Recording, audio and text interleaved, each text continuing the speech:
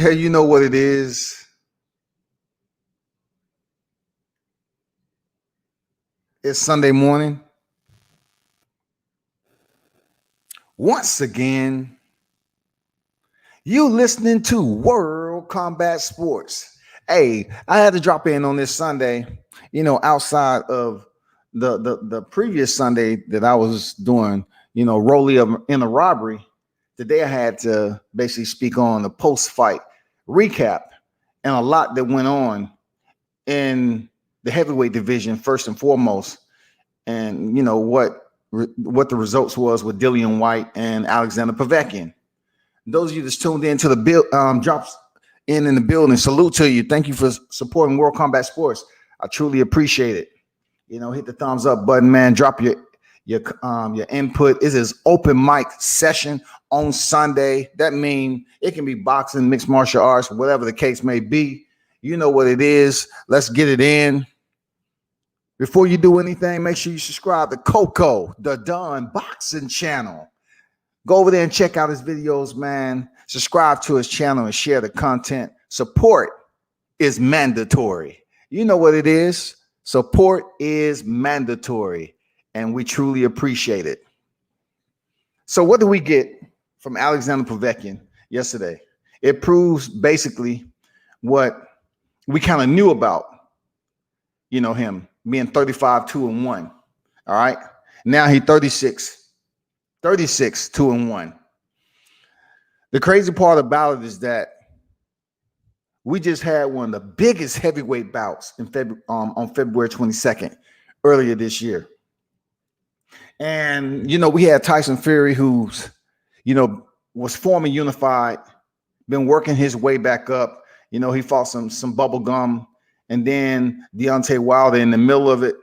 And then he chewed up a couple more, strips of bubble gum, and then fought Deontay Wilder on February at the MGM Grand.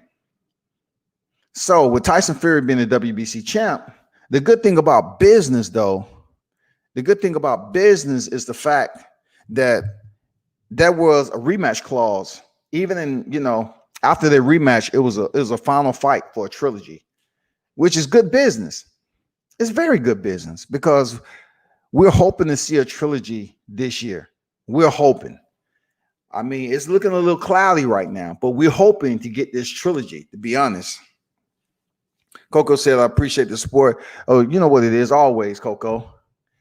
So we've been hoping to get a trilogy because of what happened, all the controversy that's surrounding that fight and everything. So we're looking at it like, okay, it's going to happen because, Deontay Wilder enacted his rematch clause and everything. And we're able to look forward to that projected trilogy because it's been a while since we've seen a heavyweight trilogy that really meant something, that had substance to it. You know what I'm saying? It has substance. And this trilogy has a lot of substance to the heavyweight history and the current mix that's going on in this division, because heavyweights run the game of boxing when they hot. You know what I'm saying? When we have enough competitors to make it interesting, the heavyweight division runs the game. Right now, we have some lighter divisions that's taking the place of the heavyweight division. But we hope Deontay Wilder and Tyson Fury takes place. Now, how does that all thread itself into Alexander Povetkin and Dillian White? It's been a long time that Dillian White has been attempting and trying vigorously to be relevant in the heavyweight division. Seriously. He's been trying to convince all of us that he is a worthy opponent. And, that one loss to Joshua, like he said back then, it happens. Well, guess what he's saying now? He's saying somewhat the same damn thing, y'all. Dillian White is somewhat saying the same thing again, that, situations like this happen. And I want to allow you to take a peek at what he just said. And you tell me, will Deontay Wilder ever get on here and kind of confirm or, just feel comfortable after being knocked out the way Dillian was knocked out, after dropping Alexander Povetkin twice and having a pretty good go in the early rounds? doing what he's supposed to do as a fighter that's trying to keep himself in that position to face the WBC champion. And notice I said WBC champion because we don't know who's gonna, we don't know if Tyson Fury is gonna have that WBC belt after the trilogy. But let me share this video with you right quick. I want you to listen to, one of the reasons why I never really supported Dillian Whyte in the way he carries himself as a fighter, and also the way he executes his game plan in the ring. I just don't find it like a competent strategy. I don't find it that he has a high ring IQ to understand what he sometimes need to do in the ring. Sometimes it requires patience. Even in heavyweight division, it requires you to be patient. You look for the right shot. If you're landing the right shots, which he was doing against Povetkin, guess what? You stick to the game plan. Keep working behind your jab. Return to what was working for you, Dillian Whyte. And in the process of executing what works for you, you keep your hands up. You maintain defense, man. You be smart about it. But here we go. Let me pop this up there for you right quick.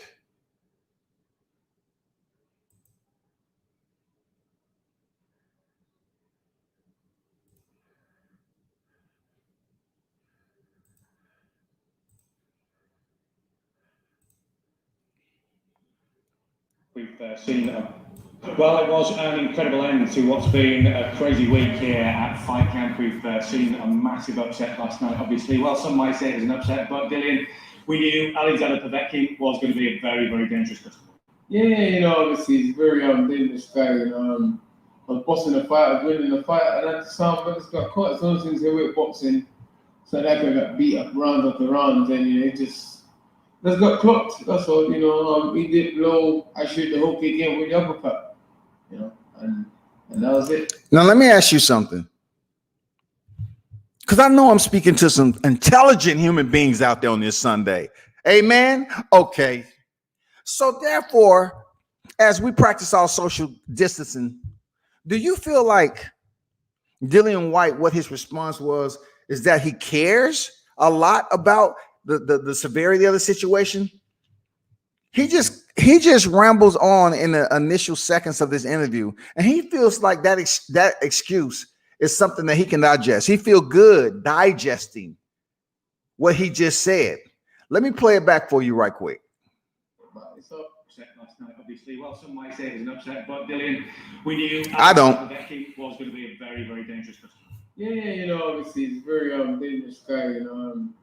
I was bossing the fight, I was winning the fight, and at some point just got caught. It's one of those things here with boxing, so that guy got beat up round after round, and it just got clocked. That's all. He did blow. I shoot the hook again with the uppercut. And that was it. But it's all good. The main thing is we got a rematch. We're gonna try to exercise the rematch, try and get it done before by the end of the year. Have a couple weeks resting, get straight back in the gym, and it's not like I need to improve on anything really. That's has to just be a bit more switched on in certain stages and clock onto his partner a bit better, when he did blow. Dillian Whyte said it's not like he wants to get back in the gym, but it's not like he needs to change anything. Which one is it? You need to get back in the gym. You want a rematch. You want to get back in the gym, but you don't need to change anything. You just need to stay switched on in certain areas. No shit. You need to be switched on once you answer the first bell. Do you not understand what division you're in? He's up here saying he got clocked. It's not like he was getting beat up. Dillian Whyte is acutely delusional when it comes to the heavyweight division, because this man is saying it's not like he got beat up. Don't you know when people talk about the heavyweight division, don't you know throughout the years what they say? They say it takes one punch to change everything. It takes one punch, Dillian. You're in the heavyweight division. It's no doubt. It's no freaking, optimism as to trying to decide if you're a cruiserweight or a heavyweight. You are a bona fide heavyweight. I seen you in person. You're a big guy. Now, something else is going on with you, Dillian. Something else is going on with you because you don't grasp the magnitude of saying you need to stay switched on. You trying to tell me the 5th round you already thinking about eating some popcorn? You already thinking about heading to the burger place or whatever, to the local pub and have a pitcher of beer? Like, what the fuck are you supposed to be doing in the 5th round? You're trying to fight to maintain your status as the interim, as the mandatory for the WBC heavyweight title holder. Oh, no, we realize you come with the hook or the uppercut. So it's a simple adjustment to make. Any regret? This dude just said it's a simple adjustment to make. And that is why, Dillian, when it comes to supporting you as a fighter, I just cannot tell you to your face that I accept how nonchalant that you're taking this loss.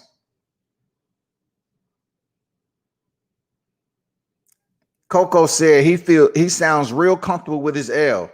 Absolutely, man. This man feels extremely comfortable. He's not worried about what just happened and everybody's talking about him on social media on how he was knocked out. He's just cool with it. He's very somber. He feels good. It's a Sung Freud moment, people. Extremely relaxed.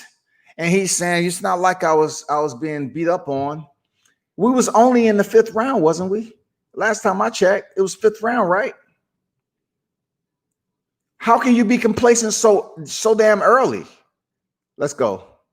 It's about taking the fight itself, because we talked a lot beforehand about the possibility that you could have just sat back and waited for your chance, but you wanted to have this fight. I have no regrets. It's a great fight, obviously Povetkin done well. Like I said, I know I can beat him. I know I could beat him. I know I showed up from round 1. From round 1 I was getting on to him, but obviously he's a very experienced guy, and he put down. It's like his corner was on the verge of pulling him out, and he pulled out one of the best punches of his career. But that's how it boxing. It's full of drama, ups and downs. You have someone beat, and I wanted to rush him in the 4th round because he's quite dangerous when he's hurt. He swings quite big punches. Dillian White said the heavyweight division is full of drama. We totally get it, Dillian White. We totally understand that the heavyweight division is full of drama when you have the biggest guys exchanging. You have some of the biggest guys throwing punches and attempting to hurt one another. You have some of the biggest guys being able to sit down on their punches and land some of the most solid knockouts that you would see in boxing. But Dillian White, he's just sitting up here talking about what Povetkin's corner was thinking about doing with Povetkin, and the uppercut or the hook. And the heavyweight division is full of drama. But it doesn't have to be drama in a fact that you are on the losing end of it there, Dillian White. Why can't you fathom this and calibrate it in your thought process to say, man, I need to be smarter as a fighter if I want to be taken serious in this sport? You knew walking in there that Alexander Povetkin had a better resume than you. You haven't been in there with Vladimir Klitschko. The only common denominator that sat between you and Alexander Povetkin, you have been in there with Anthony Joshua.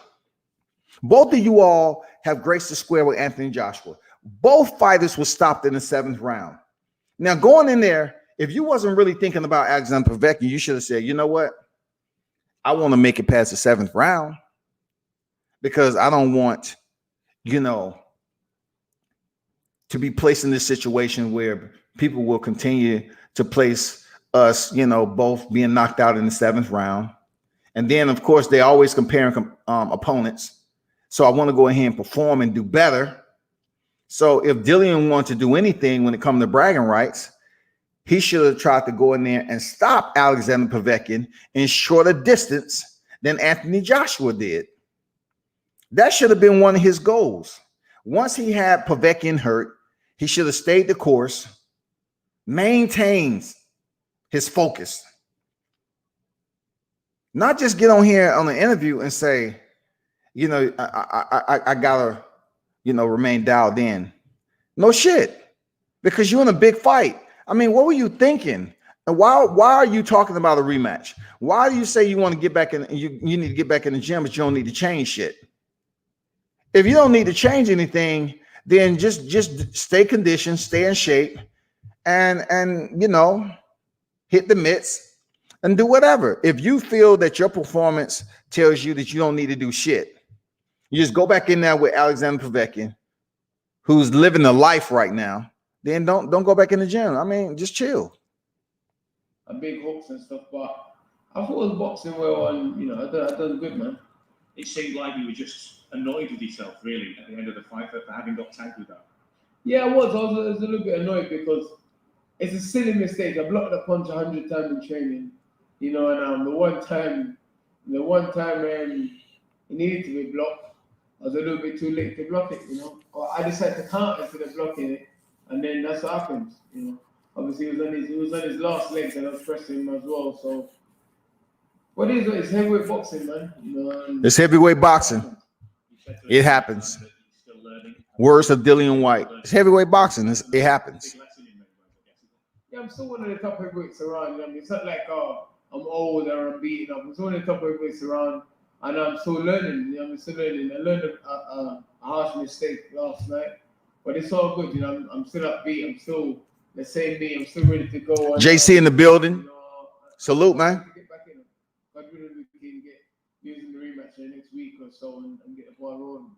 So is it one of those where you just gotta hold your hand up and say fair play to Povetkin for pulling that incredible punch from seemingly nowhere? No, fair play to him. Of course, he had fair play to him. He landed the punch. He set it up and he landed the punch. So fair play to him. I can't really say, oh yeah, it was this. Had a great camp. Everything was good. You know, I can't say, oh yeah, this was wrong or that was wrong. Who was trading and he landed. That's all. You know, fair play to him. Good fighter. Okay, I'm gonna end it right there because, you know, I think I've given you enough to point out the fact that Dillian White is an individual or a competitor that at least he admits he's still learning. Okay, we totally understand that. I've learned that ever since, you know, seeing this guy contend. But you know, fair play. He knocked you out. That's fair play, Dillian. Real talk. That's fair play. My criticism to Dillian White is when you call people cowards all the time. You're quick to call Deontay Wilder a coward. You know what I'm saying? I'm not going to speak about the Tyson Fury or whatever, but I want to know how many times you call Deontay Wilder a coward. And when you're calling your divisional compeer a coward all the time, for me, I want you to be better than him. You know, I want to get on here and be able to say, you know, Dillian White, he's a solid heavyweight, man. You know, dude gets in the ring and he really competes. Very smart, high ring IQ, very methodical, you know, stick to the game plan, can box if he needs to. I want to be able to provide, you know, a basket of constructive criticism for any fighter. You know what I'm saying? But I can't do that with Dillian White because Dillian has called people cowards so much to the point where you have to sit up here and take accountability for fucking up. You just don't get on here and say it's a heavyweight division, things happen. It doesn't, because I haven't seen, you know, at one point, at any time, Deontay Wilder, while he was reigning during his 5 years, 5.5 years, I haven't seen him sit up here and be that calm when he had a bad performance. You know what I'm saying? He spoke on what needs to change and then he moved on. But you just got knocked out. You and Bermain Stavern was knocked out almost in similar fashion. I can't compare you to Arthur Spilker because you end up making it back to your feet in a pretty decent amount of time. We thought Spilka was dead. I'm just being honest. We thought he had deceased. I can't compare you to Gerald Washington. You know, at least he got up. Because, look, most of Deontay Wilder's knockouts, they was on the ground. But now, Dillian Whyte, your knockout is one of the top knockouts in the heavyweight division. He froze you up and sent you to the bottom rope. All those times you calling fighters cowards all the time, I think you really need to focus on what you're doing in the gym. You really need to keep that light on shining, because right now you one of those fighters that's going in the ring and your mindset is like a low wattage bulb. It just flickers every now and then. But you know what happens when a low wattage bulb flicks and there's no light in the room, right? You can't see what the fuck is coming, Dillian. That's what happened to you yesterday. And that's the wrong time for you to allow an older fighter like Povetkin to spark you. Isn't that what y'all do? Knock you to spark out? I will knock you spark out. Isn't that, you got knocked the spark out, man. You got sparked. But now you're getting on here talking about hopefully in the next week we can get a rematch. I don't like shit like that. When you're walking in a battle, I want a fighter to go in there and already have the stability of a combat practitioner, knowing what the mission is. The mission is to go in there and break down their opponent by all means necessary. Use all the training that they've been a part of and learned leading up to that fight, and go in there and delegate it in the most authoritative manner possible and get the win. Not, well, it happens. You know what happened to me? It happens all the time in boxing. You know, one punch can change a fight. And no, we don't want to hear that shit. We want to hear confidence. We want to hear that you understand the sport that you're in and the residual effects that goes along with going in there like a low wattage bulb. You just can't get on here in an interview the day after and just say, hey, it happens. It's a lot of drama in the heavyweight division. It happens.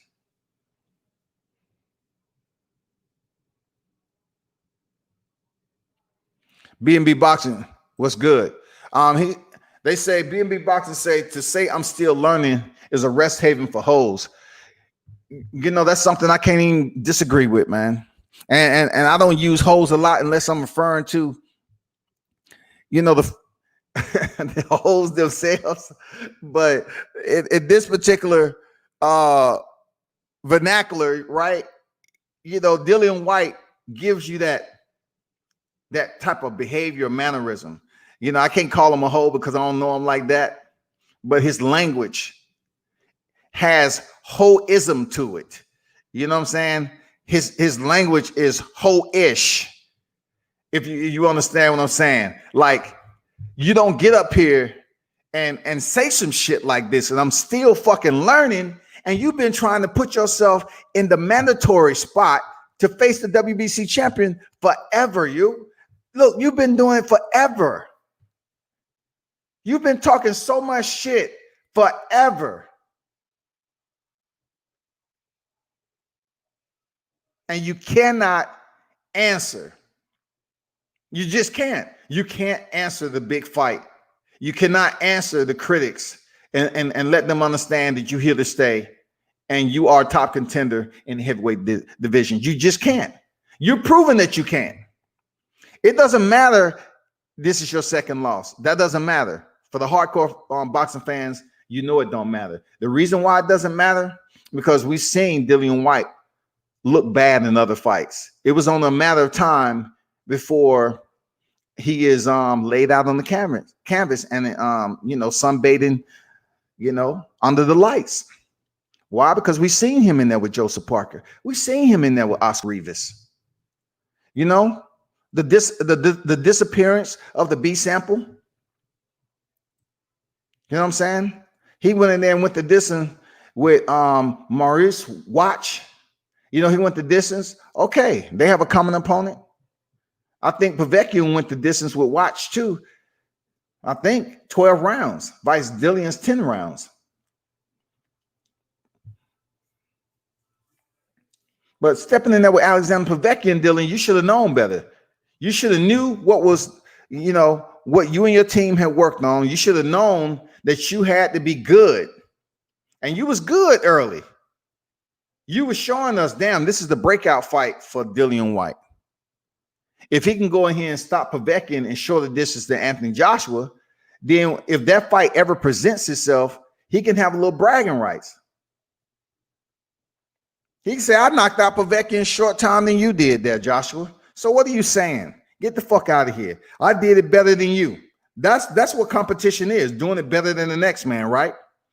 Just like I was telling people, before the fight was happening, if those of you that was tuning into my live back then, I said that Carlos Takam fight where Anthony Joshua came in at 254, when the weight was agreed upon at 235, he came in there heavy. He thought he was going to go in there and do what Tyson Fury was able to do with Wilder, and he landed that it looked like a right hook on Carlos Takam, dropped him. Carlos Takam was back up. But during that fight, the referee tried his everything to stop that fight. And I was telling people, I say, this fight is not going to go past 10 rounds. You know why? Because they're trying to set up. They're trying to set up a future fight. They're trying to set up a future fight between Anthony Joshua and Alexander Povetkin. So this fight is not going past 10 rounds with Carlos Takam. Because Carlos Takam didn't go past 10 rounds with Alexander Povetkin. But they had a fight scheduled 2018, September 22nd at Wembley Stadium.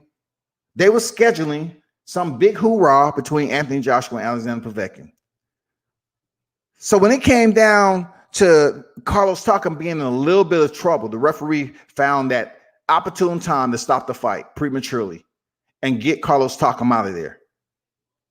Because if Carlos was able to take Anthony Joshua past 10, then Alexander Povetkin would have some type of bragging rights. And then the viewing public would say, guess what? Carlos Takam, he took him past 10 rounds. You know what I'm saying?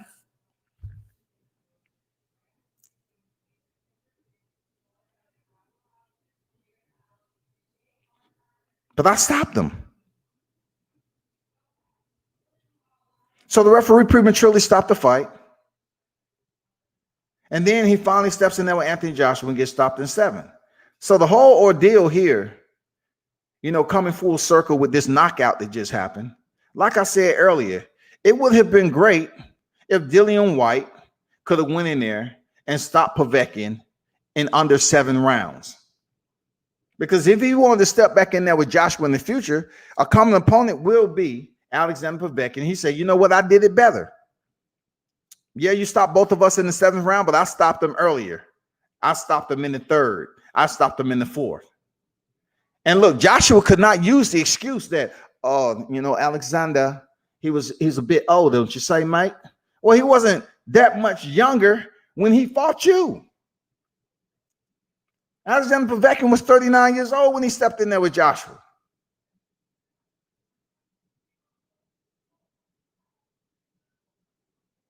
So you want to make excuses and say, he's a little bit old, don't you think, Mike? No, it doesn't matter. Boxing is all about competing and doing, one up the opponent, especially when you have fighters competing in the same division and they want to go in here with the common opponent and perform better than that opponent did, especially if you all are on a collision course to meet each other. The good thing about this fight, though, right? Let me get to some of these comments. Yeah, man, I'm not trying to hear no trash talk from White. White went to sleep. The fight with White was for the silver belt. Took him out of the number 1 stop for Wilder. Absolutely. Yeah, it was for the silver. But that particular fight was for who get a shot at Tyson Fury or Deontay Wilder. Whenever that fight comes, they just saying Tyson Fury right now because he's the current WBC World Heavyweight Champion.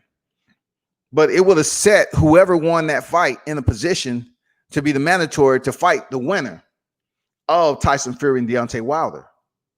Yeah, I know it's for the WBC silver, gold, freaking trinket, Shavarsky, freaking stones, damn pine tree bark, mahogany oak, whatever belt.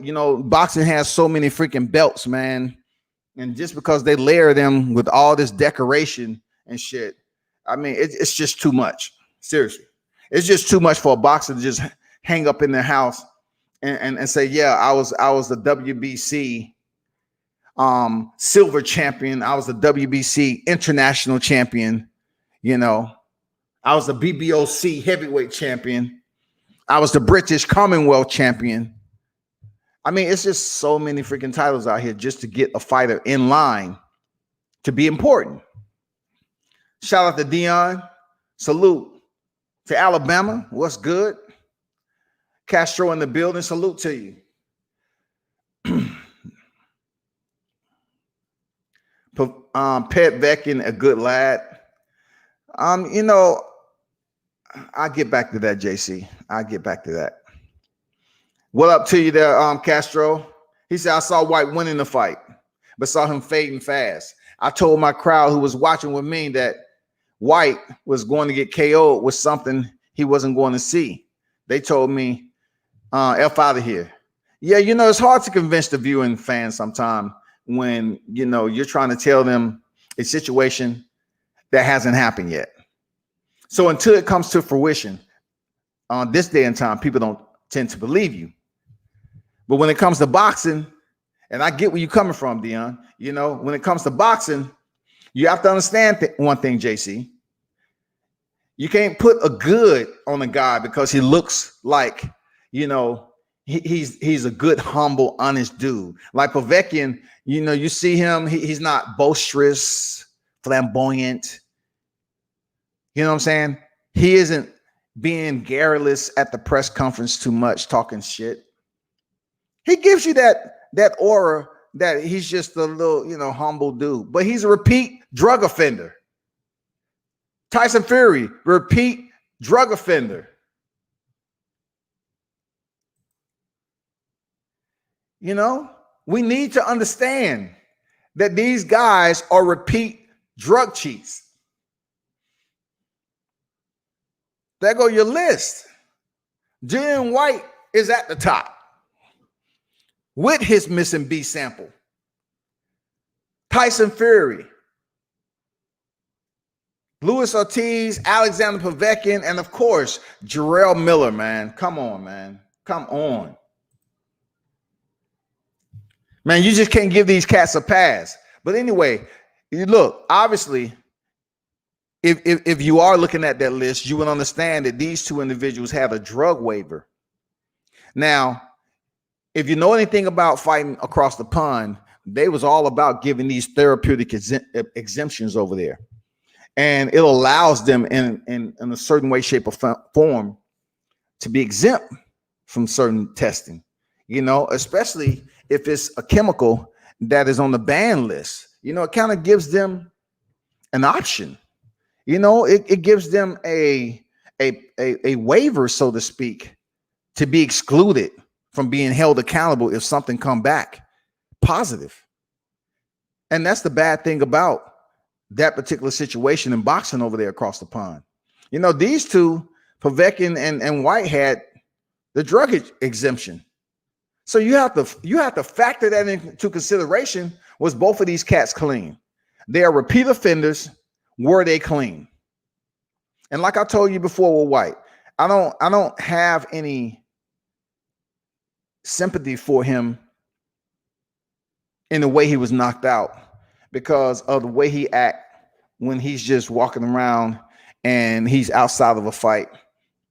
And how he sit up here and call other fighters cowards all the time.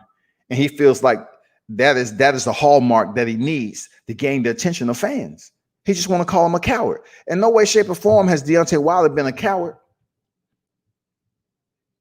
The man had 41 knockouts, 42 victories. How the fuck he's a coward? Just because you haven't stepped in the ring. And then on top of that, Dillian, from what you showed us yesterday, proves our point that you, just like you said, I want to get the opportunity to step in there with Deontay Wilder. You know what?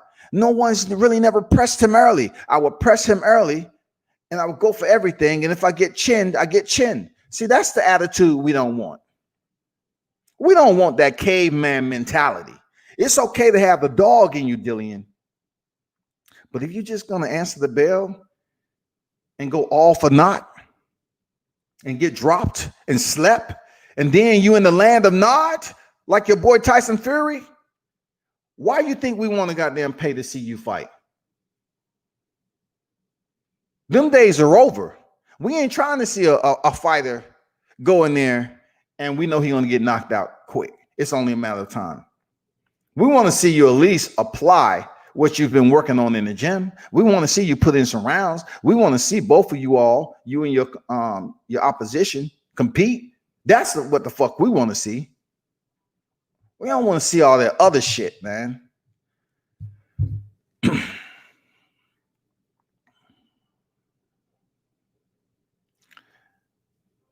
JC says, okay, so they drug cheats, which I understand. Why are the other fighters taking the fights? The other fighters is taking the fights the same reason why people get up every morning and go to work. That's why. Because in the sport of boxing, you can take your punishment. You know, must I go down the list of situations in boxing that has been absolutely horrendous and fighters have been able to return to the sport, JC? If a fighter is a drug cheat and they're given a suspension, according to what sanctioned body you're currently in, that really gives a damn about the suspension. So you get the suspension and you return to boxing, you get your license and you can continue. Now to ask why their opponents is taking a fight is simple. In boxing, you don't receive a residual check, a stipend in your sleep. If you have a fight coming up, you have various entities. We talked about this with Teofimo Lopez negotiation. I've explained this so many times before. Boxers have to eat. Boxers have to stay active. To be in the rankings, you have to stay active. So if indeed these fighters in the heavyweight division, and you know the level, the depth of competition is very shallow, to be honest. You just can't go deep in the heavyweight division and have those popular names. So if you want to say why they taking the fights on this level, why not? They have to eat. It's their job, it's their living. They got to get paid. They just can't say, no, I'm gonna fight a guy that's ranked number 19 and no one knows him. Come on, JC, you have to be better, man. Come on, it's Sunday, bro. I know churches aren't, really, hosting sermons and everything. And but I'm gonna call in and ask, give a testimony. That you ask better questions, JC. For real. I'm gonna ask the preacher. I'm gonna say, hey, brother, can you please just take a moment for Brother JC and allow just a moment of prayer for him to ask better boxing questions when he attending World Combat Sports live stream? Because if he was a hardcore boxing fan, he would understand that these fighters have to eat just like we do. It's their job. So when it's all said and done, amen, we just want God to bless him with a better understanding as to the sport he supports. That's all I'm asking, preacher. Can I get an amen? Okay, if Fury a drug cheat, then Wilder shouldn't take the fight if he suspects Fury on them roids. JC, once again,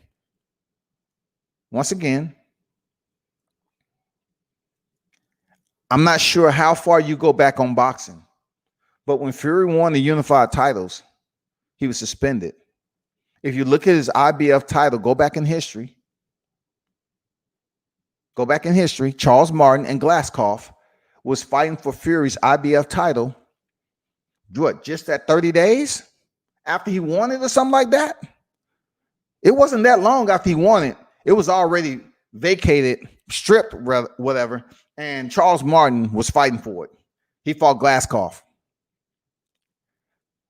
Not at one point did I say that Fury was on drugs right now. I said previously he was on drugs. That's public record. That's documented.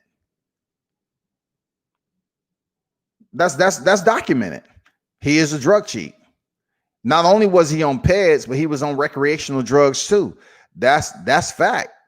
Why his fight wasn't called off when he won the titles against Klitschko, I don't know. Boxing has its ways of, looking out for certain people or not. Just do your homework, man. Seriously.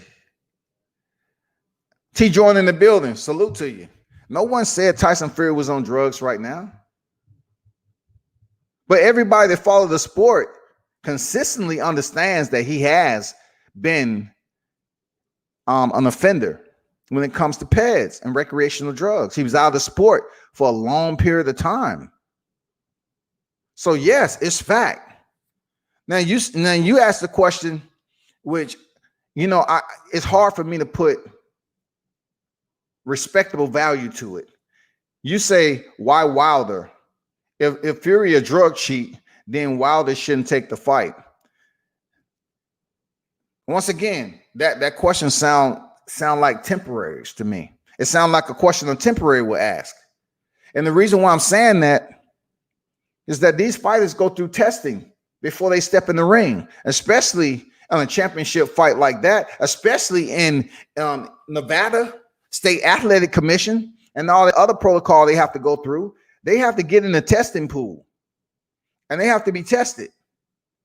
These fighters just don't get in training camp and then step in the square. In that case, everybody would be on something. Wilder fighting Fury is all about rankings.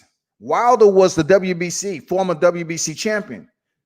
Why he's stepping back in the ring? Because he has to get paid and he has to get his title back. And he is one of the best heavyweights in the sport. I truly believe he can go in there and regain his title. You don't amass a 42 victory, 0 defeats, and 41 knockouts for nothing. Wilder has never tested positive for anything. Wilder has never tested positive. He's never left the sport and went out here and did cocaine and everything. He never had a relative that he was, that also tested positive that was in the sport of boxing. Never. The only thing Wilder did that people latch on to is what? Oh, the bronze bomber want to catch a body. And then they go scurrying through the motherfucking brush. Anybody who would listen, did you hear? Wilder say he wants to catch a body. Someone call 911, please. This guy's a murderer. He shouldn't be allowed to box. Come on, man. You got to do better, JC. That's for anybody. I hold myself accountable. You got to ask better questions if you're really a hardcore boxing fan, because everybody knows fighters go through testing. To ask why Wilder's going to step in there with Fury, because it's a trilogy, because he wants to get his WBC belt back, because he needs to earn another paycheck, because he's earned it. That's why. All of that. That way. We understand with Fury, but everyone keeps using that same excuse. If he's not on drugs right now, then we need to move on. Okay, if that's the way you choose to look at it, cool. But once a cheat, people are going to talk about it. And just because I put that list back up there, it seems like you're only defending one person off the list. If Fury is one of your favorite fighters, cool. But he was a cheat. Dillian White was a cheat. Jarrell Miller a cheat. Alexander Povetkin a cheat. They popped positive. Luis Ortiz. They popped positive for a substance that was on the list of violations. So it's not going anywhere. And we don't move on.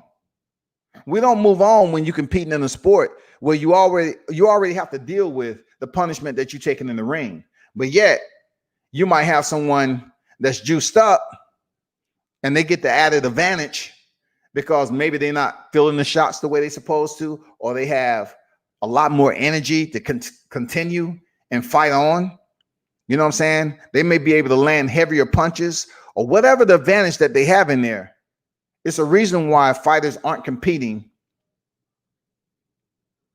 and why they're not drug induced once they step into the ring. It's a reason why they have agencies to test these fighters to see if they're contaminated or tainted with performance enhancing drugs. It's no moving on. You trying to get fighters killed? You know what I'm saying? It's no moving on. Dillian White is one of those guys. How in the hell Dillian White's B sample disappear? Somebody explain how is that possible? How can, just because he's over there with the BBBOC,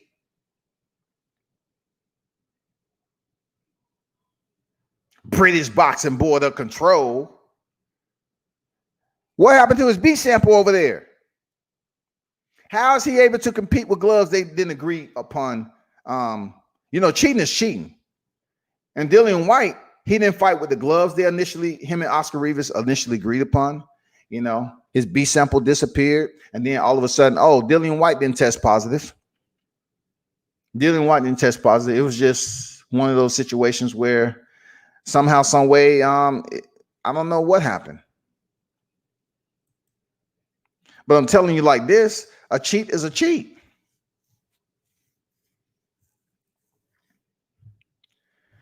BB Boxer said, F Dillian White. Hey, it's like this. Dillian White and his mentality isn't enough for me to feel some type of way about him getting knocked out the way he did.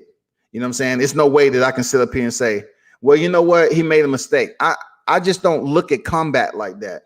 I never walked into any school with the idea to say, you know what, let me just put in just a minimal effort to see what is the maximum punishment I can receive for putting in minimal effort. Basically, what I'm saying is I never walked in there with the vision of getting knocked out and getting my ass beat just to see how it feels. And then get a little tingle after it's all over with and say, oh man, that felt good. I like getting my ass whooped. Okay, cool. Let's go back and do it again. Knock. Who wants to go ahead and get beat on? Or someone that's very comfortable with that type of punishment, because he's in a place right now where people consider him top 5 heavyweight. All right. People were considering Dillian White as a top 5 heavyweight. But as you look at my thumbnail, he's not ready to be anywhere close to the top 3 competitors right there. Deontay Wilder, Anthony Joshua, Tyson Fury. Dillian White is not ready for that smoke. He's not ready for that work.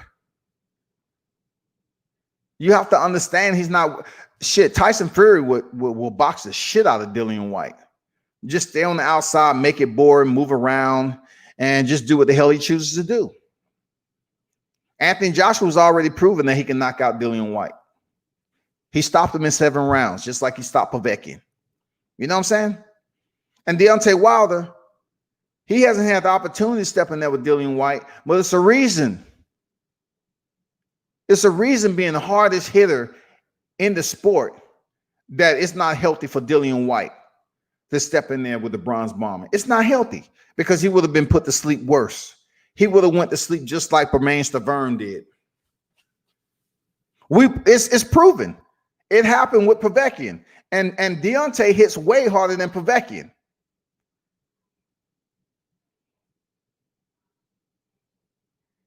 But I know it's a lot of y'all might sit up here and say, well, Povetkin would have did the same thing to Deontay. Shit. Did you see Povetkin all over the deck?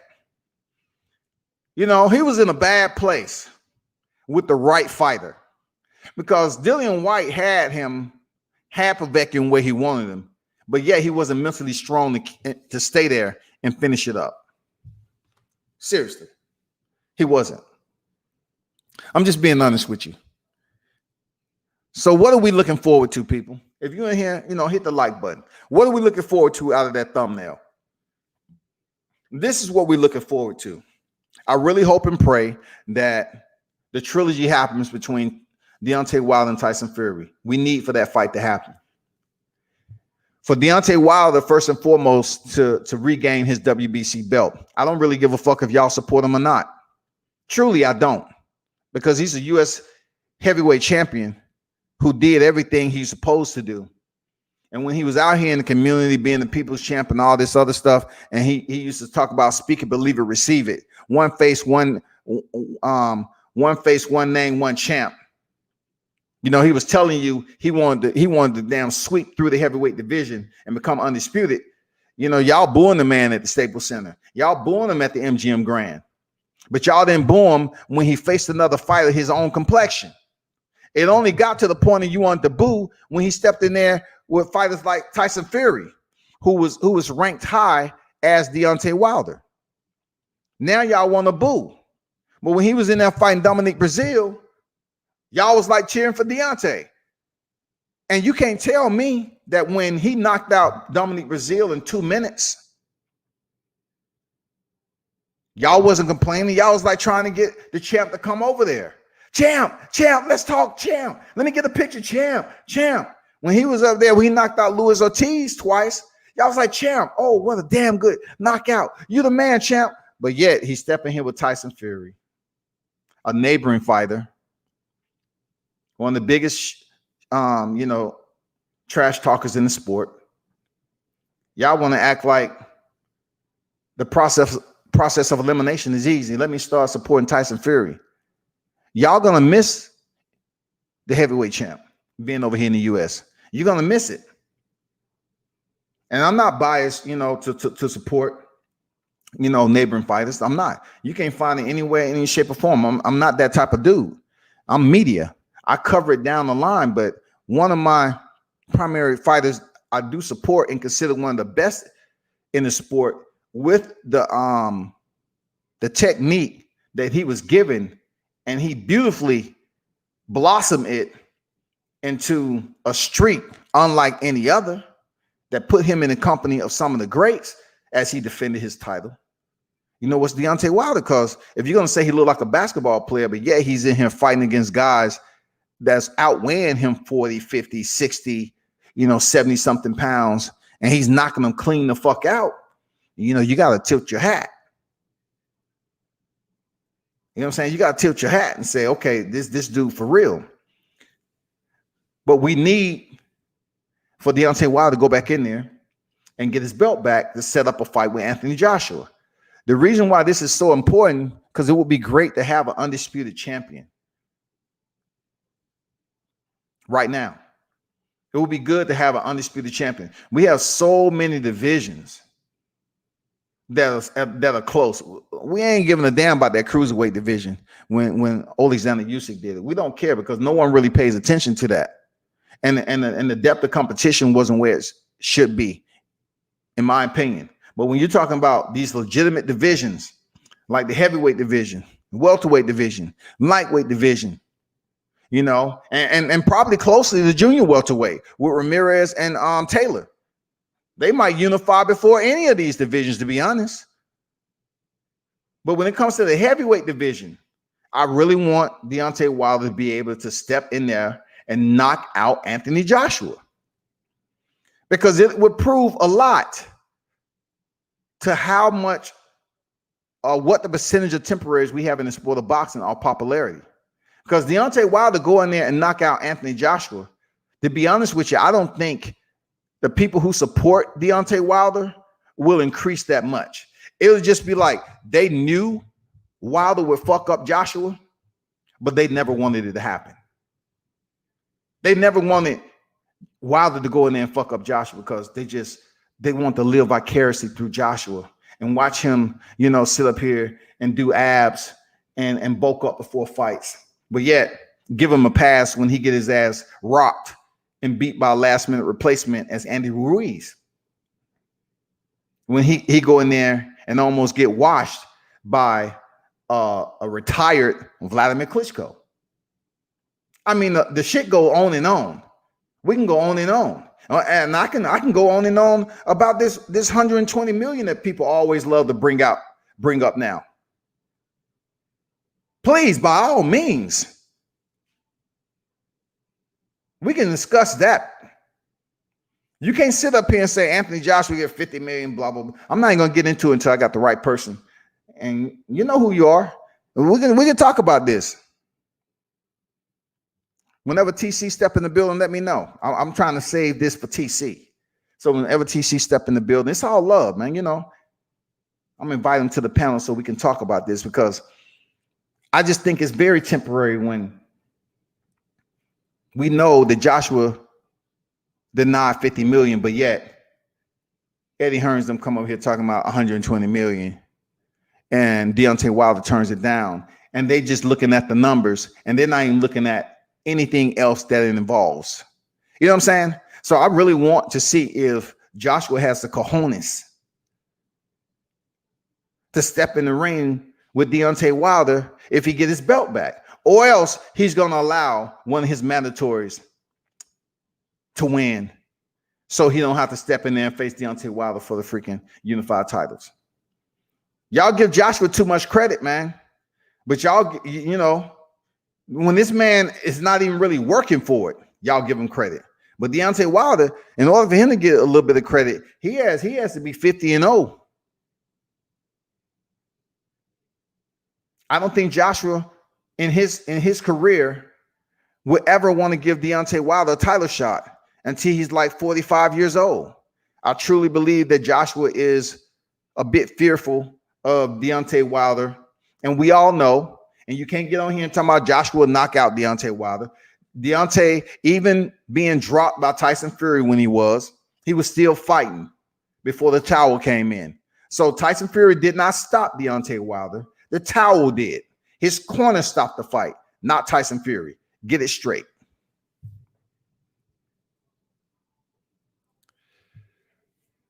Seneca J in the building. Salute to you. Eddie Hearn saying, know that Wilder can stop his paydays when he knocks out AJ. Man, that would definitely happen. We understand who has a soft chin in the sport. And I'm keeping it honest, people. Deontay Wilder does not have a soft chin. Lean in just a little bit closer and do your stop and play on watching the film over and over again. Those knockouts that Fury was able to land, yeah, look at the placement of the knockdowns. All right, not knockouts, knockdowns. You can't say the 41 seconds that Luis Ortiz buzzed him, he didn't have a chin.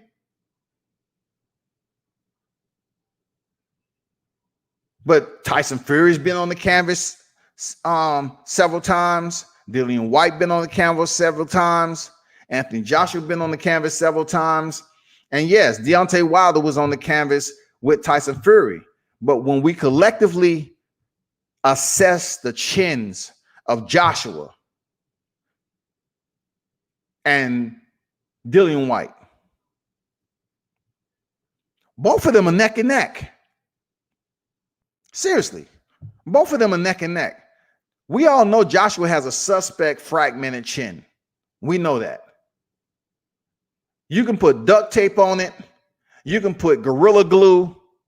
It doesn't matter. The chin is never going to heal. You can do reconstructive freaking lining and reinforcement and put some type of freaking metal inside of it. It's still not going to matter. Because internal to his jawline is shrapnel. Joshua does not have a good chin.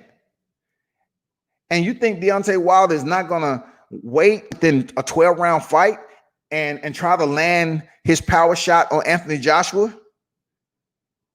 if Anthony Joshua tried what he did with Andy Ruiz on Deontay Wilder, you actually think it's going to work? No, Joshua's going to be paranoid, man. He's going to be doing the same thing he did with Joseph Parker. He's going to try to stay far away from engaging. If he gets even close and Deontay Wilder hit him with the 1-2, it's going to be stupid. It's going to be people in the streets crying, man. It's going to be people in the streets just crying. They're going to be protesting. Mauricio Suleiman, please, whatever you do, ban Deontay Wilder, Mauricio. He knocked out our favorite guy, Anthony Joshua. Ban him. Contaminate his drugs, his urine samples. Do something, Mauricio. We need you. We cannot allow Deontay Wilder to reign as undisputed. Has anybody checked on Joshua? Is he okay? Let's start a GoFundMe for Anthony Joshua, please. This is absolutely senseless. Eddie Hearn never should have put Joshua in there with Wilder. I don't care if he gained his title back. You should have found some way for Dillian White to get back in position to fight Deontay Wilder, but not our guy, our one and only, our golden child, Anthony Joshua. No way. This isn't lawful. At 3 p.m. Saturday, we're going to do a march. And we're going to get Mauricio to do what is right. We're going to march and we're going to sit up here and protest what happened to our champ, Anthony Joshua, and know that the malice that was in Deontay Wilder's right hand, he has to be banned. Period. Anyway, enough of that shit. Coach Chris in the building. Salute. Wilder's going to obliterate Fury and AJ. Fury and AJ is scared. He's scared to be in the same room with him. And that first knockdown was a clear foul. You know, hey, talk to him, coach. It was behind the ear, behind the left ear, coach. You know what I'm saying? You know what I'm saying? I mean, all it takes is just individuals to just, slow it down, play, slow it down, play, pause. That's all you have to do. But you know what? Some people just don't want to acknowledge that it was behind the ear. They just say, well, Kenny Bayless didn't call. Kenny Bayless didn't call the shot. Of course he didn't. We all know Kenny Bayless can be blind selectively at times. Seriously, let's be honest. Kenny Bayless can be blind selectively. He was allowing Tyson Fury to get away with a lot of shit. But I ain't here to talk about the refereeing. Deontay Wilder lost the fight, but let's not get it twisted. He was still throwing punches at the end. He was still fighting through. We're talking about the guy who's a basketball player, right? That people love to call his frame a basketball player. But he's in there with a guy that's 273 pounds fighting to the final stoppage. Fighting to the final stoppage. Didn't have his legs the whole fight. All that shit. But the fight was stopped from a towel. Remember that. Whenever Wilder Fury fight again, the word is out about these UK fighters and the gloves. Those gloves are going to be monitored by the FBI this time. Man, hey, they better have thorough scanning. I'm talking about material testing and the highest AI scanning of those gloves, man.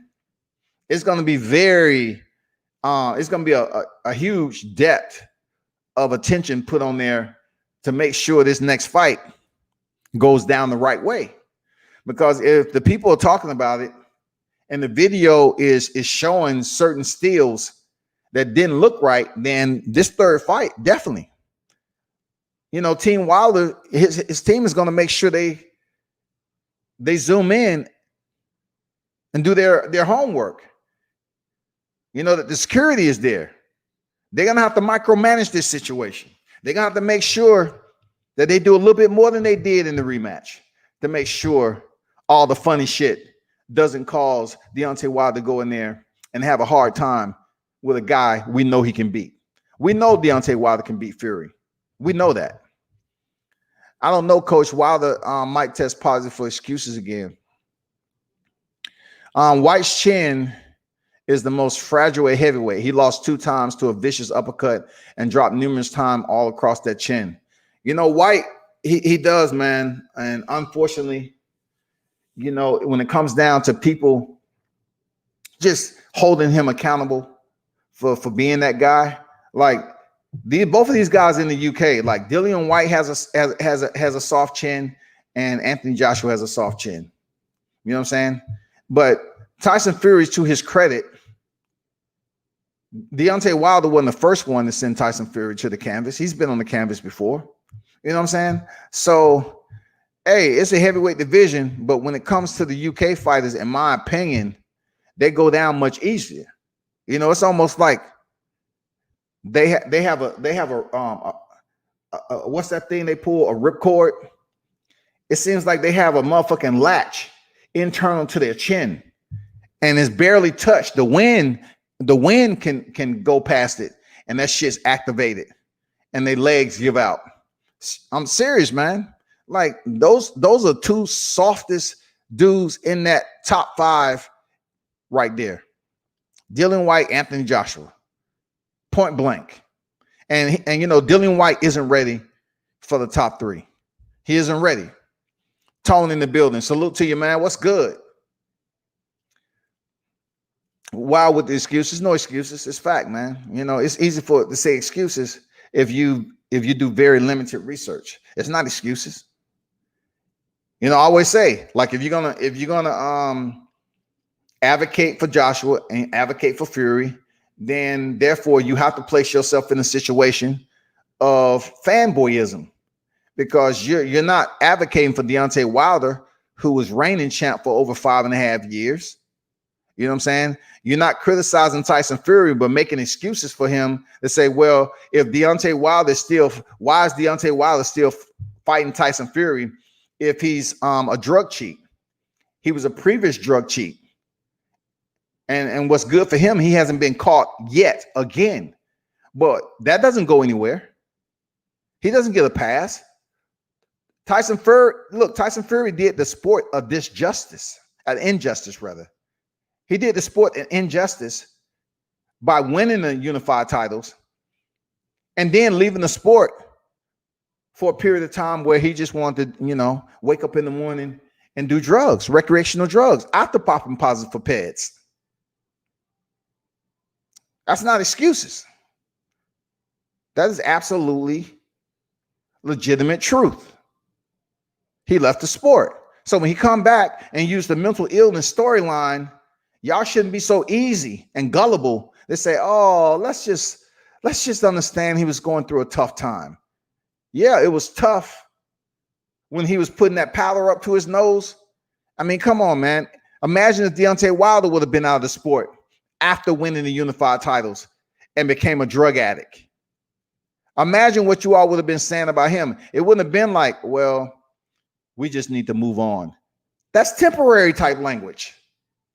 Temporaries, once again, are those who are beneath casuals. That's temporary language. You just can't say let it go.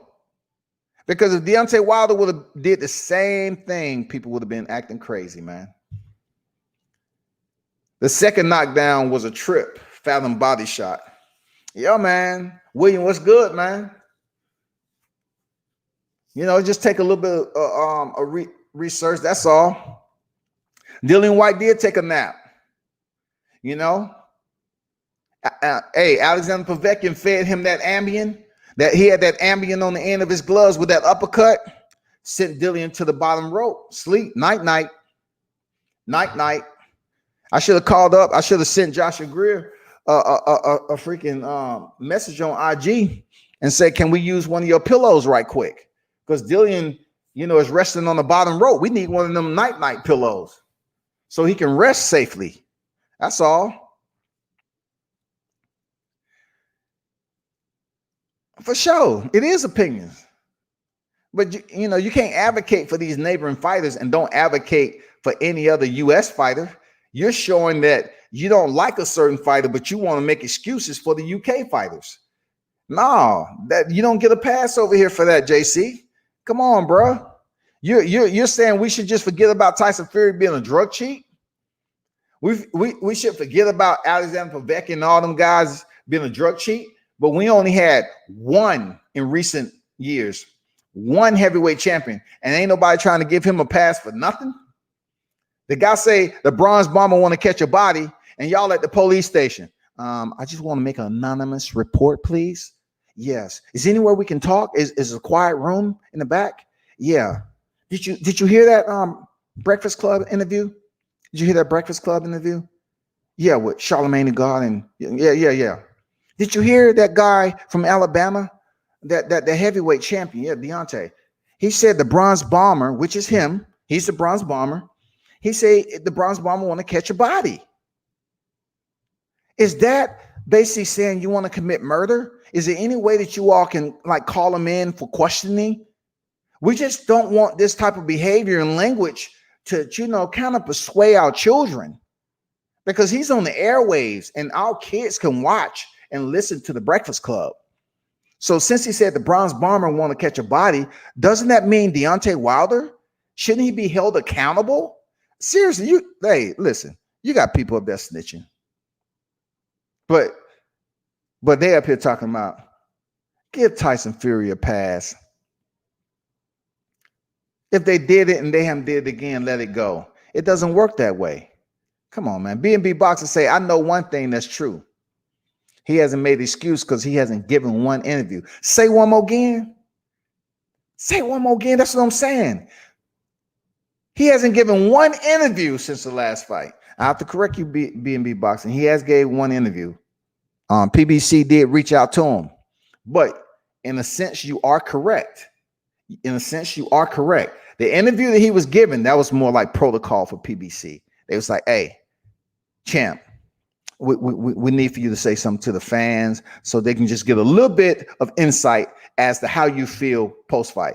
But as far as Deontay Wilder coming on here, you know, just giving an interview, having somebody on the, you know, being in front of the lens and giving an interview and talking about that night, February 22nd, it hasn't happened, y'all.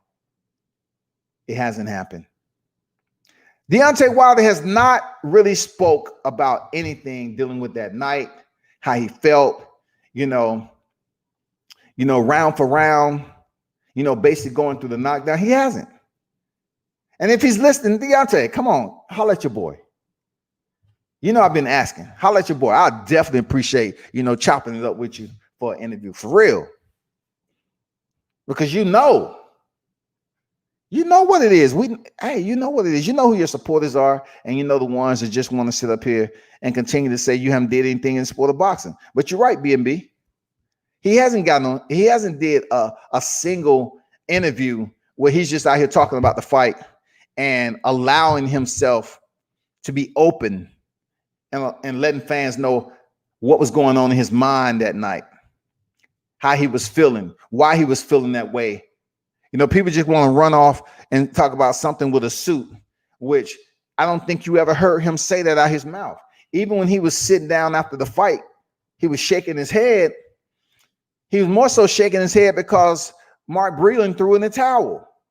He wasn't shaking his head because he lost like the fight in general, because he was still fighting. 6'5", outweighed. He was still in there fighting for his life. Bleeding from the ear, fat lip, knots on his head, still fighting. I don't care if you don't want to hear it. You're going to hear it. The man never quit or gave up. We have a saying after we bring on another platoon on the drill field, when we bring in the Marines, bring on another platoon of civilians to train them. We have this saying as a senior drill instructor. It say, we offer you the opportunity, the challenge, to become a United States Marine. Hey, Deontay Wilder has never left us out in the cold to have us question whether he has heart or not. He never left us out there like that. We never been in a space where we're saying, you know what? We're questioning Deontay's heart. No. The dude was beat up. He was in a bad place that night, and he lost when the towel hit the canvas. Point blank. He said, hey, coach, do we need to talk about how coming off of steroids can make you an emotional wreck if you don't do proper post-use therapy? Depression and mood swings go with juice. Damn, y'all getting deep in the wickets, boy. That is true. It's according to how much and how deep they were, the quantity they was taking. That's some good points right there, coach. It said, you're right, I guess all the YouTube media are experts. I'm just a casual. On B&B Boxing, he did make excuses. Remember, say that about that costume and trying to blame Breland. He wasn't blaming Breland because, if you ever went to a gym, you would understand that certain teams have codes. And if you're working for that team and you're getting paid by the money maker, just say I'm working for Team Deontay Wilder and I'm in the position of Mark Breland, okay? And you have an understanding. The conversation has been talked about. Don't throw in the towel. I'm good. Do everyone understand that? Deontay Wilder is the one who is the breadwinner, so to speak. It's simple. So if he has an understanding amongst his team, say don't throw in the towel, and he gets in a situation where he was still fighting. Yeah, he was taking punishment, but he was still fighting. And even I talked to some members of his team that at first they were saying, you know what, they wish the towel hadn't came in. But then again, through all the speculation of the gloves being tampered with and everything else, it's good that the fight was stopped because they didn't want Deontay Wilder to suffer any undue injuries or damage. And that's called love right there. That's called love, people. They wanted to look out for their champ. A lot of them cats in Deontay Wilder's camp are day one dudes. They've been around Deontay Wilder for a good minute. So, of course, they didn't want to see him laying out in the ring and unconscious and not moving. But Deontay Wilder was fighting until the final second where the fight was stopped. The towel coming in isn't an excuse. But if him and his team had an agreement and Mark Breland threw in the towel and he felt some type of way, he has every right to. Because he's the fighter and that's his team. Coach said Wilder was drugged or something weird. Fury had loaded gloves and obviously was on pads, and Fury still couldn't stop him. That's what I'm talking about. Still couldn't stop him. Loaded gloves, pads. Fury won't fight a third time.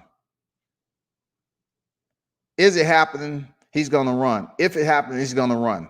He loves taking to Twitter and social media and talking about Deontay, I'm not going to wait forever.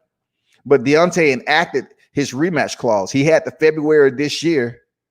I mean, he had to not February this year. He had, I forgot the exact date. He had 30 days to enact his rematch clause, which would have been March 23rd, because it's the day after the fight or whatever. So a day after the fight, that starts up your 30 days, I believe. So he enacted his rematch clause for a trilogy. All right. So let's not forget there, those of you that's tuned in and listening. It was Tyson Fury who didn't want the immediate rematch. Once again, I repeat, it was Tyson Fury who never wanted the immediate rematch. Let's not forget. When Deontay Wilder said, let's fight again, Tyson Fury was like, nah. So if you wanted to go fight Francisco Pianeta and Tom Schwartz and Otto Wallen, Waylene or whatever, and then go over there to World Wrestling Entertainment and fight Braun Strowman, don't talk about you ain't waiting forever to fight Deontay Wilder. Because while you was up here kicking rocks, playing around with soft touches. You know, he was fighting Luis Ortiz. You know, he was fighting Dominique Brazil. He was still active. He was in fight camps. So whenever you decide to come back around, yeah, it was your night. You end up getting the belt. Kudos. But when you were given the opportunity for an immediate rematch, you refused. You wasn't ready. You ducked out of it. You low crawled out of it and say, hell no, man. I'm fighting goddamn Tom Schwartz. I'm fighting Alo Waylene. I'm not fighting Deontay Wilder. I'm going over to World Wrestling Entertainment, play around over there until this cut heals on my right side of my brow that Alo Waylene, you know, was tagging me with.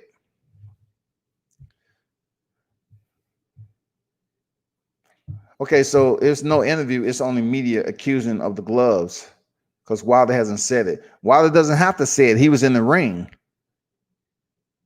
Man, bro, I'm gonna have to bypass your comments because what you're saying doesn't make any sense.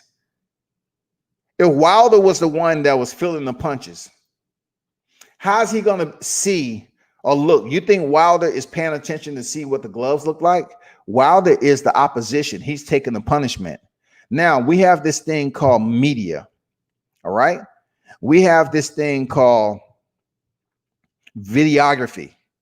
It allows the individual to operate a device to record an event. That is what transpired in this case, where us as media, we're able to take clips from the fight, splice them, slow it down, zoom in, if we want that type of evidence, and to show how in certain steel frames, Tyson Fury gloves look a little different. The same way it did when he was fighting Christian Hammer, and the referee found out his thumb loop wasn't attached in his glove. Now, for those of you that may not know what the rule book is, but it's a requirement for your thumb to be attached in that loop in the glove. It's a requirement. You can't go in there. And you know why it's a requirement? So you won't be poking a damn fighter in the eye when you're punching him. Look it up. I'm not bullshitting you. Look it up. Bottom line, he got smashed. That ain't the point, man. He lost his title. It don't matter if you say smashed or whatever. It's over. Explain how a man without a lick of power all of a sudden finds massive power. What? That doesn't happen. Never has it been in history of boxing. I totally get it. I understand. I totally understand what you're saying, William. If Tyson Fury has never been considered this brutal knockout artist, how all of a sudden this man goes in here and swells up Deontay Wilder, has him bleeding out the ear and all that on one freaking night. He never even did that when he fought him at the Staples Center. No one's going to tell me that Sugar Hill was responsible for changing Tyson Fury's game plan, and that's why he was able to land on Deontay Wilder. No. Because for one, Deontay didn't have the same amount of energy. He didn't have the same amount of power that night. His legs weren't there. And those are just, you know, anybody assessing the fight can see that. That's not excuses. Anybody assessing the fight can see that. It's all about whether you want to accept it. You don't want to accept it. You don't want to, if it doesn't involve the fighter that you support, you don't really want to accept it and speak on it in a positive setting, because you know Deontay Wilder did not look the way he's looked in other fights, full of energy, being able to basically push the pace. In the first fight with Tyson Fury, when he knocked him out in the 12th round, and Jack Reese gave him a extended, Deontay Wilder threw more punches than Tyson Fury.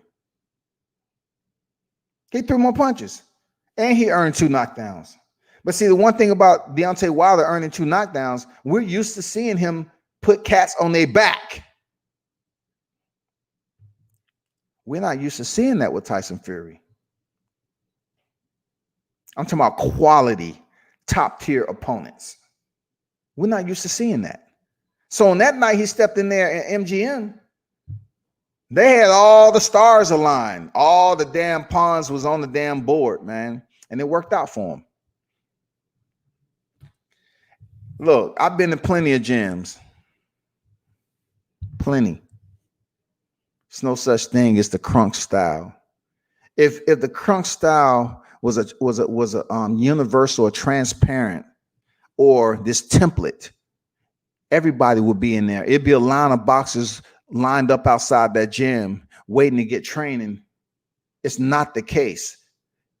Let me educate you a little bit, JC, because this is what I'm talking about. When you hold a wrench in WCS, I expect you to have a level of intelligence when it comes to boxing. Not to sit up here and come up with responses that I would absolutely tell you that it sound absolutely, on a level like you're not doing enough research on your end for that. You haven't been following the sport long enough. You have to understand how that works. How can something be considered a crunk style and work so effectively all of a sudden? Boxing will never, ever have a template. Every opponent is different. It's been a proven fact that a fighter can get knocked out and come back and win. It's been a proven fact. Just like I spoke about Paul Williams and Quintana. Quintana, he went the distance with him. The very next fight in the rematch, he knocked him out in the first round.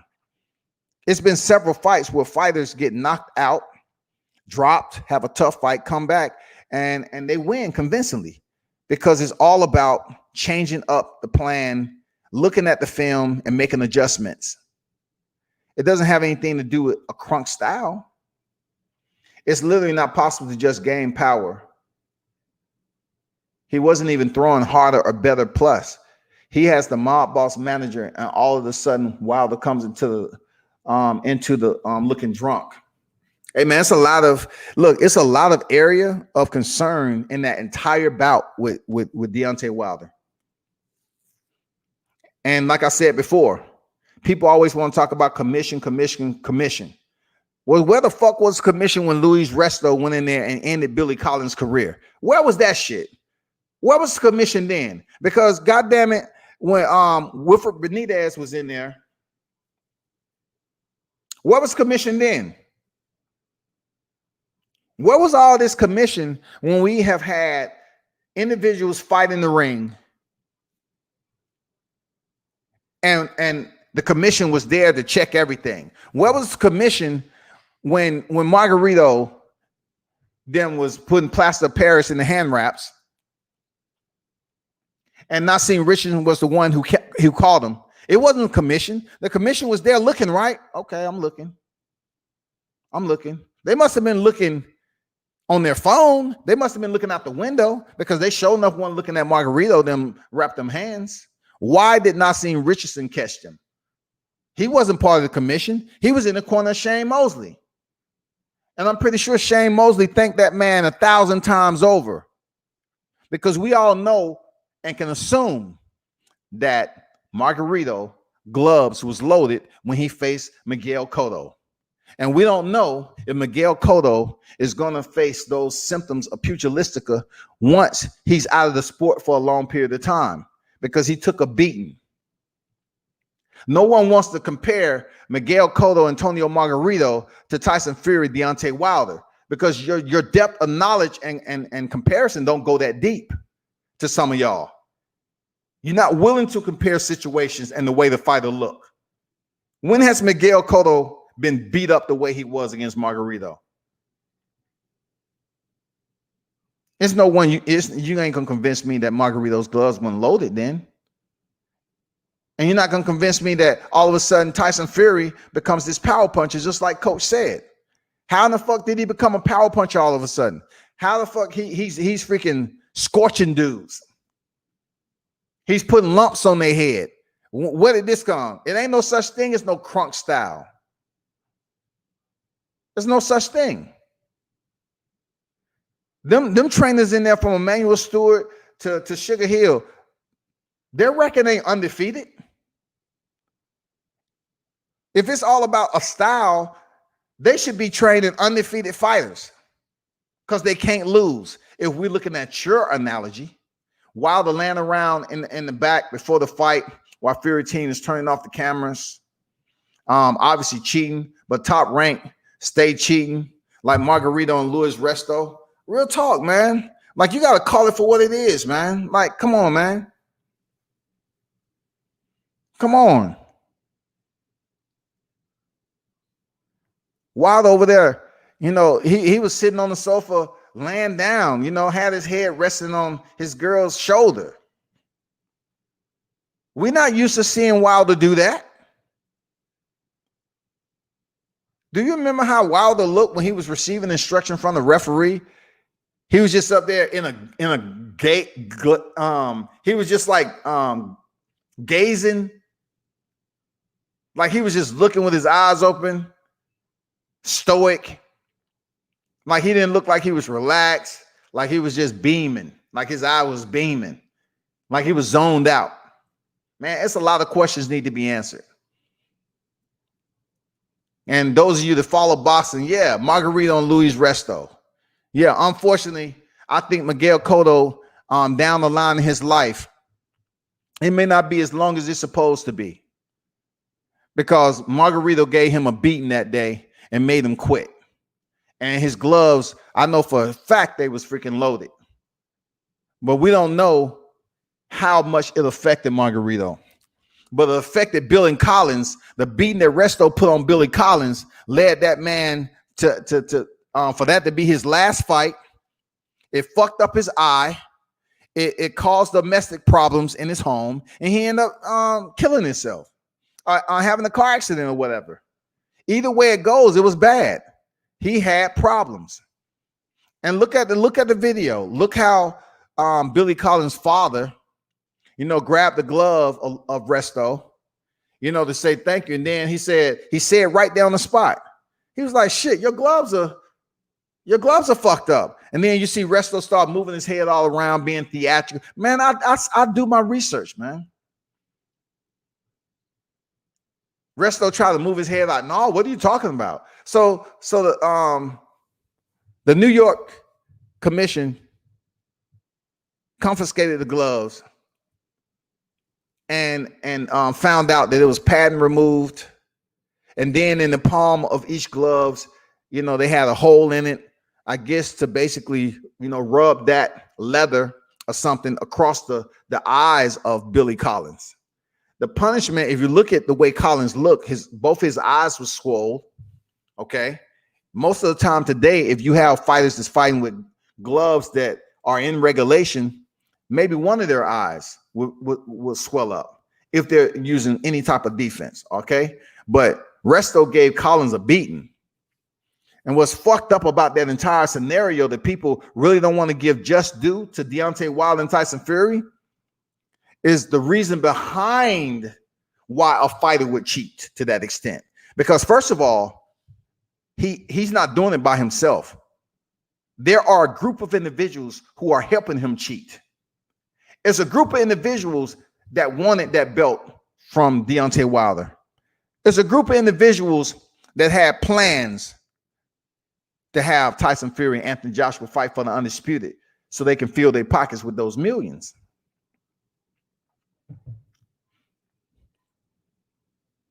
So what they was probably hoping was that Deontay Wilder was such in a bad way that he wouldn't want a rematch. Come on, man. You know we don't get down like that. You know we don't get out. We just don't quit like that. Come on, man. Panama Lewis betted on the fucking fight. Panama Lewis betted on the fight. There are always ulterior motives for corruption in boxing. Remember that. Margaret Cheat. I've been in a few Punisher fights. I like his style. Yeah, shout out to Paul Punisher Williams, man. Much respect to him and his team, man. James, you know, John Owens, all them cats up there in North Augusta. Wilder laying around in the back, and then obviously cheating. But where's that? Yeah, turning off the cameras. We're not getting about turning off the cameras. People want to talk about its excuses, but what would have happened if Team Wilder turned off the cameras or covered up the cameras, impaired the cameras. Why? Why are you closing down the cameras? And the WBC president is saying that he was there when the hands was being wrapped, but in none of the videos. And I have the clips. I haven't really put it together and I haven't put it out because I want to wait till it get closer to the fight, because I don't want people to forget. I want it to be fresh in your mind when this fight start to, come to fruition, and we get a permanent date and we start to talk. I'm not doing it now. It's too much going on. I'm not doing it now. But it's gonna be Wilder heavy when it gets closer to the fight. Because if Mauricio Suleiman said he was in the room watching the hands being wrapped, why isn't he depicted? Why isn't there a single video that shows him in there watching the hands being wrapped?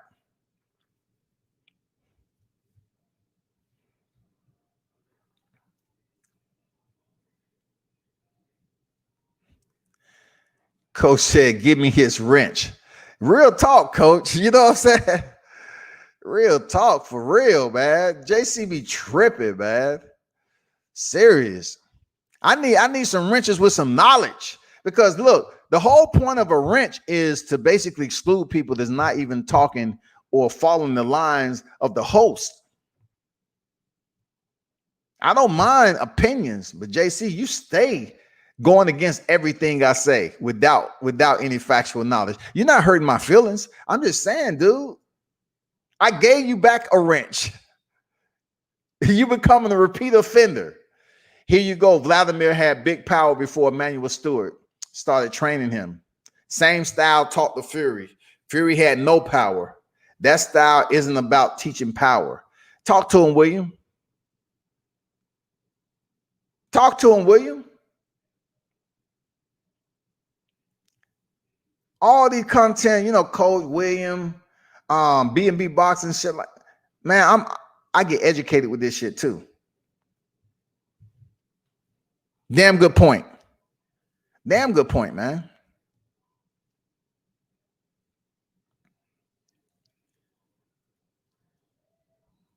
Coach said, JC, why would he be shook when he knocked Fury out in the first fight?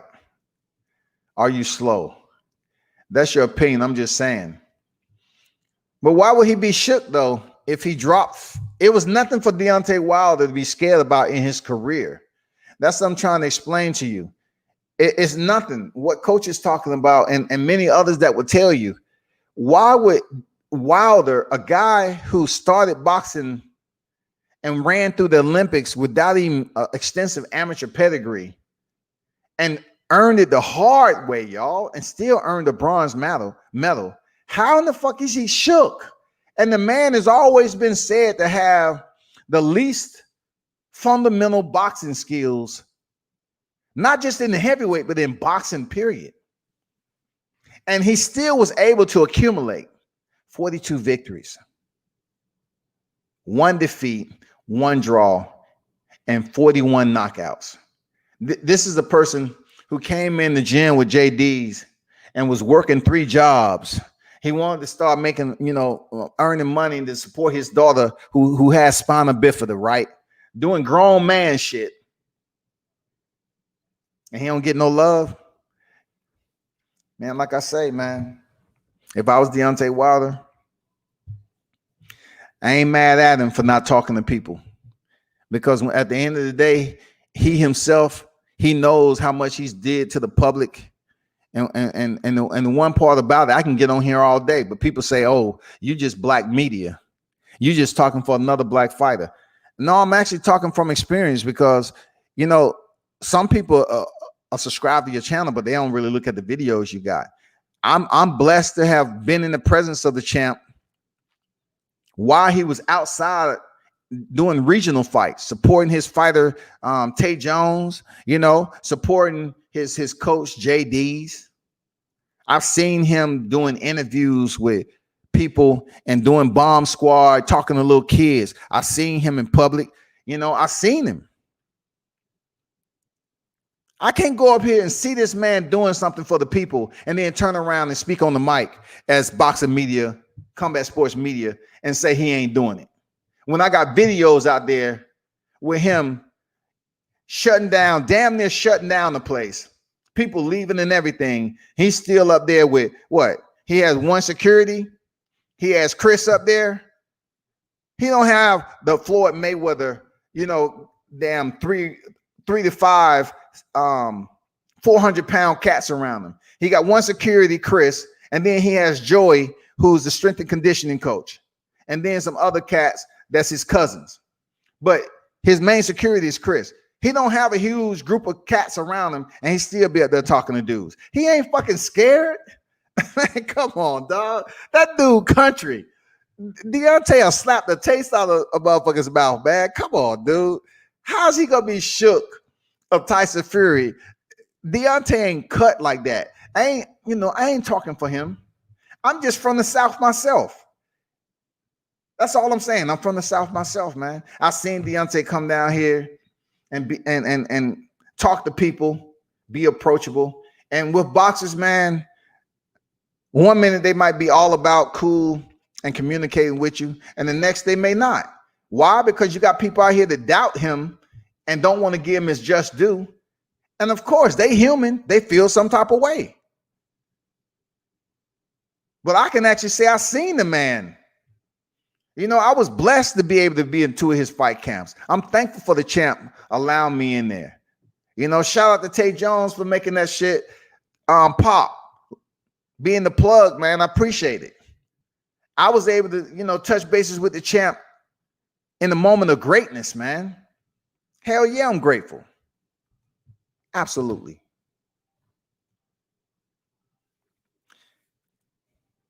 He was shook. How do we know he wasn't shook? Why would he be shook going in there with somebody he threw more punches than, and he knocked out with a right and then a left hook? And thank God that Jack Reese built kneeling over and counting in his face, he was able to rise. Once again, hit the like button, subscribe. I'm not capping. Look at my interview with Jack Reese. I told him to his face, I thought it was a long count. I'm not up here just saying this shit. Look at my interview. I go to these shit on my own, man. Thankful for Jack Reese for giving me the interview. But unfortunately, after the interview, he felt a little away about me saying what I was saying about long count. But he need to understand he's a referee. We're going to have our opinions on the outside looking in. But I told him to his face, I said, I thought your count with Tyson Fury and Wilder Fury 1 was a long count. There's no cap into that. Why would he be shook when he knocked out Fury in the first fight? Fury can't punch, and taking roids make it worse. Big Baby Miller is a juicer like shit, and he can't punch either. He doesn't have no power. You know, even when Jarrell Miller wasn't caught, you wonder to yourself, a guy that's over 300 pounds able to throw the amount of punches Jarrell Miller was able to throw, but he doesn't have any power. He doesn't have any power, man. That's the fucked up thing about Jarrell Miller. He's a repeat drug cheat, and he has no power. Coach say, well, your opinion is pretty fucking stupid if you're gonna sit here and act like cheating isn't a big problem. I have to agree. Like in boxing, those individuals who train the sport, they know very well that this sport is corrupt. They know that shit, man. Seriously. They know the sport is corrupt. People who cover the sport for a long period of time. Not just, see, I have the understanding where I can actually say I've been to fights most of my life, even starting from TJ. When I just was in, I was still a teenager. Going over to TJ, seeing the grimy side of Tijuana. The grimy side. And then come to find out, I'm looking at fighters' records who go over to TJ for fights. And sometimes stand over there and getting 2 fights in 2 weeks or 2 fights in 2 months. It still goes on your record as a win. But yet, you're going to act like it's no way Deontay Wilder could have faced adversity through freaking cheating when you have fighters that go to other places when they know the fighters aren't quality competition, but they're building a record up. Come on, this is boxing, man. You need to do a little bit more research and understand that boxing is a wildflower, man, of combat sports. It's just so many areas to maneuver through boxing, build up your record to a certain point to where your Wall Street is credible enough to get that big paycheck. A big paycheck to some may be, okay, I've been getting 5,000. All right. Let's just say you've been getting 5,000 and your record is 18 to 20 and 0. You're getting 5,000, whatever the case, right? Now you're getting to a point where you have these individuals looking to sign you. So they send you an offer. They say, we want you to face this other undefeated fighter that's 20 and 0. You 18 and 0, 20 and 0. What is it going to be? How much you're going to get paid? So they say, okay, we'll give you 15,000. So you got to understand what's at stake here. Do you trust your skill set to go ahead and fight another fighter after you look at his box rec and see, okay, damn, he got better competition than me? Do you take the step up and say, it's time for me to step up? Fuck the O. I got to go in here and see how good I really am. You have a lot of fighters that take the fight, and then you will have some with that same record say, nah, I'm good.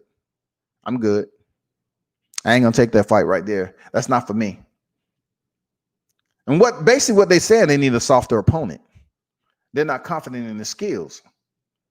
Just like a lot of people are calling out Jerome Ennis right now. Jerome Ennis can actually box though, but they're waiting for him to step in there with a big name so he can prove himself. Anyway, I got to get back to the subject. Your Wilder went into the second fight upset because he was booed by his own people in his country at the weigh-ins. That's exactly what had Wilder upset. And like I say, you made a good point, William. And you know, some of the true, I mean, I'm gonna say the true fans, some of these temporary fans, they don't understand what it's like to do so much for your country, but yet not feel appreciated or nothing like that. Like you're doing everything that Muhammad Ali was doing back in the day. Muhammad Ali, in a lot of ways, if you talk to somebody that went in the service, Muhammad Ali was pretty much refused to serve his country, right? So you talk to some people this day and time, oh, you refuse to serve your country. You're not a patriot. You're not a American. You need to go serve. No, times has changed, homie. Times has changed. You know, like when Muhammad Ali chose not to go over there and fight a war that he said wasn't his problem, you know, people was like, why? You know, he was willing to go to jail for that shit. But now times has changed to the point where you have somebody like Deontay Wilder who's doing something for the community. He's talking to people in the community. He's being relevant in the community. He's doing everything. He hasn't popped dirty. So you can't say it's just like certain fighters. Deontay Wilder's been clean. His frame as a heavyweight fighter isn't anywhere close to the format that we used to see when we compare him to the Tysons, the Larry Holmes, Holyfields. You know what I'm saying? Even Roy Jones. You know what I'm saying? Like George Foreman, Sonny Liston. You know, all these heavyweight fighters that you look at their frame and look at their boxing skill set, you like, okay, we can accept them. They know how to box. But Deontay Wilder, he didn't fit that. He never fit that nomenclature. But yet he was knocking motherfuckers out. So people want to just say, oh, he just got a right hand. When does it get to a point when you say you stop saying he got a right hand? When does it get to a point when you just say, you know what? We can't say that no more, because if it's just all about the right hand and his opponents has better boxing skills than Wilder, they should be able to come in there and defeat him. You just can't say, oh shit, the right hand. No, that's out the question, because you have basically degraded it, the importance of it being any type of danger to it, except for one shot, one kill. You have said this man's skill set is limited. He doesn't have good balance, and he only has one weapon. But yet he's still coming here and put cats on the highlight reel. He put them on the highlight reel. Shout out to Keon, man. Everything Boxing, man. Salute to you. Y'all be sure to check that man's channel out, man. Subscribe to it. Check out his content. Share the videos, man. Coach, did you see all the uproar Povetkin's team made with Dillian White's gloves?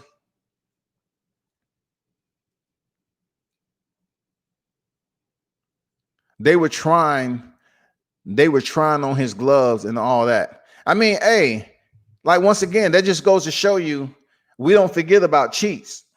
We don't forget about cheats. Dillian White B-Samper disappeared, and then all of a sudden he used gloves that, from my understanding, wasn't agreed upon between him and Oscar Rivas. So I don't blame Team Povetkin for getting in that ass. Try that shit on. See if it's right, goddammit. You know, make sure it's good. Big facts. Appreciate it, Keon, for sure. William say, Coach Chris, yeah, that shit was crazy, but I don't blame team. Yeah, we don't blame him, because once a cheat, always a cheat, man. You know what I'm saying? Check the motherfucking gloves. Check it as much as you possibly can to make sure they're good. Just like Floyd did.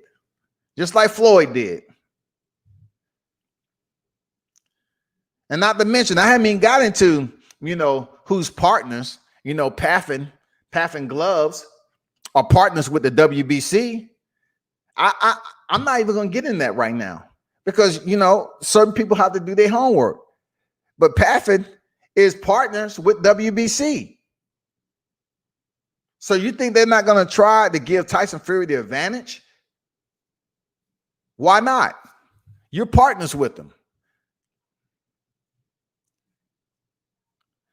Oh, not at all. White did that cruddy-ish with Rivas. Yeah, you know, David Blaine rolled through that motherfucker and took a piss, and all of a sudden he made Dillian White's B-sample disappear. Team Povetkin did that because they knew that Wilder got cheated with the glove. Man, absolutely, bro. Everybody's taking notice. Everybody, man. This was a title fight. It wasn't a world title fight, but it was a title fight. So yes, Team Povetkin, do your due diligence and make sure you're not a victim too. Make sure you're not a victim, because look, if Dillian White would have came up with a glove issue, then they would have said, "Oh, that's just Dillian White. They don't have anything to do with Tyson Fury and Deontay Wilder." Yes, it does. It has a lot to do with it. People need to understand that. It's a lot. Accept it. We ain't gonna never let this shit ride.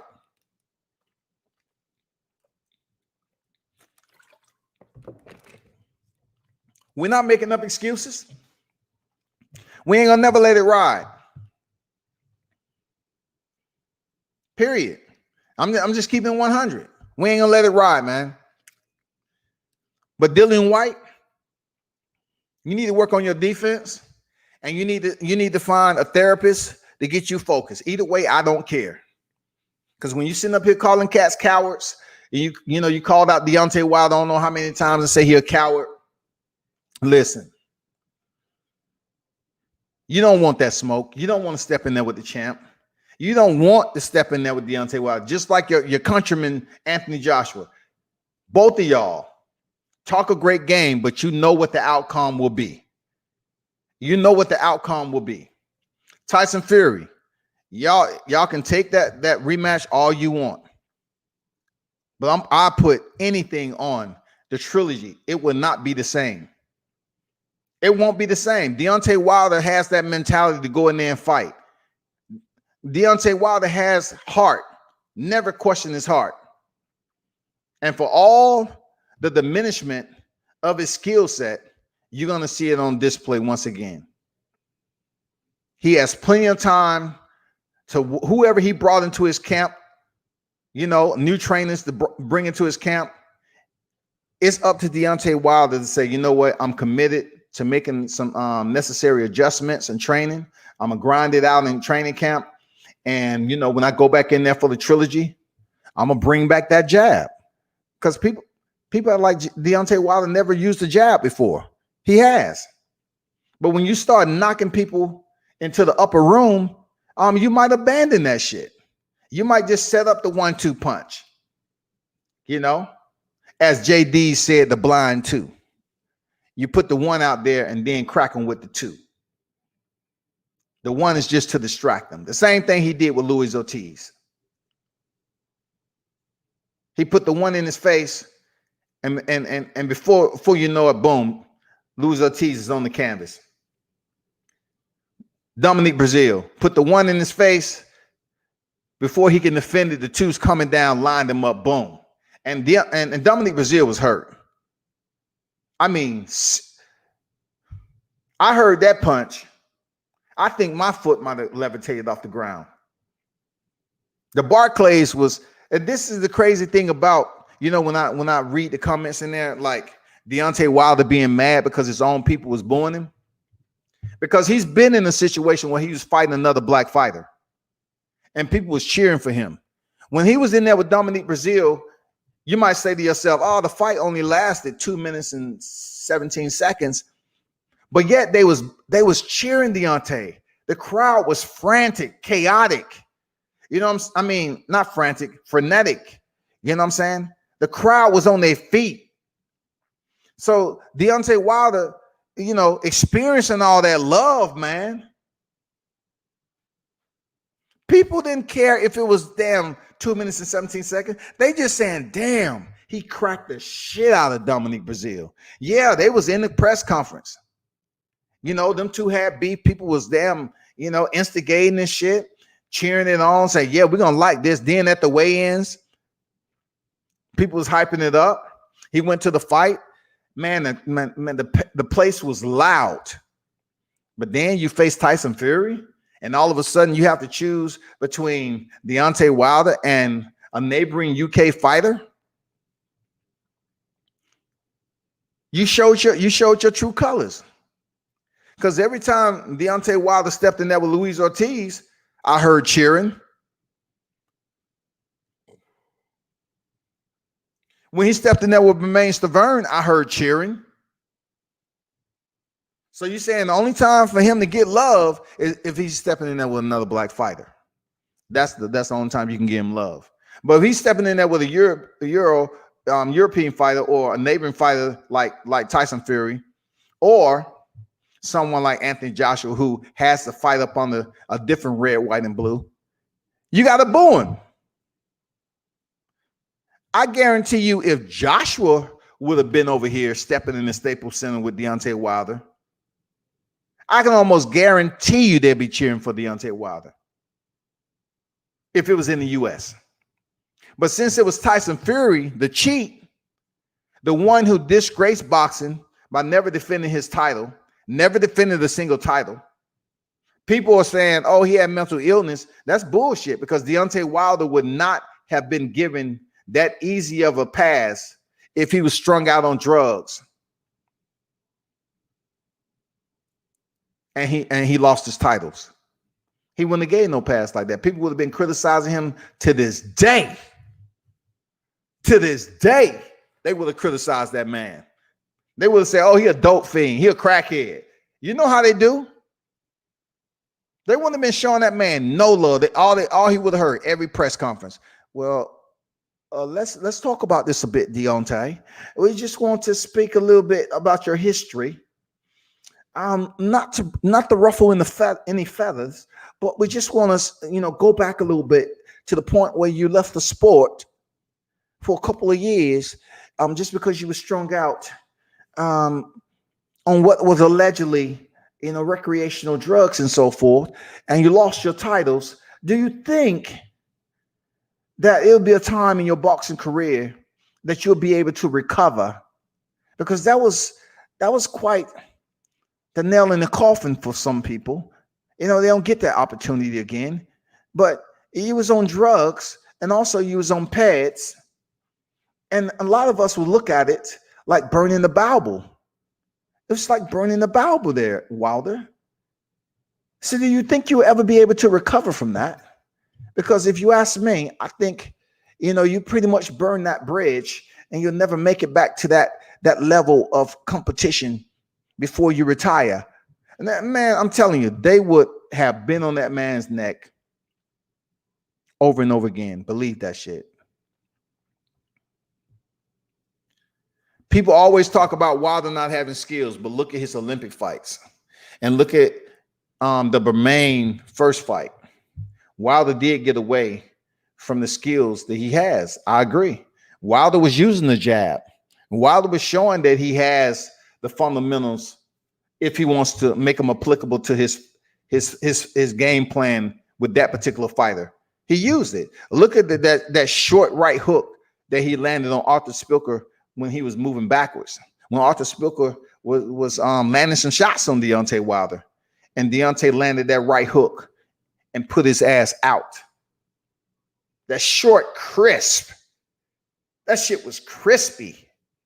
He landed that short right hook on Arthur Spilker. Put his lights out. That is unbelievable power. Unfreaking believable. Watching him fight Bermain Stavern.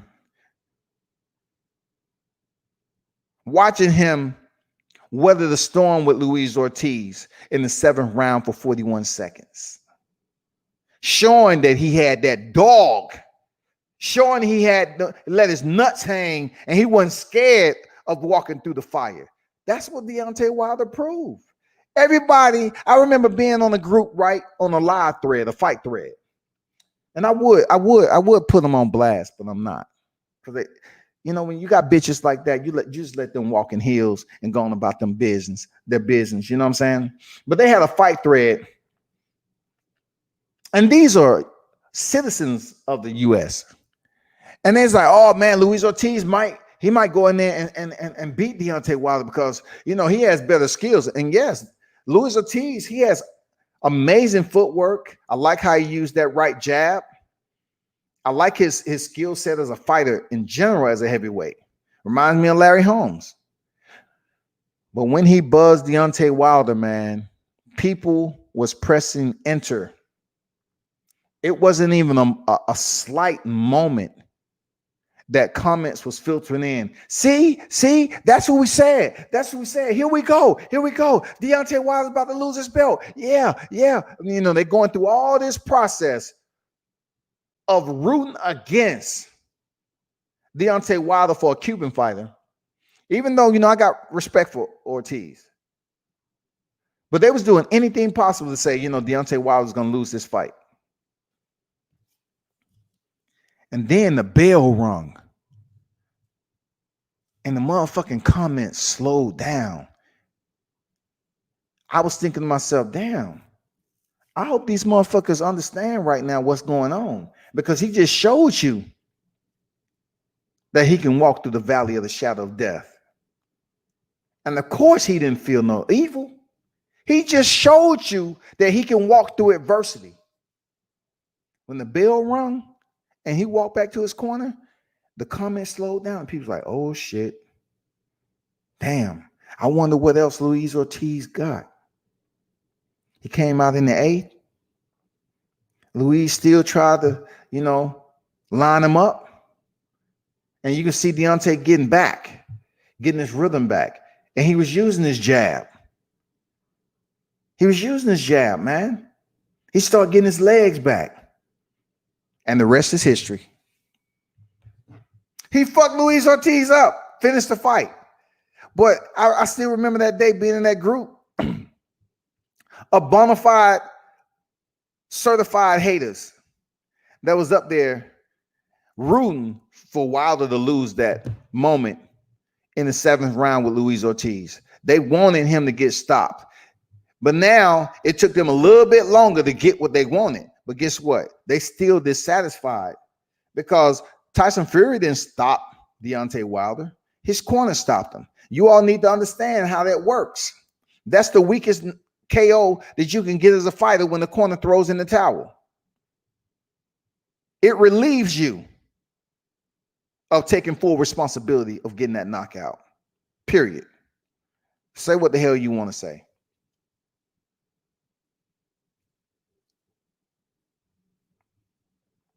What's going on, TC? How you feel, man?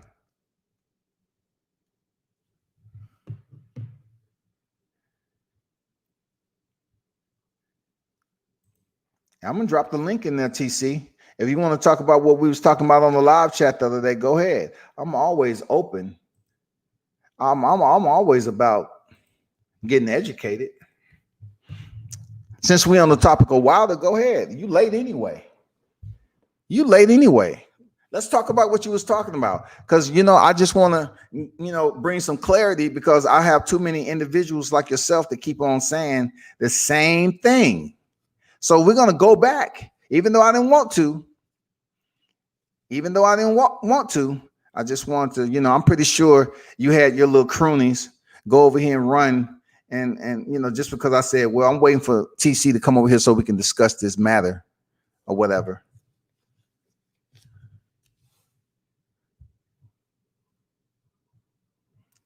Let's go. Hop on. The link is in there, TC. Let's go, man. Let's talk about this. Hey, it's Sunday too. I'm pretty sure you already done got your, your blessings from the Almighty above. You had a good breakfast, so your mind should be clicking the way it's supposed to, your thought process. But I really want to talk about how people keep on using this same scenario and don't be looking up Google shit trying to refresh your memory. If you all about the boxing, you should already have the common knowledge. And let's spit these facts. Let's go. Because y'all gonna stop dogging Deontay Wilder out, talking about he's ducking this and ducking that and ducking this. I don't even know why y'all still bringing up that $120 million deal. I don't know why. Because it's a lot more to that. So please do me a favor. Just click the link, and therefore you will be provided access unto the panel of World Combat Sports Media. Come on, do it for the people this Sunday. Come on, TC. Why you gotta look up? You gotta look up some shit. Come on, man. I don't need to look up a damn thing. Let's go. Let's go. Let's talk, man. It ain't gonna be disrespectful. I don't have to do that over here. I'm an old school cat. I don't have time to be going at somebody. I'm gonna let you talk. We're gonna talk back and forth and have some dialogue. Convince me of what you was talking about. So hopefully, I changed your mind enough so you won't be throwing that stuff up over and over again, saying Wilder ducked Anthony Joshua because he didn't take the 120 million. Come on, bro.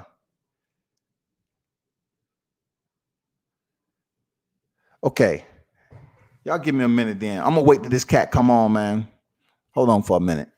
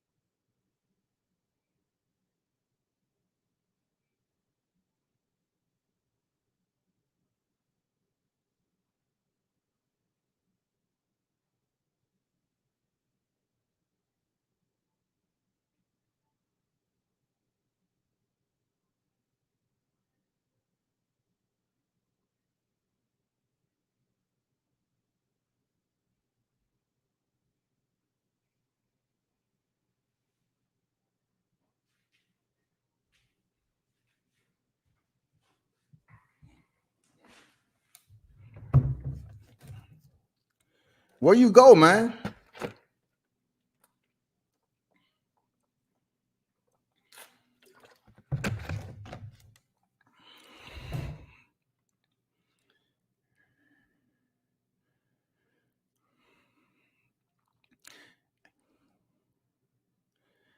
Hey, why you left, bro? Hey, William, stop scorching them like that, man. Stop dropping them jewels on them, man. For real. Back up out of them what they call it? What they call them things?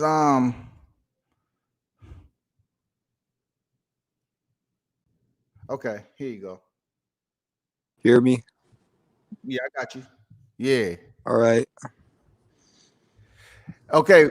Before we get started, this Chain TC, man, we're gonna have just a dialogue about his opinion on what I see a lot on the chats about Wilder ducking 120 million and all this other stuff.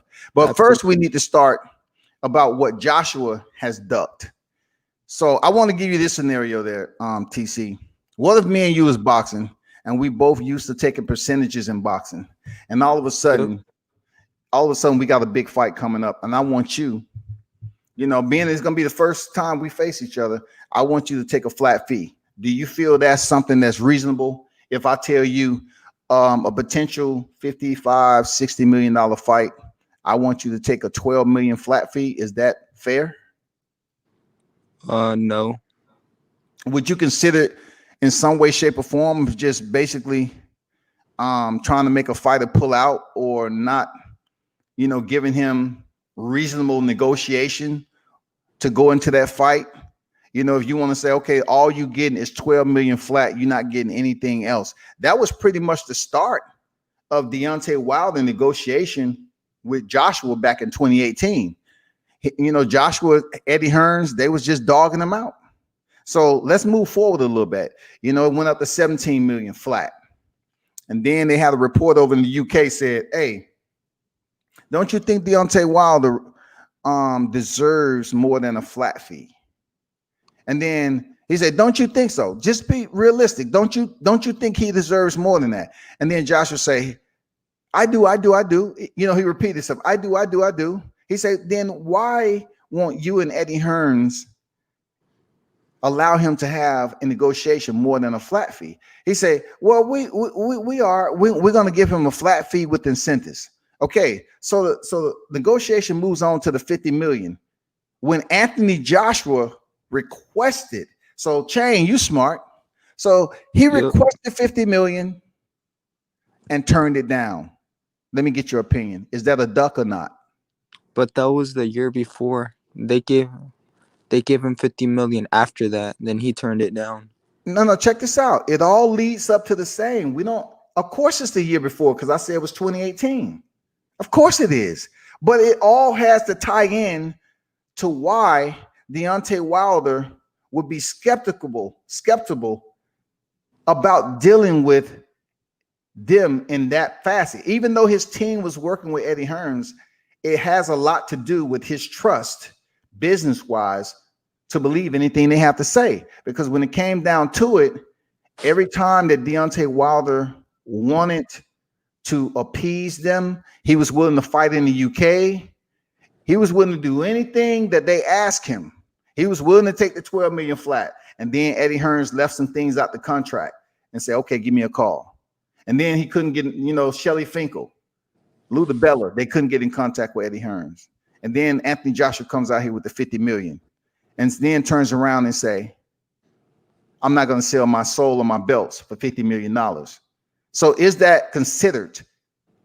Like I asked you the first time, but you say it's a different year. I know what year it was, but is it considered ducking? No. So why isn't it considered ducking?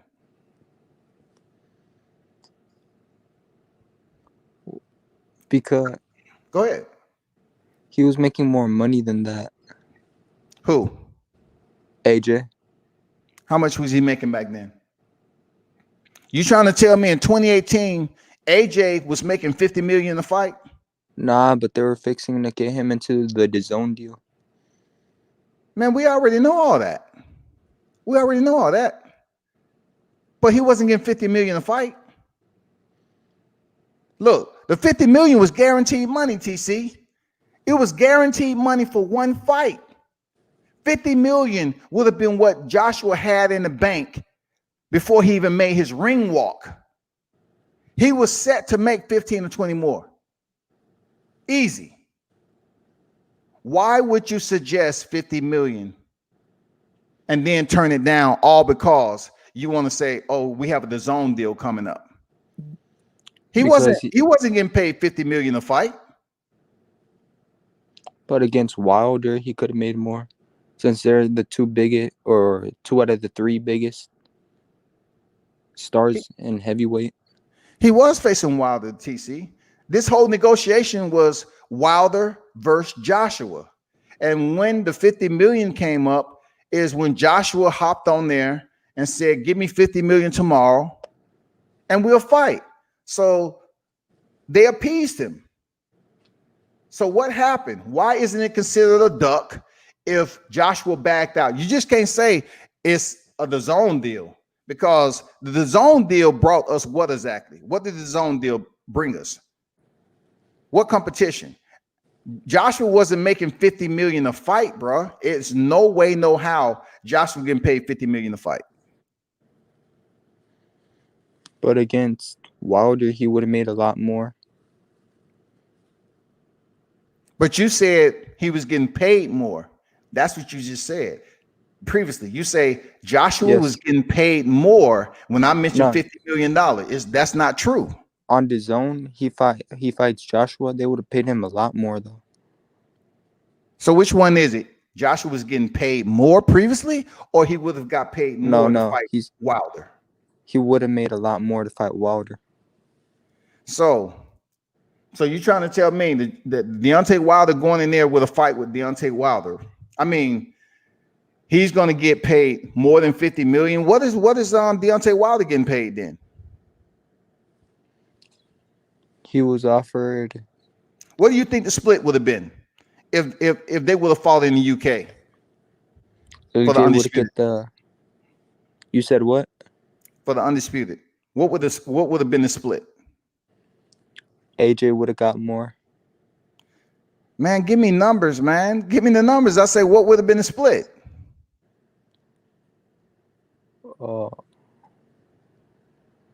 Okay, I understand you can't answer that right now. And look, this is why I don't do debates behind the screen, because I'm giving you the opportunity to defend your point about this 120 million. So let's just press forward, okay? It's all respect. It's all respect. Okay, let's press forward to 2019 to this deal you're talking about. You said that Deontay Wilder ducked Joshua because he didn't sign the deal. Now, wasn't it something out there? And I can read something, someone put in the comment section. They was talking about how they found out that Joshua did not sign the contract. So leading into this $120 million deal, what benefit was it for Joshua? Explain that. I mean, for Deontay Wilder. Explain it to me. What's the benefit for Deontay Wilder heading into this 120 million?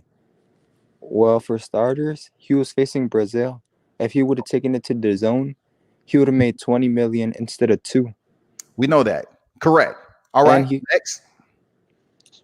And if AJ didn't fight him at that point, he would leave without a shadow of a doubt. AJ the one ducking, not him. Excuse me? What now? If for whatever reason the AJ fight didn't get made on DAZN, everyone would have known who was the one backing out of it. No, it's plenty of contingencies, TC. But what I want you to explain, like you said, Wilder ducked by not signing 120 million. How? Explain that to me. Forget about Brazil. He knocked out Brazil in 2 minutes and 17 seconds. All right.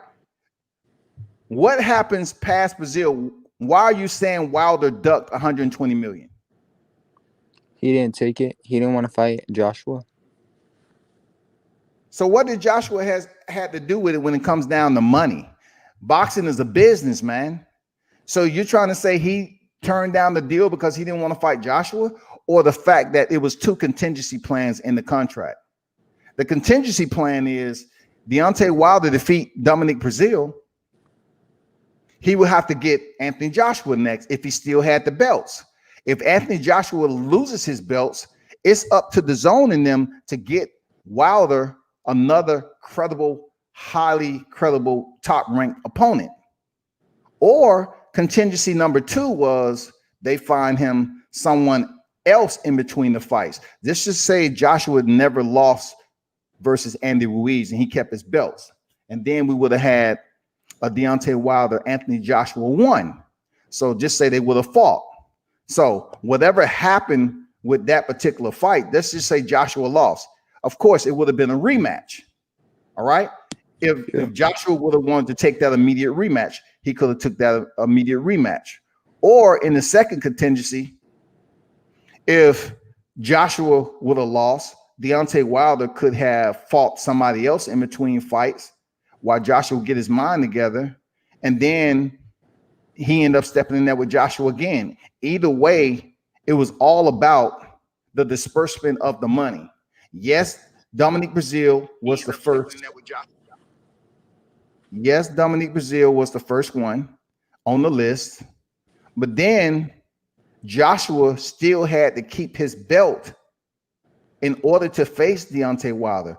It wasn't truly guaranteed that Deontay Wilder would face Anthony Joshua back to back, like people believe it.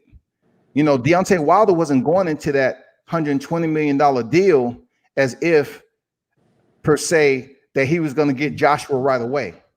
It was guaranteed he was going to get Joshua after he knocked out Breazeale. That wasn't the case. Joshua would have had to keep his belts, and plus the money would have had to been right. And then whoever won that first bout, then they would have had to somehow, some way make that second fight. But it wasn't guaranteed that it was going to be back to back immediately for the $120 million deal. So if you look at overall on could Deontay Wilder could have made more money outside of the fights that he was able to make with Absolutely. Dominic Breazeale and all that. It's possible. It's possible. But getting those fights made is the bigger issue when it comes to the zone. It's not guaranteed those fights would have guaranteed his money if Joshua would have lost. They could have deducted or reduced the amount of money he was supposed to receive. It's in the contract. Like, it was in the details of the contract for that $20 million.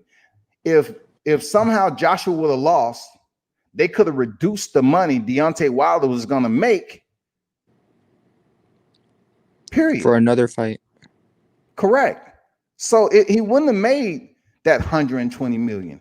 If Anthony Joshua would have lost, then he would have had his pay reduced anyway, but yet he would have been locked into a contract. But he definitely would have made a lot more money with Breazeale. Man, he didn't make that less of money fighting Breazeale on his own. You need to look at the numbers. 20 million, he didn't make that less of a paycheck. He probably made upwards of close to 17 to 18 million when everything is said and done, because we still had a live gate and we still had freaking everything else, the upside or whatever, when it comes to the revenue that they was going to make. It wasn't like he made $7 million against Breazeale. He still made pretty good money against Dominic Breazeale. That comes close to 20 million.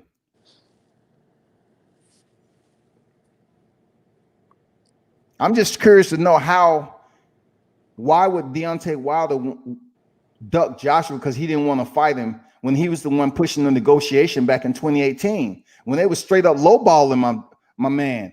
Like, they was lowballing the shit out of, like, if you have provided Carlos Takam a percentage, Joseph Parker a percentage, well, how in the hell you cannot give Deontay Wilder a percentage? You know, why all of a sudden he gets a flat fee and you want him to go in there and fight for crumbs when he got to pay taxes and he has to pay people? That's what I'm trying to see. How does that all work? But he was still getting a lot more money than all those other guys with the flat fee. How do you know that though? How does flat fee allow an individual to be comfortable that's outside the monetary, guidelines? That percentage, you understand, the percentage is something that allow you to get a certain amount of revenue per the gate and everything that's included.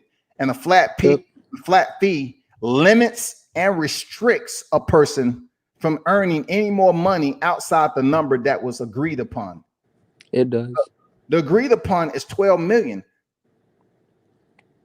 So you're trying to say you're going to lose out on millions of dollars just because one want to assume that he was making more money than the opponents previously? That's not true, man. That's not true, TC. That is 50 million for true, each man. fight with Joshua. What now? 50 million for a fight with Joshua and a rematch. Are we talking about when he was going through the negotiations in 2018? Or are we talking about the zone? Well, I'm back on the 2018 though. Oh yeah, they lowballed him back then. Do you remember when Anthony Joshua said they was coming over here for that press conference with Jarrell Miller, and he supposedly said, I'm gonna sign the contract in front of everybody in the street, and then turn around to find out that the name that was on the contract was Eddie Hearns. And when they talked to Eddie Hearns said basically, yeah, my name can go on the contract because I own Joshua. I own him. It wasn't Joshua's names on the contract. It was Eddie Hearns' name on the contract. I remember that. So you still don't consider that ducking? No. It's absolutely ducking. Whether you believe it or not, that's ducking, bro. When you are being deceptive about facing a fighter, Anthony Joshua knew damn well before he stepped in NYC that his name wasn't on the contract, but yet he wanted to freaking parlay to the crowd as if he wanted to fight Wilder. No, he didn't want to fight Wilder. That's why his name wasn't on the contract and Eddie Hearns was. It was bogus. It was a fraud, period.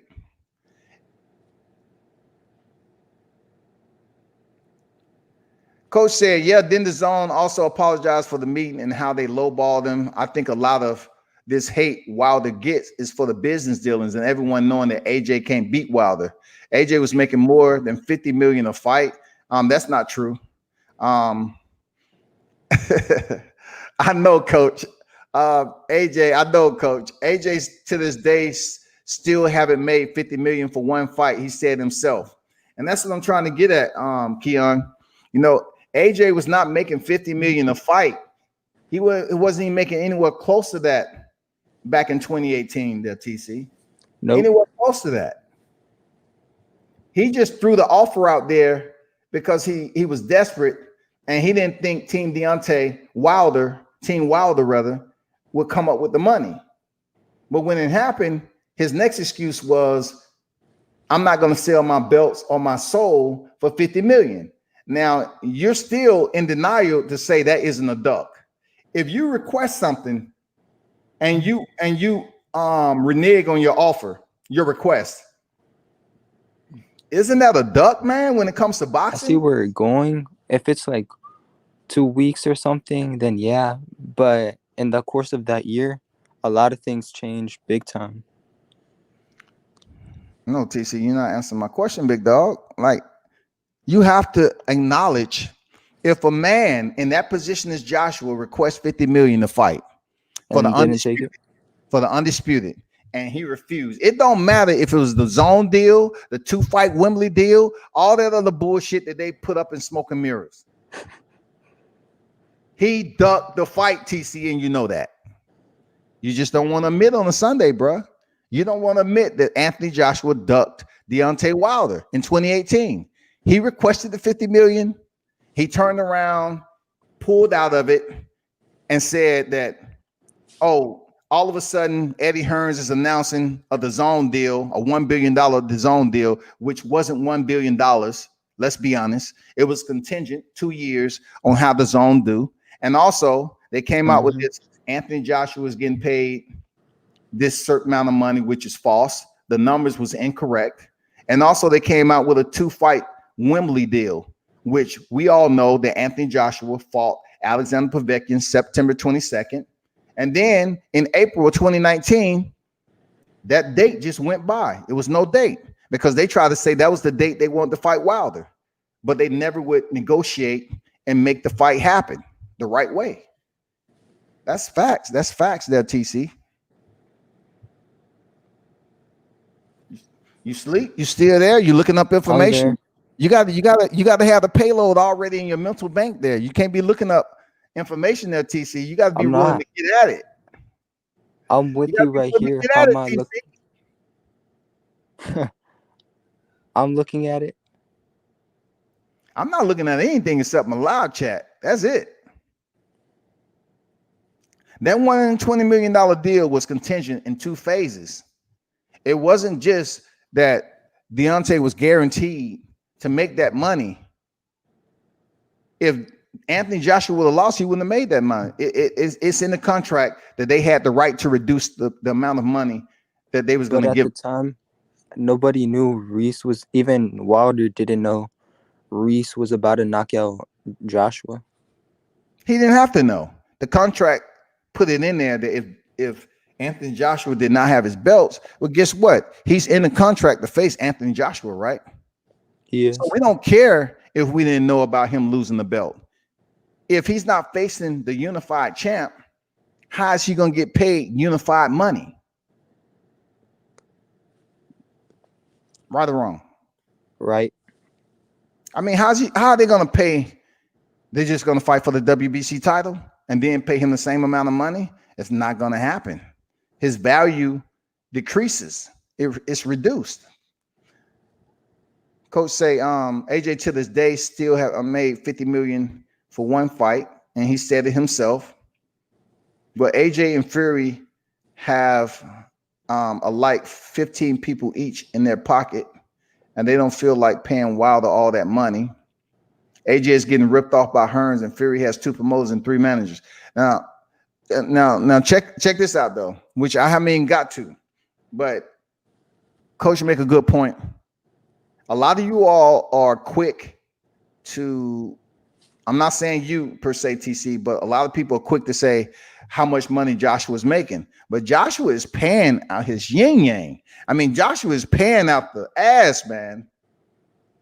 He's not just, y'all sit up here and say, okay, he made 15 million. But yet you're not saying that how much of a percentage Eddie Hearns is getting. How much a percentage Barry Hearns may be getting. How much was he paying to McCracken? You know, all those other individuals that he has to pay out. People are misguided when it comes to gross and net. Joshua's not sitting up here banking all these millions like people think. And he definitely wasn't making 50 million back in 2018. He made more money than Wilder. And well, you can't tell me how much more money. How much more money? Because look, the numbers ain't out there like that. You know what I'm saying? We don't know how much more money that he made with Wilder per fight. You might be right. He might have made a little bit more money than Wilder at that time. But 50 million, that's no excuse to request 50 million. So if you're saying you're paying Wilder more money he ever made in a fight, 12 million flat fee, right? Why would you put him in that position when Wilder and Joshua fighting could have grossed 70 million, $80 million? Why would you only say, okay, yeah, we'll take the fight. It's going to be in the UK and it's for 12 million flat fee. You're not going to get anything above that. Why is that considered fair to people? it's not.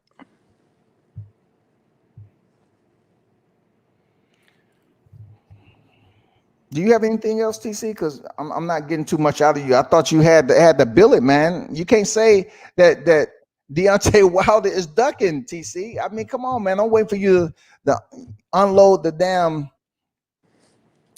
I The mean, clip. if he would have joined his own, it would have definitely made it 100 times easier to get the AJ Wilder fight. How and Joshua end up losing his titles to Ruiz?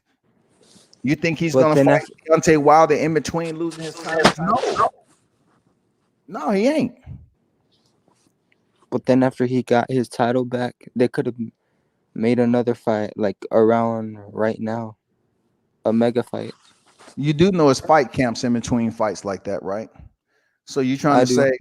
you trying to say that Deontay Wilder's supposed to wait on Anthony Joshua to get his titles back and then schedule a fight when Nah, he could have a in between fight.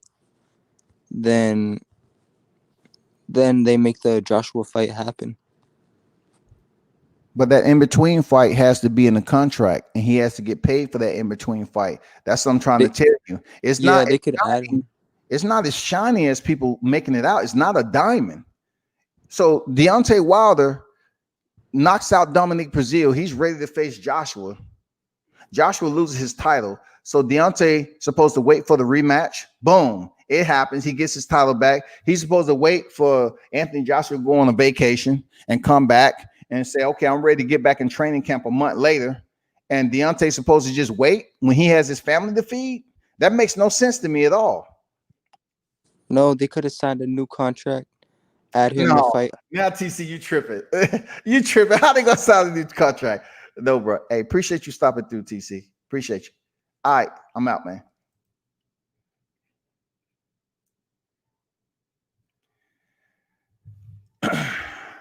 I couldn't do that no more. That's not for me to do. But appreciate you stopping through, TC. You just wasn't giving me those nuggets I was looking for. They, people saying, okay, they could sign another contract. That's just asinine to think. That doesn't make any sense to me at all. You just can't get on here saying Wilder ducking, to sign 120 million, but you don't have no criteria to back it up, man. Come on. This is old news too. That was back in 2019. That's old news too, man. With my old school knowledge, I should have a wrench.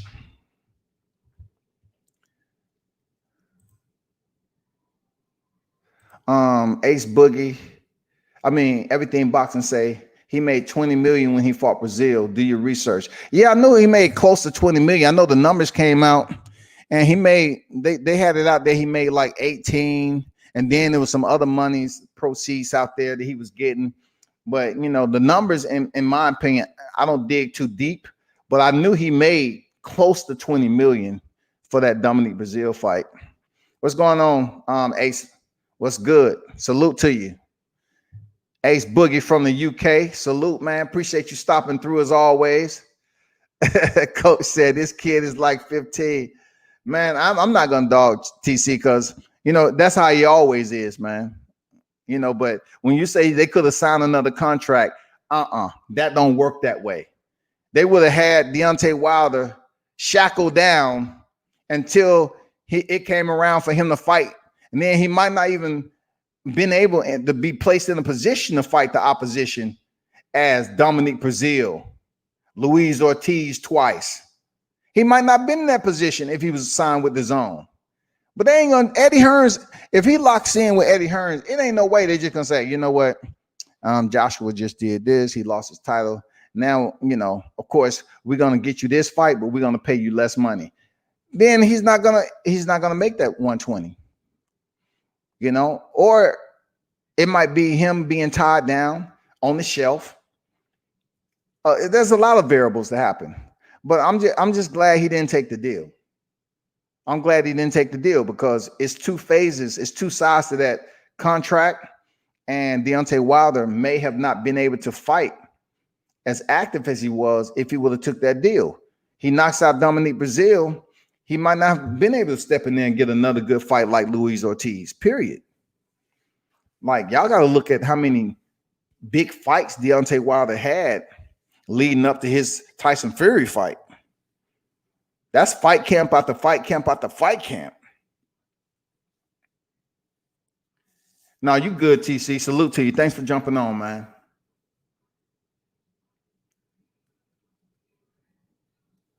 Eddie Hearn got the people fooled. Another deal if you lost. According to the Forbes, Wilder made 46.5 million, 5K from endorsement. AJ made 47, 11 million from endorsements. So 36 million in the fight purse. Time span was June 1st, 2019 to June 2020.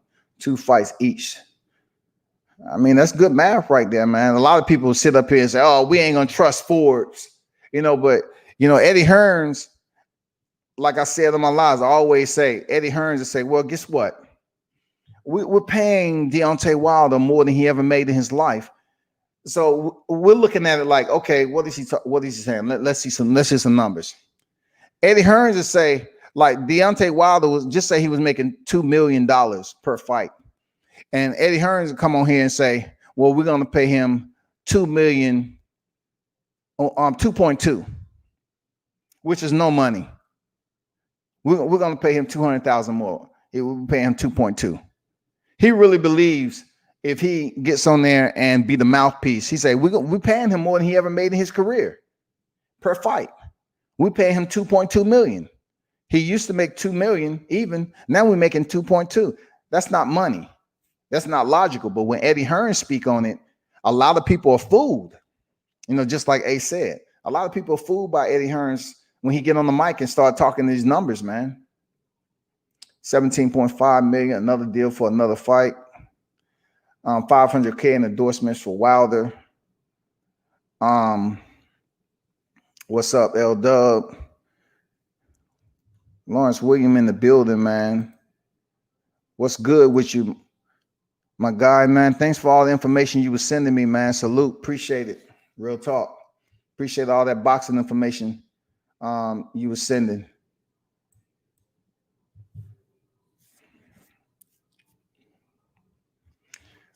But I have to, man, to be honest, I done gave JC, you need to do your homework. I demand, man, I have to demand that I get educated from my wrenches.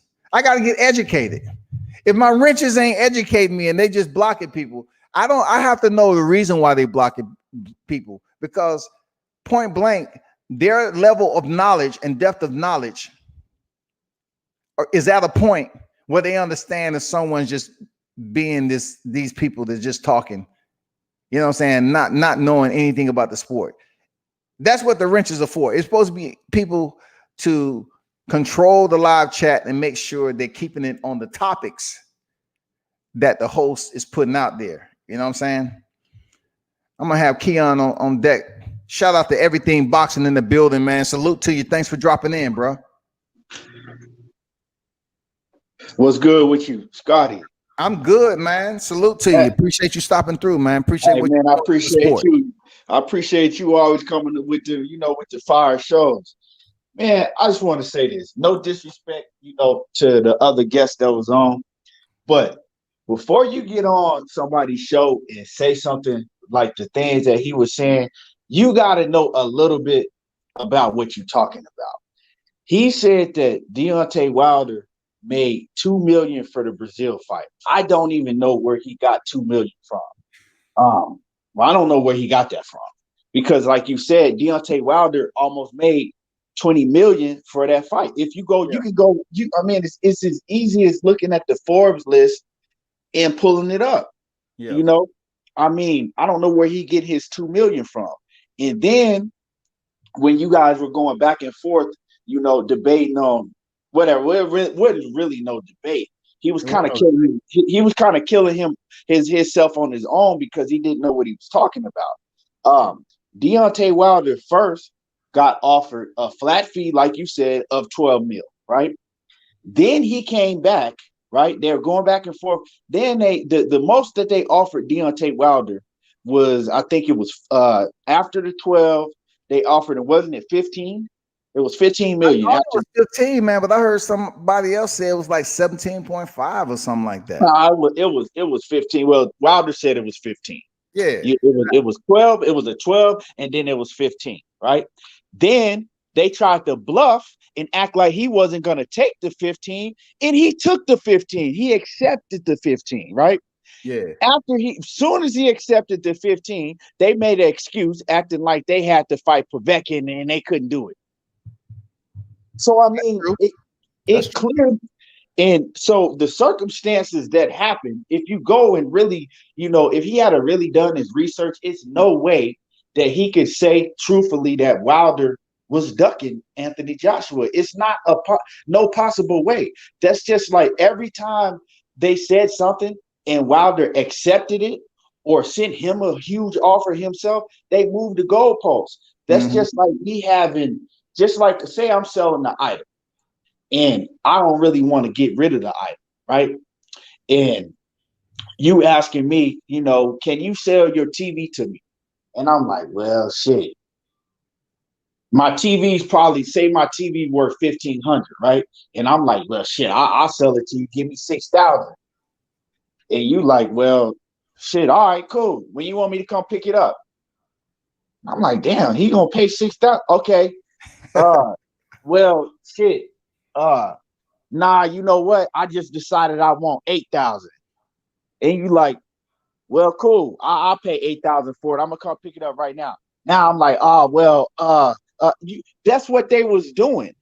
You know what I'm saying? They were moving the goalpost every time he accepted or every time he sent the offer. Now, another thing, he's trying to, say like, oh well, AJ, is making this much of money, this and that. AJ never, still to this day, has not made $50 million for a fight.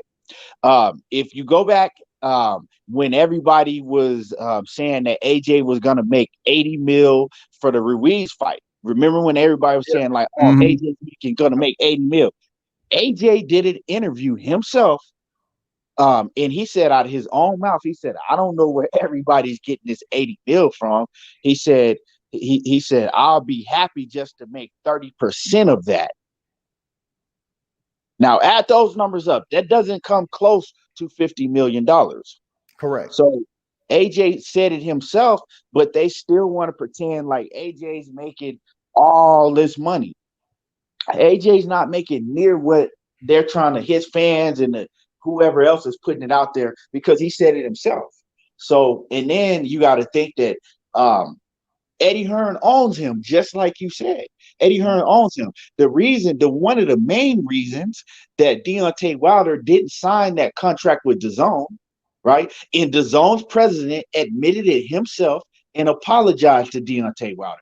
He admitted himself that he was wrong for how he tried to negotiate with Deontay Wilder. But then you got fans that's gonna try to come and say the opposite. One of the main reasons Wilder didn't sign that contract is because, first of all, they wouldn't guarantee AJ. They couldn't guarantee AJ, right? And another reason is because Wilder was like, okay, if I'm going to be making this much, how much is AJ going to be? Make? Yep, that's true. And they would not tell him how much AJ was going to be making, because Wilder was like, okay, bet. I'm cool with everything, right? I don't have a problem, but if I beat him, I need to know how much he's going to, because if I beat him, then he got to take the same deal that I did the first fight. They wouldn't do that. So they wouldn't do anything in Wilder's favor. They just wanted him basically to sign a blind contract and saying with a bunch of what ifs on there. And who's going to do that? Who's going to do that? If he doesn't fight AJ, he never goes on to make 120 mil or whatever that contract that they're trying to get him to sign. Yep. AJ was not even under DAZN, so they couldn't make AJ do anything. If AJ decided that he didn't want to fight, he didn't have to fight Wilder. He's contractually under Matchroom, not DAZN. And then AJ at the time was still a free agent. They hadn't even got AJ to sign his contract yet. So the second contract was they can basically find a different opponent for Deontay Wilder if AJ was in the process, he lost his titles and he have to just say he have to face Ruiz again. So in the process, they would have to find Deontay Wilder another opponent, and that opponent he wouldn't get paid the amount of money as if he was actually facing AJ. You know what I'm saying? He wouldn't be getting paid that money. Exactly. So it's like two parts. It was two parts to the 120 million contract or whatever they tried to put out there.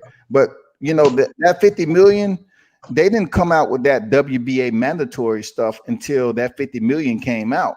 Like Joshua came up here and opened his mouth and they obliged him, and then all of a sudden Eddie Hearns come out here saying, well, guess what? The WBA said Joshua has a mandatory to face Alexander Povetkin.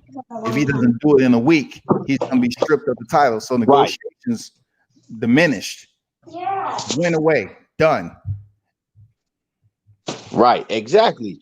And see, remember he offered him the 50 million, all that happened, but I think at the end is they when they turned down the 50 mil, because remember they were trying to say it was fake and this and that, and they turned down the 50 mil. Then they did a counter offer after all of that was off the way, and they counter offered for 15 mil flat.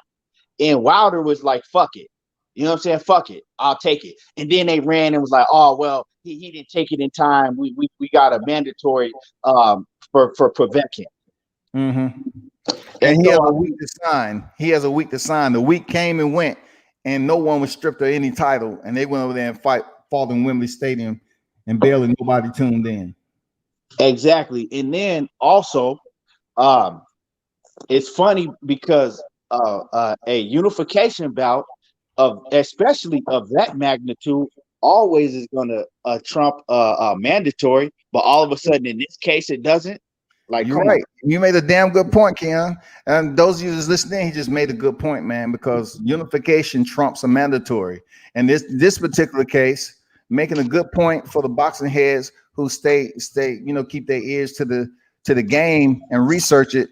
He made a damn good point that unifications trump mandatory. So why not in this particular case with Deontay Wilder and Anthony Joshua? It did not trump that WBA mandatory. It makes no sense. It's just a ploy and a distraction not to make the fight happen because they knew Anthony Joshua would get knocked out. Yeah, exactly. It's no other way around it. I mean, that's exactly what it is. They didn't want the fight. It's just like the example I made earlier. With me selling you my TV, I don't want to sell the TV. It's obvious. Yeah, man, that's crazy. I really hope this fight is made with Deontay Wilder so he can, get back in there and have an opportunity to go get that WBC. But I'm hearing that the fight may be pushed to 2021, man. And see, this is another thing, Scotty.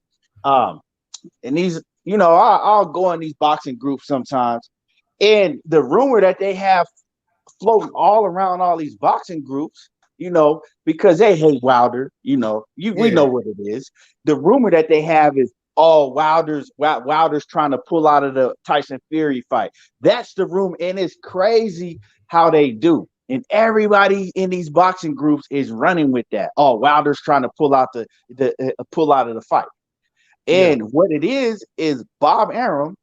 Wilder already said, because Wilder talks to Blue Blood all the time. I haven't spoken to Wilder myself, but he talked to Blue and he talked, and he told them he does not care if they fight with a crowd or no crowd. He just wants his get back. He don't care if it's in December. He don't care, if they push it back. He wants to fight. He doesn't care what it is, when, where. That's what he wants to fight, no matter what. Ain't no way that he pulling out the fight. This is what Wilder's saying, right? But they're coming out with this lie saying that Wilder's trying to pull out the fight. Now, on the other end, Bob Arum said that he basically he wants to push back the fight to like February or late January, because remember, initially they were trying to have the fight in the new Raiders Stadium in Las Vegas. Correct.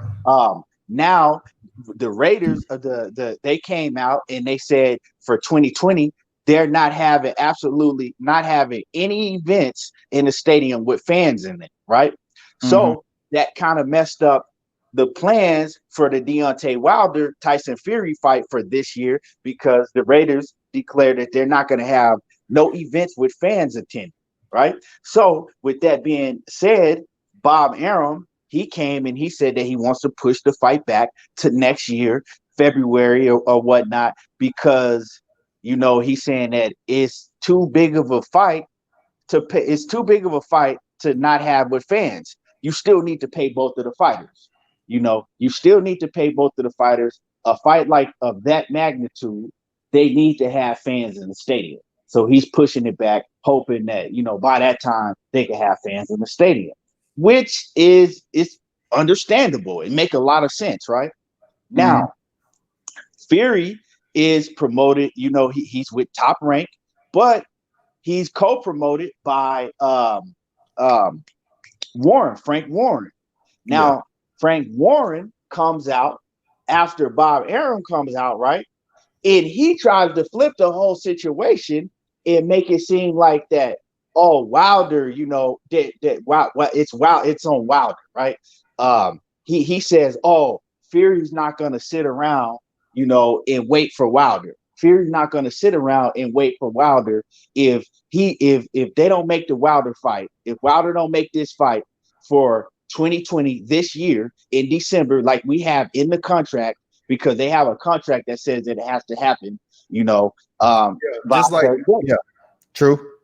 And so he's saying that, oh, if they don't make the fight by that date that's in the contract, that Tyson Fury is not going to wait around for Deontay Wilder. He's going to move on, and he's not going to fight Deontay Wilder, because basically it's like he's trying to make it seem like that Wilder is pulling out. So they don't want to wait around for Wilder, that Wilder has to take the fight when it says in the contract. When the whole time Wilder didn't say anything. His own promoter, Bob Arum, was the one that's trying to push the fight back, not Wilder. So you see how that show how dirty they are, because Tyson Fury never took the immediate rematch, but all of a sudden they in a rush to get these millions with Anthony Joshua because they know it's an easy fight. That's all it is. Exactly. And you see how they trying to play it. Now they're trying to make it seem, just because Wilder hasn't come out publicly and talked, they're trying to flip it all on Wilder and make it seem like, oh, Wilder, you know, Wilder's trying to get out of this fight. You know, when Wilder didn't say that, that was his own promoter, Bob Arum, that said that. So it's just like they telling a lot of lies. They trying to flip shit around, and it's just it's dirty, because, and the funny thing is, Wilder waited around for Tyson Fury, right, when he did not have to. Wilder was the champion. He waited around, let Tyson Fury take 2 warm-up fights and all that other shit, do the WWE. Wilder didn't have to do that. Wilder could have been like, you know what? Fuck that. I'm the champ. I'm gonna do what I gotta do. You don't get another shot. Wilder could have did that, but Wilder was a man of his word. Now, when the shoe is on the other side, Fury's trying to do everything he can to get out of the fight. Now that he has the belt, because and they keep giving this dude the pass too, man. They keep giving Fury a pass, man, for real. Because not only that, is after Frank Warren came out and said that, Fury came out and backed it up. Because at first I'm like, well, you know, maybe that's just Frank Warren and them. You know, Fury ain't said nothing. Fury, he recently came out and he said the same thing. Like, I'm not waiting around. You know, he got to make this fight now. So how is he going to make the fight, right, if Bob Arum is the one that's running things? You the A side, Bob Arum is the one that's running things now because Fury has the title. So how is Deontay Wilder in control of making the fight when all of a sudden, when Bob Arum has been in control ever since Tyson Fury won the title? Yeah, I agree with you on that, man. And Bob Arum has made it perfectly clear about Terrence Crawford and Errol Spence, saying it has to be with the crowd. Right, exactly. It has to have a live gate. You know what I'm saying? They need a live gate for this Deontay Wilder and Tyson Fury. So, like you said, you know, Bob Arum is the one that's that's holding things up. You know, he's the one that's in charge anyway. You know, when it comes down to it, he needs to make sure he profits off this fight. You just can't profit in the rematch the way you did, and then just let the trilogy go down the drain. And Tyson Fury can't think that he can have the fight in the parking lot of Walmart either. You know what I'm saying? Just to say he did it. You know, it has to be right for everybody. Period. You know what I'm saying? I mean, I know they're pretty much appeased Tyson Fury over there. Frank Warren and them. Hey, Tyson, go in there. I need 20 million. You know, Deontay fight ain't happening, so I need you to give me 20 million. Give me 20 million so I can get this next fight set up. He just need to hold his. He need to hold his shit down, just like Deontay did while he was over there fucking off at the Wrestling Entertainment, and make this fight in 2021 if it don't happen in 2020.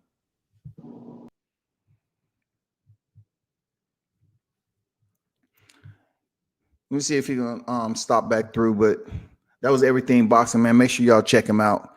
It is a huge process when it comes to making these fights. Seriously, it's a huge process, man. You know, a lot of people get done wrong. What is easily said in the media is not necessarily going on behind the scenes, you know? So we'll see. Yeah, you dropped out, man. Yeah, I don't. My phone was messing up, man. I think I'm good now.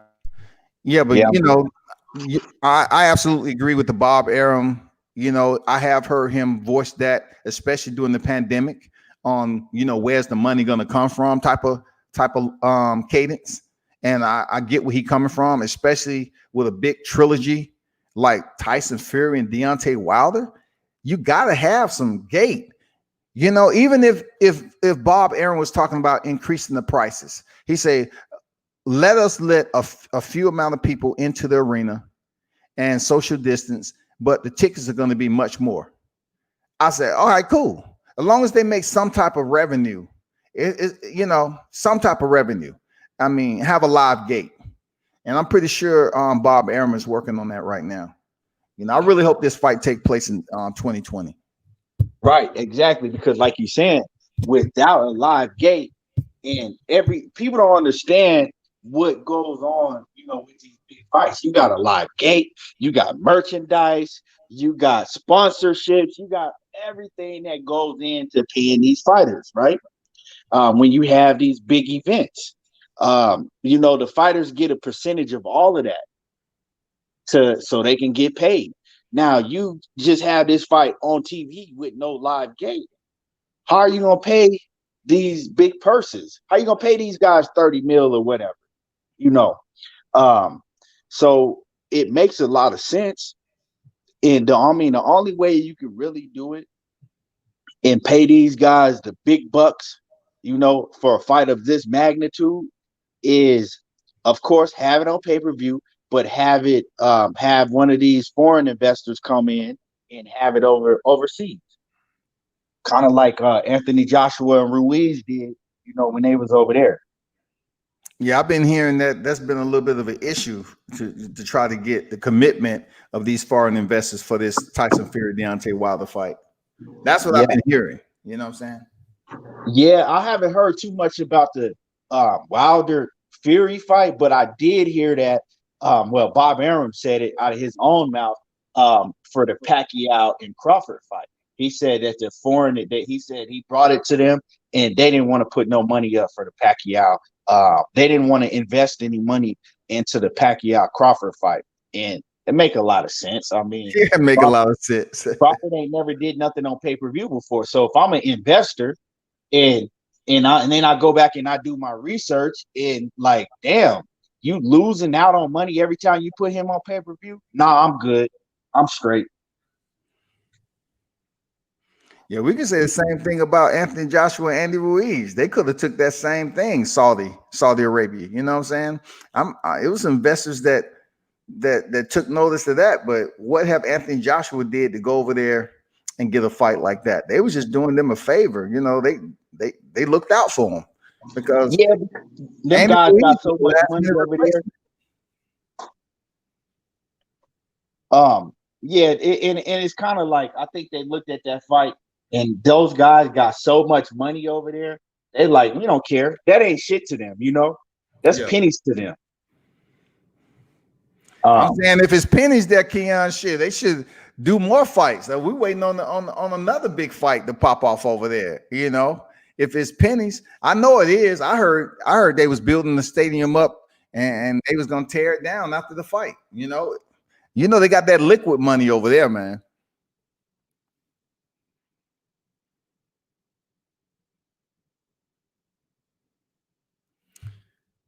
You there? Let me see. Ruiz dropped AJ 4 times. Ruiz was a last-minute replacement, not ranked in the top 10 fighter. Made AJ quit. It's facts, man. AJ got dropped by Klitschko because he tried to KO him and Ruiz. AJ just don't have a chin, period. You know, seriously. You there, Keon, or not? A say, which fight has AJ dropped in one fight? I'm not doing your research for you. Hey, that's all I'm talking about.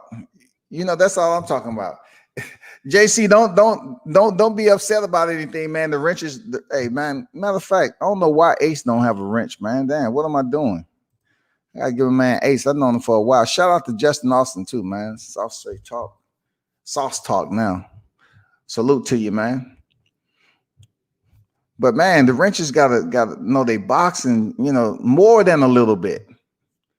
More than a little bit. You just can't know it a little bit. You just can't be jumping on here going back and forth with the moderator and you're a wrench on my platform. You got to know your boxing. You just can't be a fanboy. You just can't do it.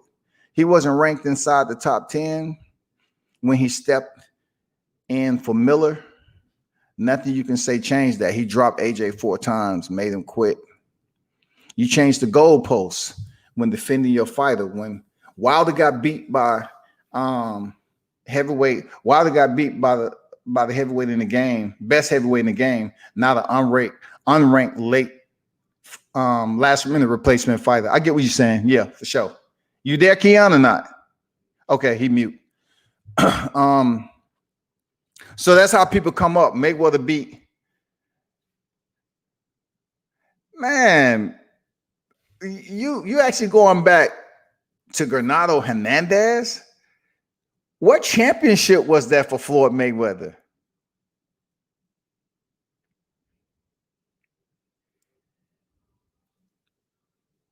Floyd, you trying to put Floyd Mayweather as a Andy Ruiz? Is that the analogy you trying to make? You trying to say Andy Ruiz was a last minute replacement? So what Fernando Hernandez Fernando Hernandez did was basically the same thing Anthony Joshua allowed for Andy Ruiz? No, it's not the same. It's not the same, man. And the guy that dropped Wilder wasn't ranked. What guy, man? Y'all have to be specific. What guy? What are you talking about? The guy who dropped Wilder. What guy are we talking about? You talking about Harry Schroner or whatever his name is? And neither was Wilder at the time, so you're saying nothing. Ace, what? Wilder and Fury don't have chins. TC, now you playing, bro. Come on, man. It's hard to take y'all serious, man. Wilder wasn't a ranked heavyweight at the time. If he's talking about when he was supposedly dropped or whatever. But what we do know is when he stepped in there against, Bermain Stavern, he did win his title when he got that shot. Nope, AJ the best heavyweight. Okay, you can have your opinion. No, he's not. He's not even ranked number 1 in any ranking.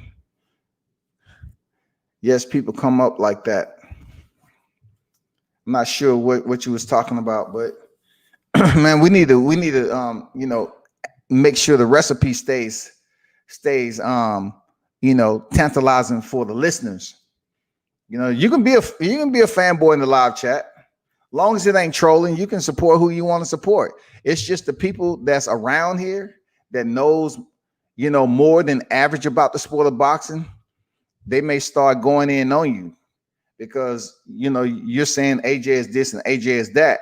A lot of y'all want to be AJ. You might have an AJ poster in your bathroom. You know what I'm saying? For every time you get out the shower, you know, you might get down on there and get some crunches or something. You might do some crunches so you can try to be like AJ. A lot of y'all cats live vicariously through talking about AJ, and you know damn well AJ is robotic. I gotta get off him because I'm not gonna give him too much shine. But anyway, we're looking forward. We hope the fight happens between Wilder and Fury this year. You know, we just hope all the promoters get together. That's in the shakers and the movers, and we get this fight this year. However, we got to do it. I hope they approve the gathering, the amount of people that can gather and open up the particular arena where this fight is going to be to at least allow people on deck, and they can shorten the numbers up to the capacity and allow people to be social distancing, but yet have them still on deck. They can do that. And that's what Bob Aaron's been working on right now. He's trying to have a lot of gates any way possible. There, Keon? Yeah, I'm here. Man, I'm to keep it real with you. I know this is kind of, well, it has to do with the subject, but it's kind of off subject. This COVID-19 stuff, I don't know how they think that December, February, when it's winter, that they're going to, I mean, we know what happened when it really, got really bad. It's the winter. Yeah, it was in the cold. Yeah. So I don't know how they think that everything is just going to be back to normal by winter. They're talking about that it's going to be a second phase of this that's going to be stronger. I mean, we don't even know. So, I mean, it's kind of like everybody's like, oh, well, we're going to push these events back because of it will be able to have fans by then. They don't know that. That's a very slim chance. That's just true, my man. opinion. Hey, man, I wanted to get your opinion, Keon, about. Let me see. Let me bring this up right quick. JROCK took a shot at Nathaniel Gallimore, right? So we saw Nathaniel Gallimore step into the ring against Sebastian Fundora, who was 14-0. And Nathaniel Gallimore, he had losses against, JROCK, Erickson Lubin, and some top name, but yet he has that win over Jason Rosario. But the one thing about it, he's never been stopped before.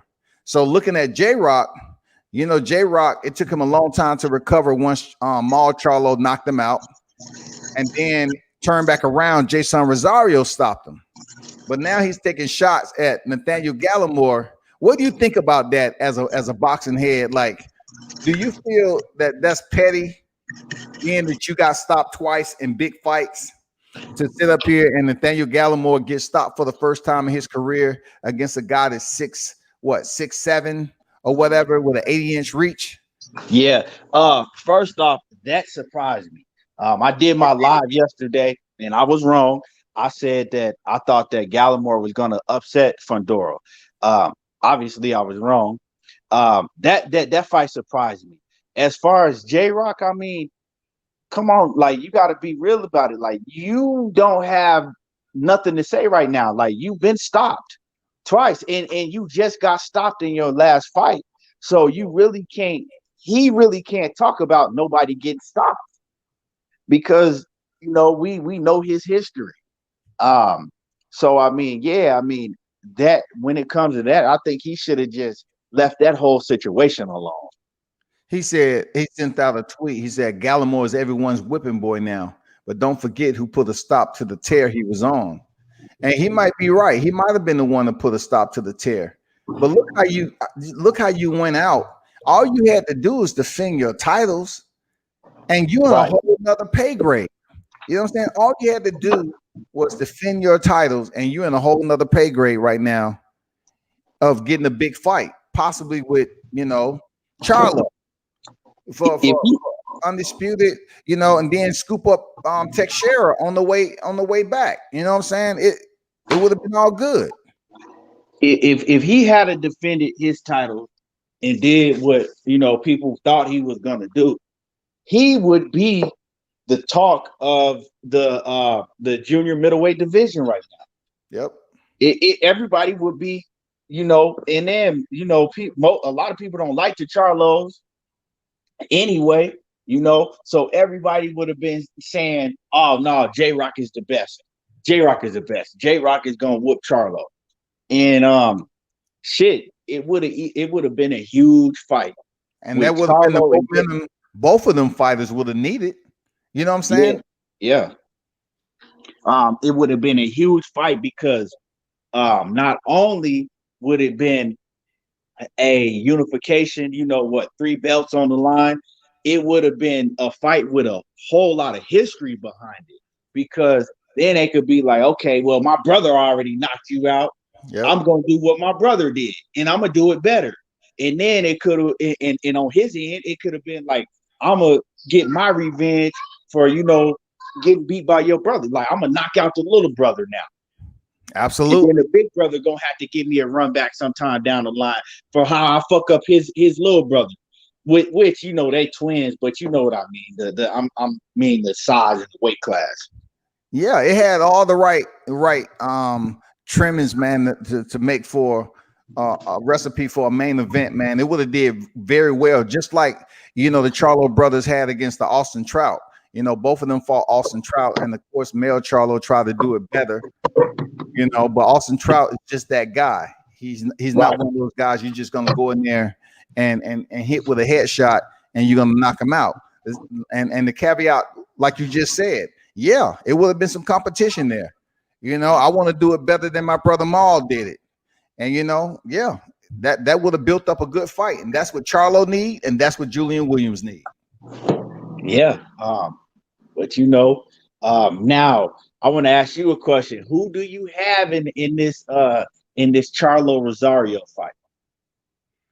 That's a good question, man. Because I look at it like this, Keon, like the way JROCK was knocked out by Maul Charlo, right? So I'm looking at the way he underperformed against Jason Rosario.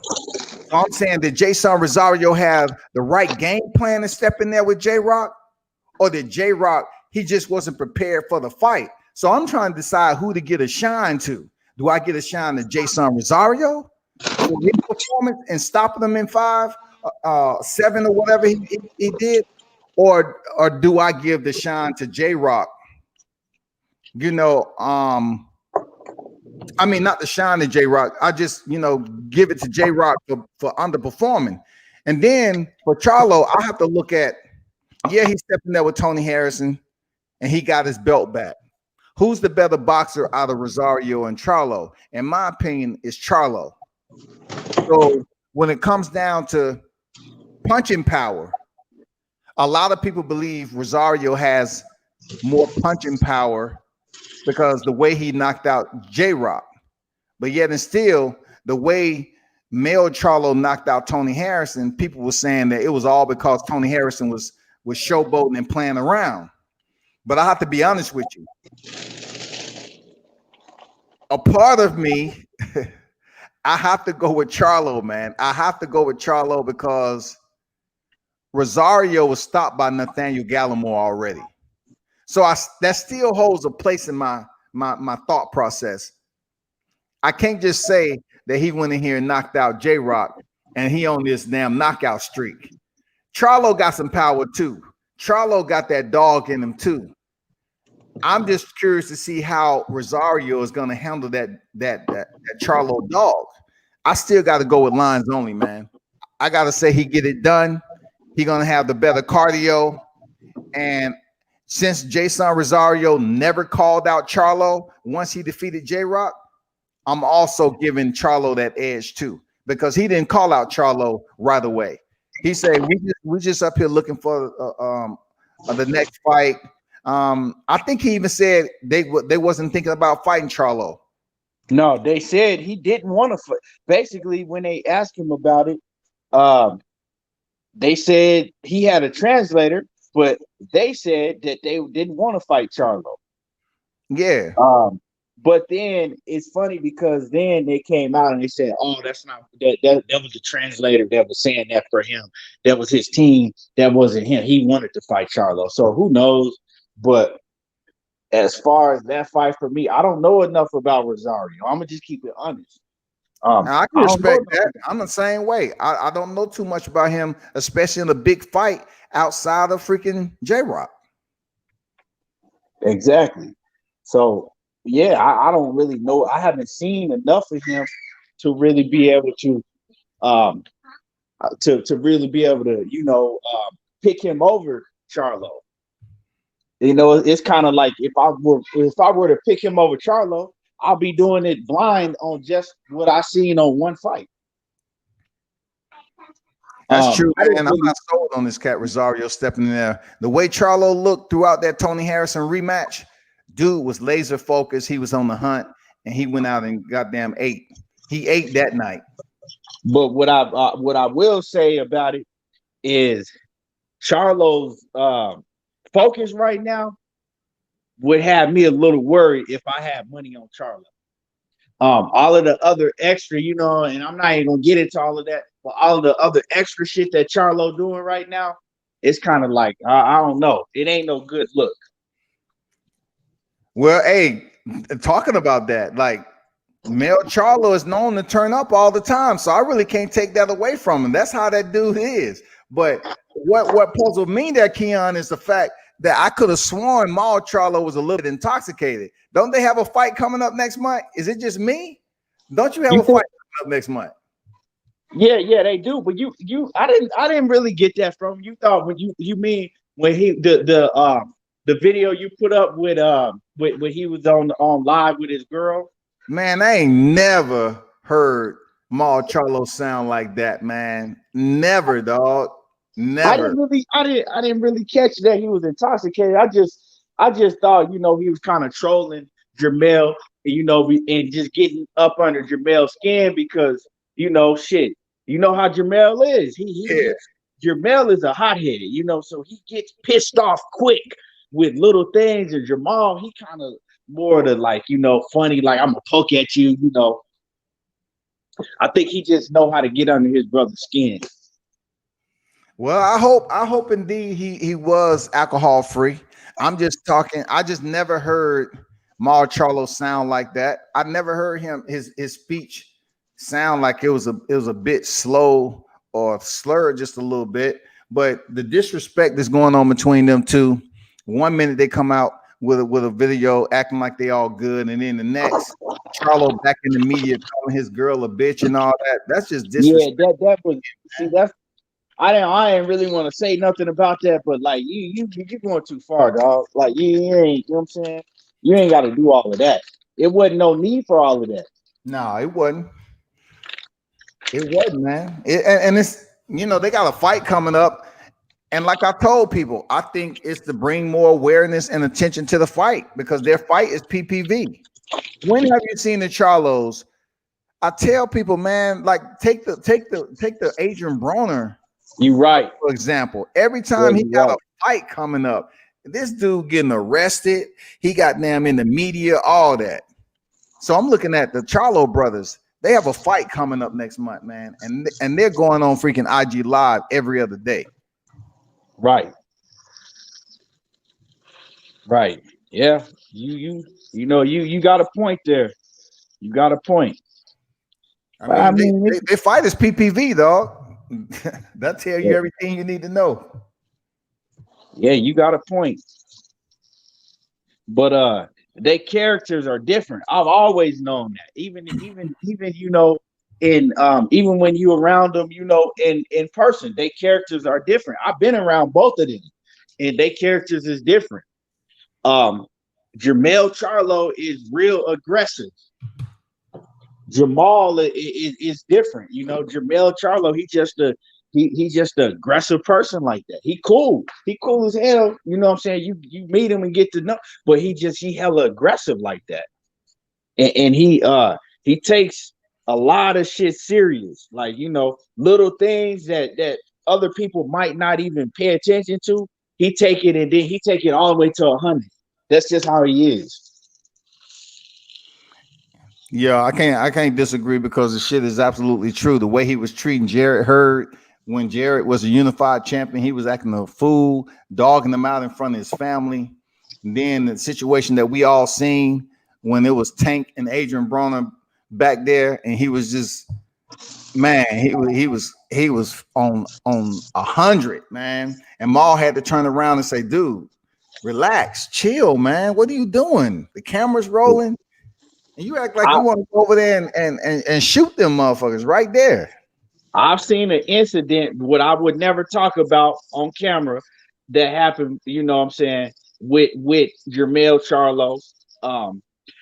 And Jamal Charlo was the one that had to, you know, kind of grab him up, like, hey, you tripping, bro. Like, Dang. you know, I think Jamal Charlo is more the one that, you know, that is always there to, like, you know, keep him sane and calm when they out together or whatnot. Damn. Cause I ain't Jermell Charlo. Jermell, he can be a loose cannon sometimes. Yeah, he can, man. He can. They're gonna have to, you know, he needs to be happy. And I understand they're getting at each other, Keon. I understand, but I truly believe it's to bring a little bit more attention to the PPV status. Yeah. And then, of course, a unified championship should be the main event. Should. You know what I'm saying? He should be the main event if he's fighting Rosario for the unification. I mean, Jamal Charlo fighting Darian Chinko, that shouldn't be the main event.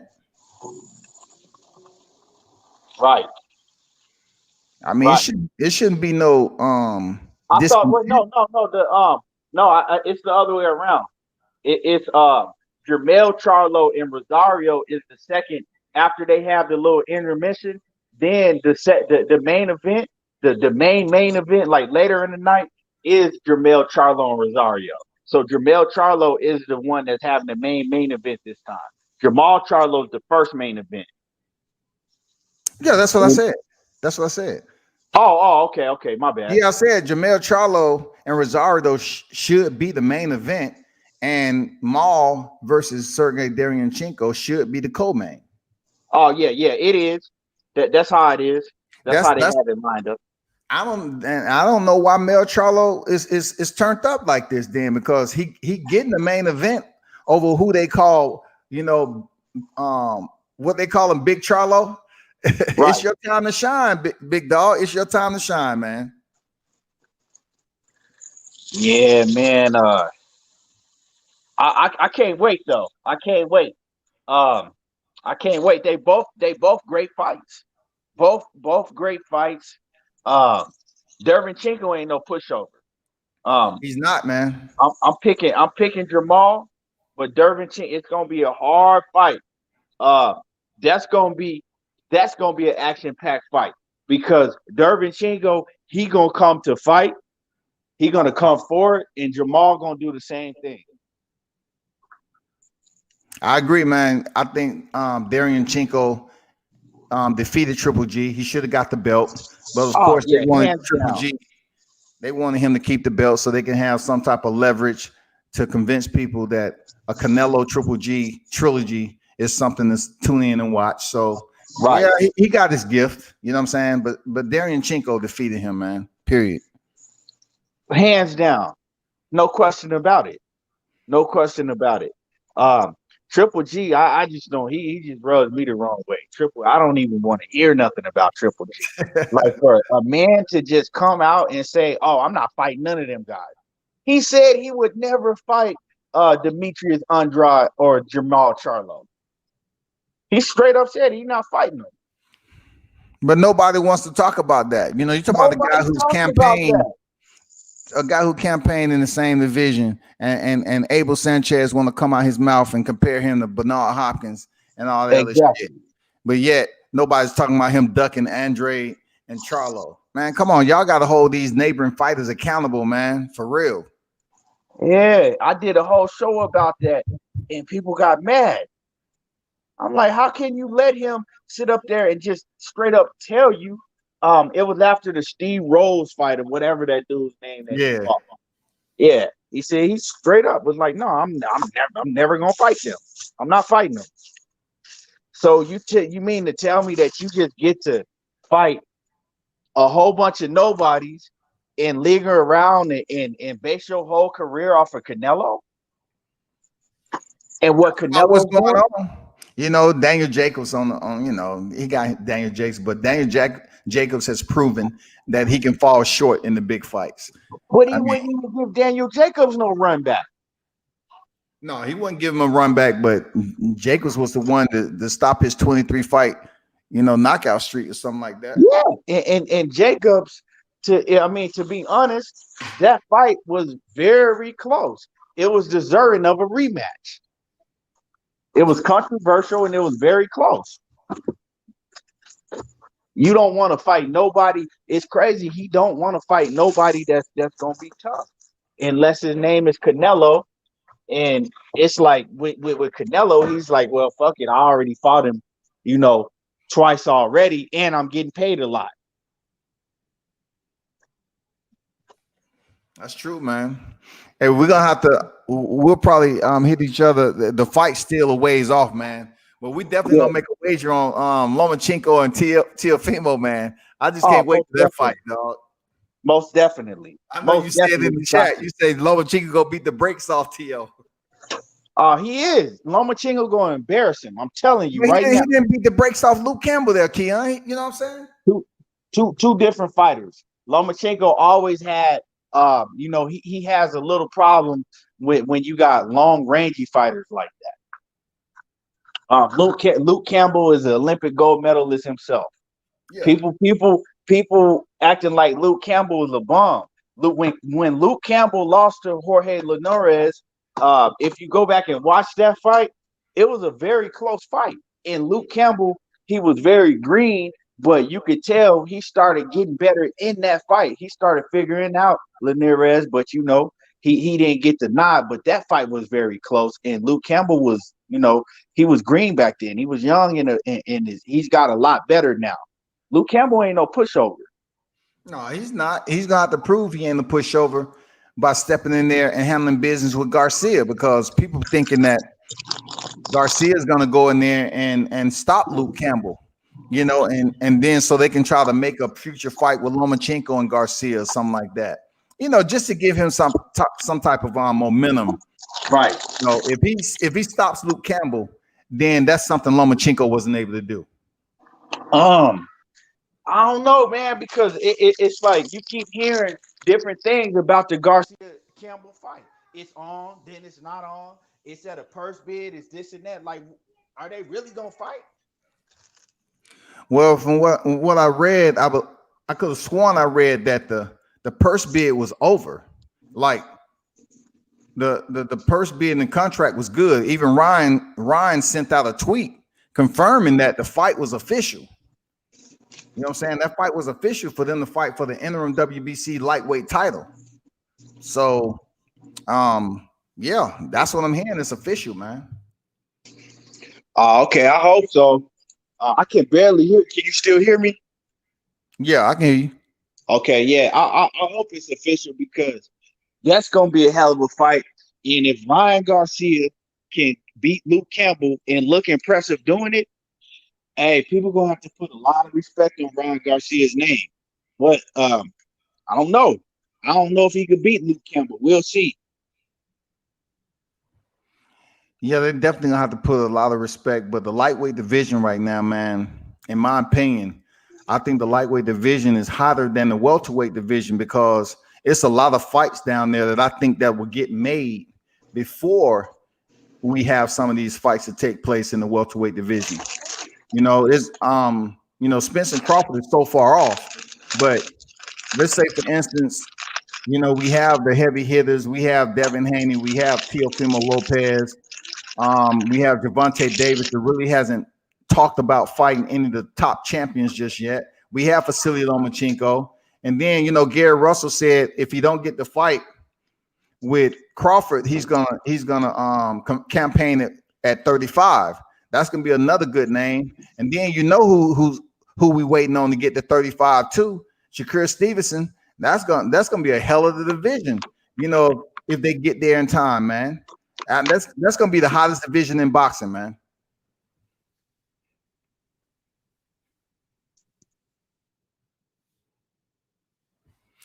Let me get to some of these comments. He dropped out. I see Ace Boogie on your neck there, TC.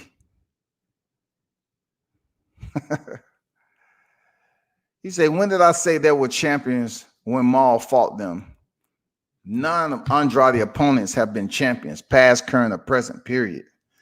You know, look at that time when he was supposed to have a fought and he ended up fighting for the vacant title. Andrade may be a damn good, you know, slick fighter, but he needs to fight an opponent to gain him that respect amongst the boxing fans that they'll want to pay him to come fight. You know, when the fight was made between him and Charlo, he tried to increase the pay at the last freaking minute and the fight fell apart. So you can't say that Charlo is ducking Andre. That's not the case. Yeah, but go ahead, man. What you think about that lightweight division? I think it has potential to be the hottest division in boxing for a while, man, because we just can't depend on Crawford and Spence after this Garcia fight. We got to look at the 35 division. It's a hot division. Yeah, the lightweight division is jam-packed. It's jam-packed. You just got to get these guys to fight each other. Yeah, man. Shakur Stevenson's on his way. I'm not sure, you know, if Shakur Stevenson get the winner of Oscar Valdez and Miguel Berchelt, and he get that title, man, he's gonna come into the 35 division with some momentum. I'm serious. He's gonna be hard to stop, man. Even if he can get Vasily Lomachenko at 130, that would be good.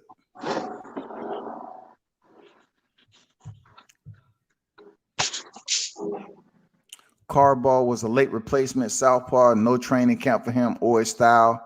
Y'all just want to argue. The only champion Jamal Charlo beat is K9, which was 42 when they fought. Who was Andrade fought to be considered top opposition?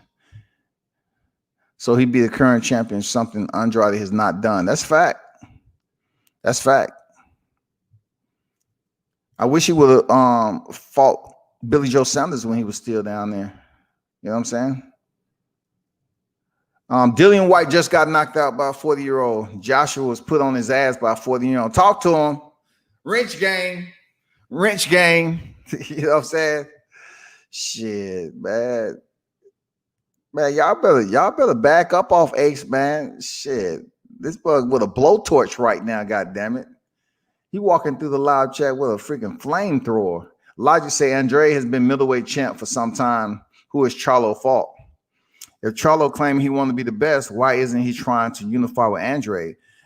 He fought. Look, sometimes when you initially link up with a fighter and they try to pull something at the last minute, a lot of people don't know about it if it doesn't really explode in the media. A lot of people don't talk about it. But they did try to make that fight with Andre, and he tried to come at the last. He even went to the media and said, you know, he messed up. He even admitted to it.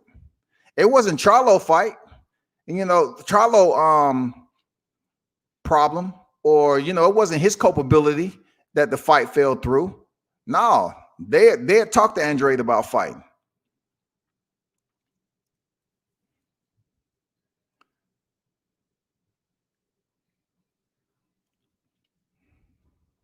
People say Mayweather duck Khan, just like people say Nello duck Maul. Yep, Ace needed duck the mandatory. Why Andrade and Hearn are pushing for Charlo unification. Hearn and Andrade have been more vocal and shown to be trying to push the fight. Y'all have to understand to put up information that is considered debatable and not for the sake of argument, because you can just put responses up there and you know the responses absolutely make no sense, just so somebody who actually knows about boxing can respond to you. Like that's on the borderline of just arguing and trolling, because you can go back all day arguing, but a debate, you know, most of the time people attempt to bring facts to the conversation. That's all I'm saying. Lightweight going to be the hottest. Shakur going to step up. Russell should step up. They're all pushing for a fight. Fight one another. Fight has been signed. We'll see how much they're pushing for unification after this fight. I'm looking forward to seeing more boxers, man. I don't know why people are sleeping on Shakur Stevenson. He's man, I'm telling you, Shakur Stevenson, he's a special fighter.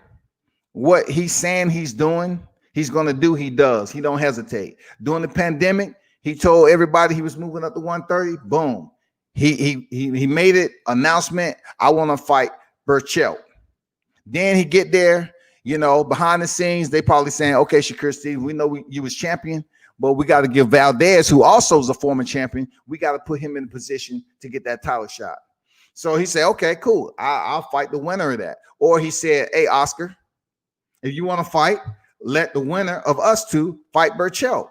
But of course, Valdez is not going to take that risk and fight Shakur Stevenson with the hopes of losing out on a title shot, because of course the money is going to be good and the opportunity is going to be there for his resume too.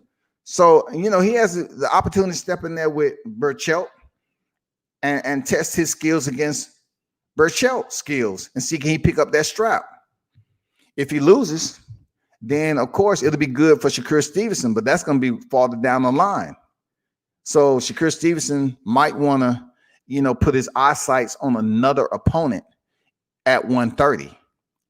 You know, he needs to, you know, find somebody else that's a pretty decent opponent, get that over with, and then see what he wants,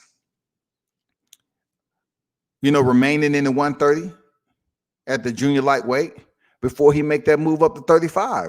Because I'm gonna tell you, man, once Shakur Stevenson, the way he is as a fighter, once he gets to 35, he's gonna call out anyone that's freaking available at that top tier. Anybody can get it. Shakur is gonna call out anybody that can get it.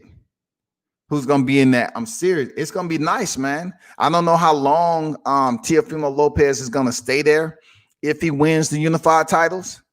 I don't know, but I do hope, since he has a you know, he's made it perfectly clear. He switched up his nutrition, and that's dialed in now, so he's able to cut weight much better. I really hope he gives, you know, Devin Haney a shot if he's undisputed. I hope he gives, you know, whoever else, you know, if it's Gervonta Davis, we'll be able to see, you know, Shakur Stevenson. I mean, Teofimo Lopez fight Gervonta Davis. I'm not sure Shakur would be up there around that time if it happens, but I really want to see the undisputed defend the titles. And if that guy, I'm going for Teofimo Lopez. If that guy's Teofimo Lopez, I definitely want to see him give those guys a shot like the Devin Haney and Gervonta Davis. We want to see that shit, man, period. That's what we want to see. And then by the time, if he's still hanging out, we get Shakur Stevenson on deck. We don't know what Vasily Lomachenko is going to do if he loses. He already ducked Devin Haney. So therefore, we don't know who else he's going to duck, because he is a franchise champion. So Vasily's going to say, I can do what the hell I want to do, which is not fun right now. You know what I'm saying? Vasily Lomachenko being a prima donna the way he is, it's not fun. So I'm really hoping he don't win. I'm really hoping he don't win, man, because he could have very well unified the division when he had the WBC super title with Luke Campbell, but he vacated it. So he wouldn't have to face his mandatory. So you can only imagine what's going to happen if he pick up this IBF strap. You know what I'm saying? We can only imagine what's going to happen. This guy ain't going to fight this guy. He ain't going to fight that guy. He's going to vacate that belt. He's going to say, you know what? I was undisputed without fighting Devin Haney. And we all know that the super titles are what make you undisputed. So if he don't fight Devin Haney just because he's saying he's undisputed with the franchise belt, that's fucked up. Either way you look at it, it's extremely disturbing. And people should hold him to the flame for that shit. If he is the winner and he don't say, okay, next I plan on fighting Devin Haney for the WBC, that is an opportunity for Vasily Lomachenko to just solidify any doubt anybody has. If he defeats Teofimo Lopez and then he go fight Devin Haney for the super title, that'll basically put everything to bed. It ain't shit you can say about Vasily Lomachenko now. Dude did what no one has been able to do in a minute. I mean, ever, when it comes to the franchise belt, of course. You know, he'll be the first one with the franchise title to go over there and face somebody with the WBC super title. And if he's able to collect all the belts, man, that's an unbelievable achievement, man.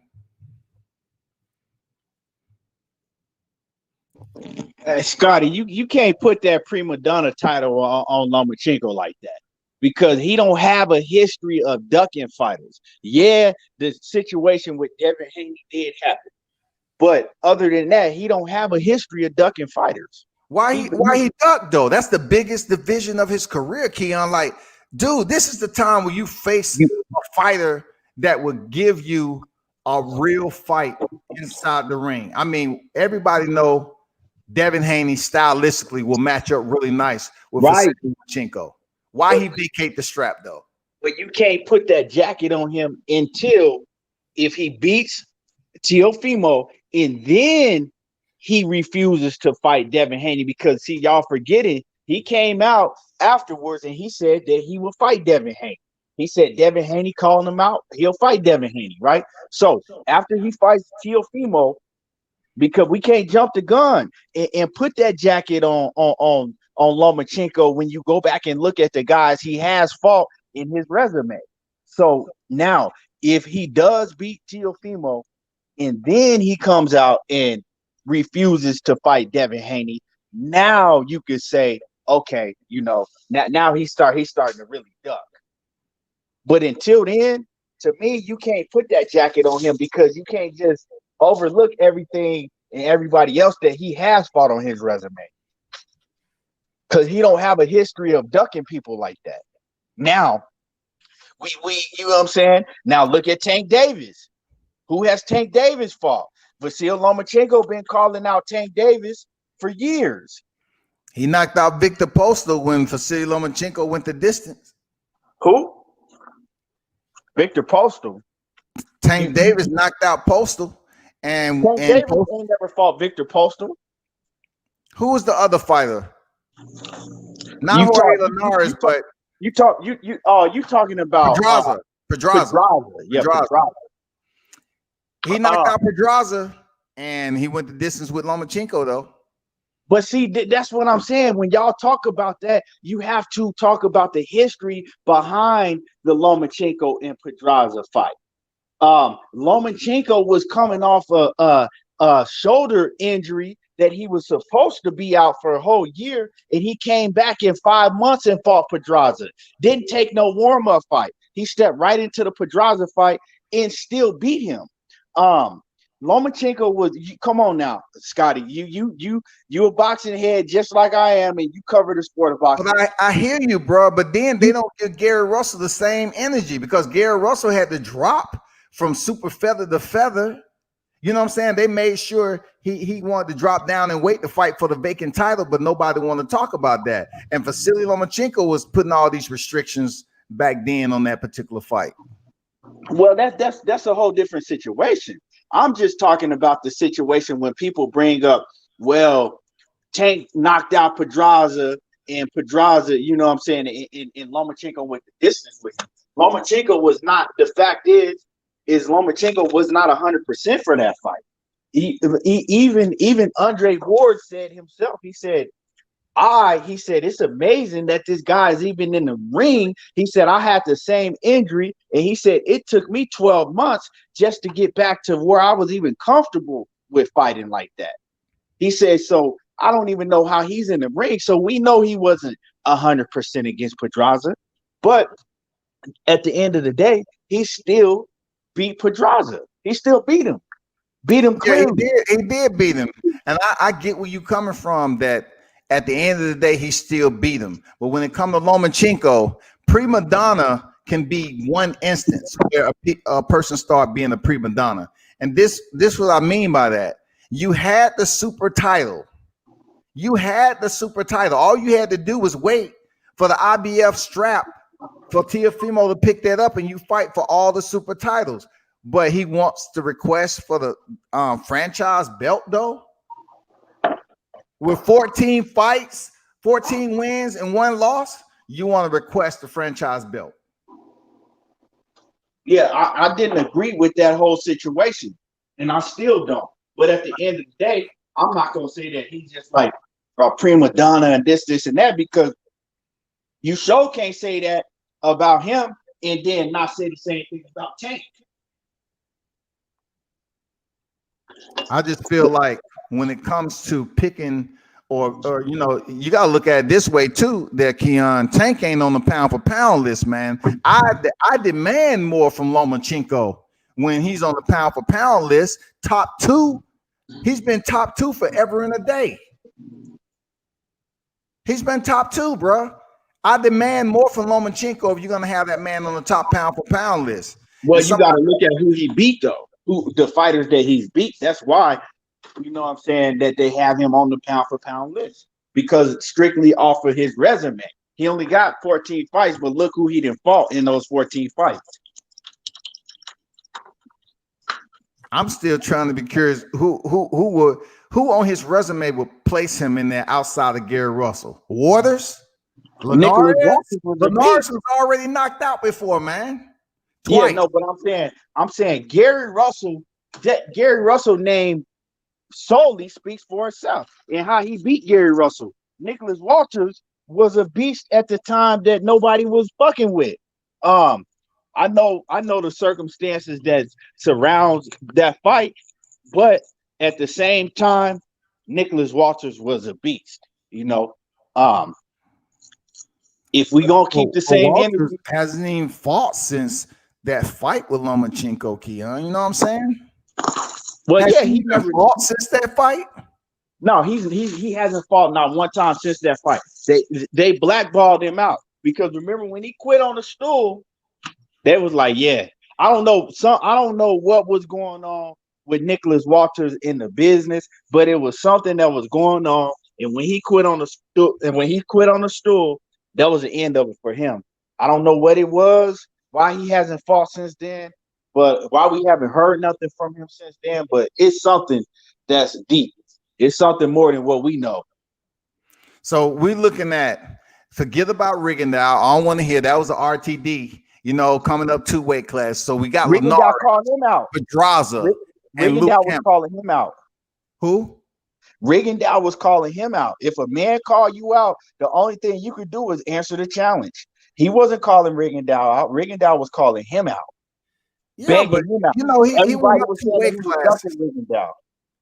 I agree with that. You know, he called him out, but yet the man hurt his hands. I don't think he quit. The man is a extremely recognized and, you know, Olympian, and he's one of the best to come out of there. And his not his pedigree, his record spoke for itself when he stepped in there against Vasily Lomachenko. I mean, it wasn't like he was knocked out on the canvas, but that wasn't a guy that should have been in that ring with Lomachenko. You know, he was just a smaller fighter, and he ended up being injured. But I respect him for stepping up in weight, though. Let me tell you something about that whole injured and Lomachenko was bigger than him and all of that. That man did not get injured. If you watch that fight, like I watched that fight, Rigondeaux got beat and he got frustrated to death. Lomachenko did not beat him with size. Lomachenko outboxed the shit out of him. Lomachenko did not use his will. He didn't use his size on him. He outboxed him and frustrated him with footwork. He didn't use size. He didn't use size. He didn't overpower him. He just finessed and outboxed him and frustrated Rigondeaux. Rigondeaux had never been in the ring with nobody like that before. It wasn't size that beat him. No, I'm just saying he was a smaller guy in the ring moving up in weight. And that doesn't mean you're going to transfer. Like, just say, for instance, you move up in weight, you're not able to reciprocate the power that is needed in moving up in weight just because you're balancing the scales. You need to kind of make some adjustments so you can have that power, a little bit more power behind that to get adjusted. But Rigondeaux, when I say he was a smaller man in the ring, because he's a small dude. And he's moving up in 2 weight classes to face Lomachenko. That wasn't his natural weight class. So Lomachenko was running circles around Rigondeaux for a minute. He was running circles around him with skills. He used his skills and his boxing skills to whoop Rigondeaux. It wasn't like he went in there like kind of like, okay, when Lomachenko got beat by what's his name? Salido. When Lomachenko got beat by Salido used his size advantage. Salido came in there about 30 pounds or more overweight on fight night. He didn't even make weight. He missed weight by a whole lot. And he came in there and he used his size advantage. And, you know, he pressed on Vasyl Lomachenko. He fought him dirty, you know, everything he did, you know, he used his size and his power in the weight advantage that he had, right? So in that instance, in instances like that, you could say, well, he uses, you know, it was because he was so much bigger than him. If you look at the Lomachenko fight, when he fought Rigondeaux, and then you look at, say, Errol Spence and Mikey Garcia fight, right? Errol Spence didn't beat Mikey Garcia off of like just basically, he didn't go in there and just, you know, overpower him. He showed that he was a better boxer than Mikey Garcia. He outboxed him. So he didn't even use his size, and he did it on purpose so people wouldn't be able to say, oh, well, he just went in there and used his size because he's so much bigger than him. They said it anyway, but we seen what happened in the fight. That's all I'm saying with the Rigondeaux and Lomachenko fight. Lomachenko really didn't use his size. He just used footwork and boxing skills, and he outboxed him and frustrated him and made him quit. And how do you gauge the opponents though to say that when you bring Lomachenko, you say, look who he's fought? Gary Russell wasn't a champion when he fought Lomachenko. So what credit is given? But look what Gary Russell has done since then. You gotta Keon. Everybody don't think like that though. I understand where you're coming from. Look what he's done. I get it, but shouldn't we think about, because it's according to the names that we talk about to give the credit. I get where you coming from with that. Look what Gary Russell's done. But at the time they fought, you have people to say, well, who has he fought? Well, Gary Russell, if you look at it, he wasn't a champion when he fought Lomachenko. He didn't become a champion until he knocked out Johnny Gonzalez in 4. So what is your ruler to say, you know, his top opponents that he's fought? But I mean, come on now. You saying that, but Gary Russell wasn't a champion by then, but Lomachenko, that was only his 3rd professional fight at that time. So you know, he stayed in the Olympics like forever and a day, man. That doesn't matter. The Olympics is you get 3 rounds in the Olympics, right? You get 3 rounds. Sometimes them dudes fight, you know, they fight 5 times in one weekend. You know what I'm saying? So we know how Olympics that doesn't have nothing to do. We're talking about what they're doing in the pros. So at that point in time, you can't say like Gary Russell and Lomachenko wasn't, you know, near the same stages in their career professionally. They were. And I look at what you went on to do after.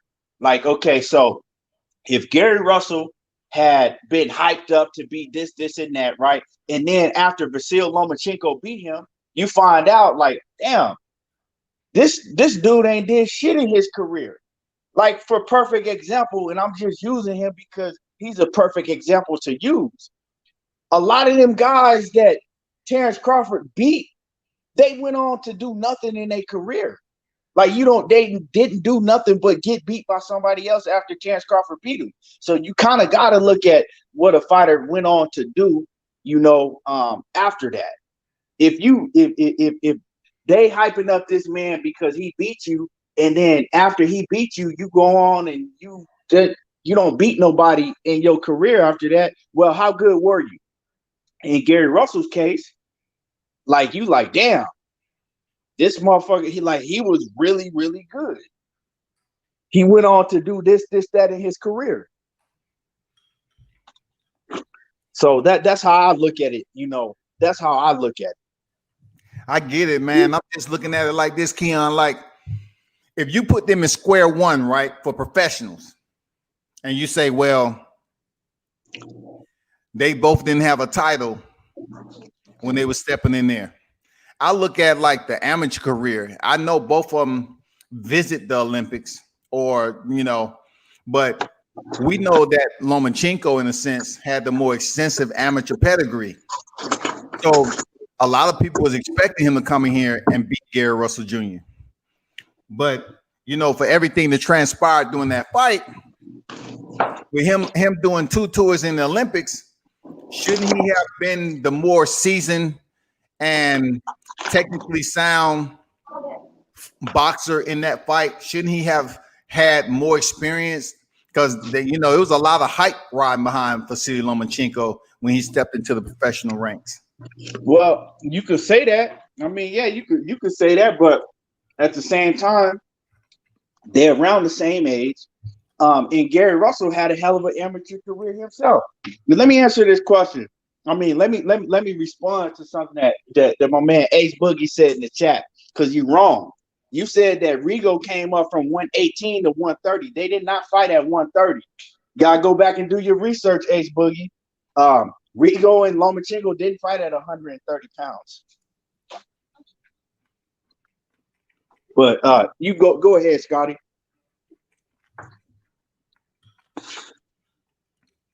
I was trying to find what you just talked about. Oh, yeah. He said that if you go up a few of the comments, he said Rigo moved from 118 to 130. He said, please do the math. And now you can't, before I do the math, you got to do your research a little better.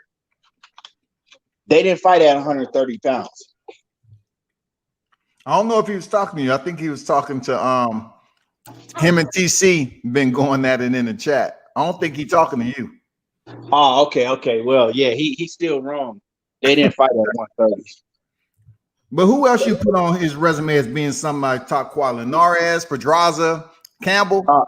Magdaleno, I mean, they trying to act like he's something right now. They trying to Mariaga? like, yeah, Mariaga, my bad. Mariaga touched him up, man. I mean, Mariaga did touch Lomachenko up before he got them stopped him, but he stopped him though. Yeah. So I mean, that's another dude that they say I don't think too highly of him. He beat Luke Campbell. Luke Campbell's Olympic gold medalist. If you want to put in, what they did in the amateurs. I used to not do that until I heard somebody,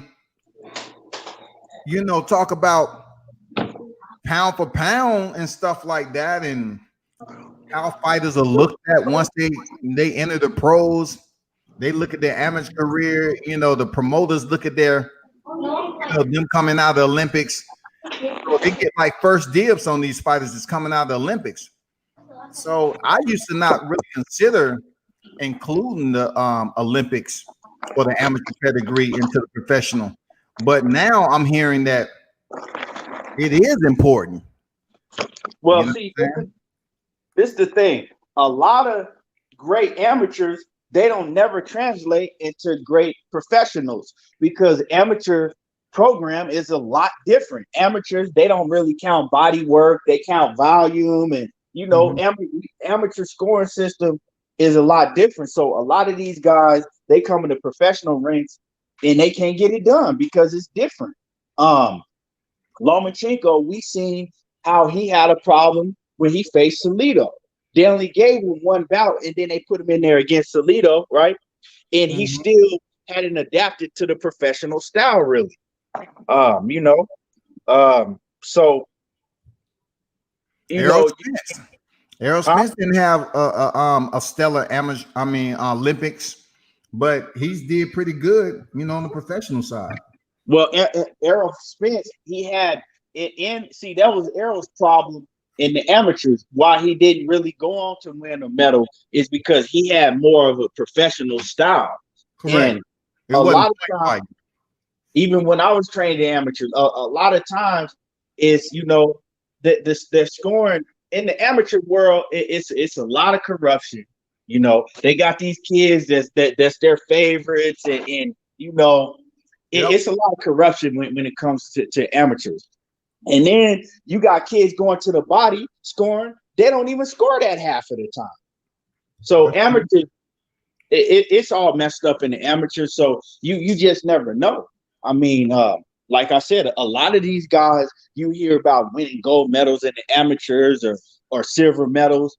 You don't never hear about them in professional, or they go to the professionals and get their ass whooped.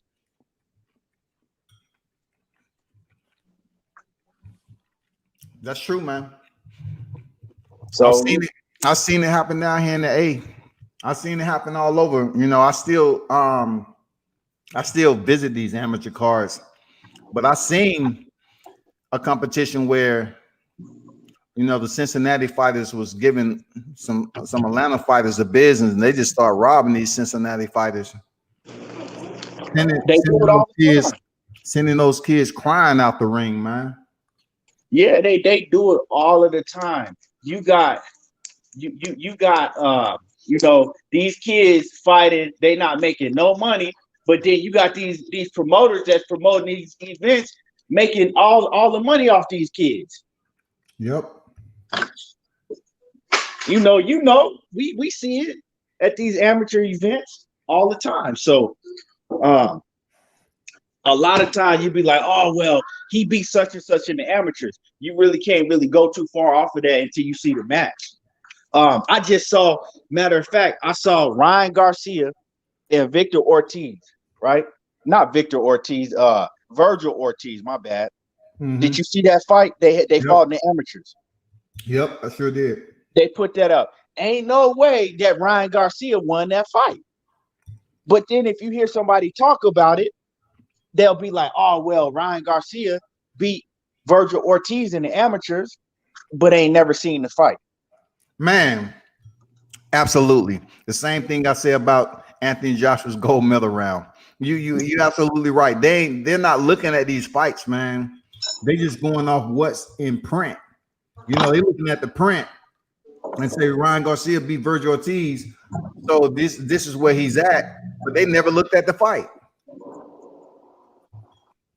Right, exactly. So you got to see the fight, especially an amateur fight. You got to see it to really know what happened, to make a comment on it, because that amateur stuff be corrupt.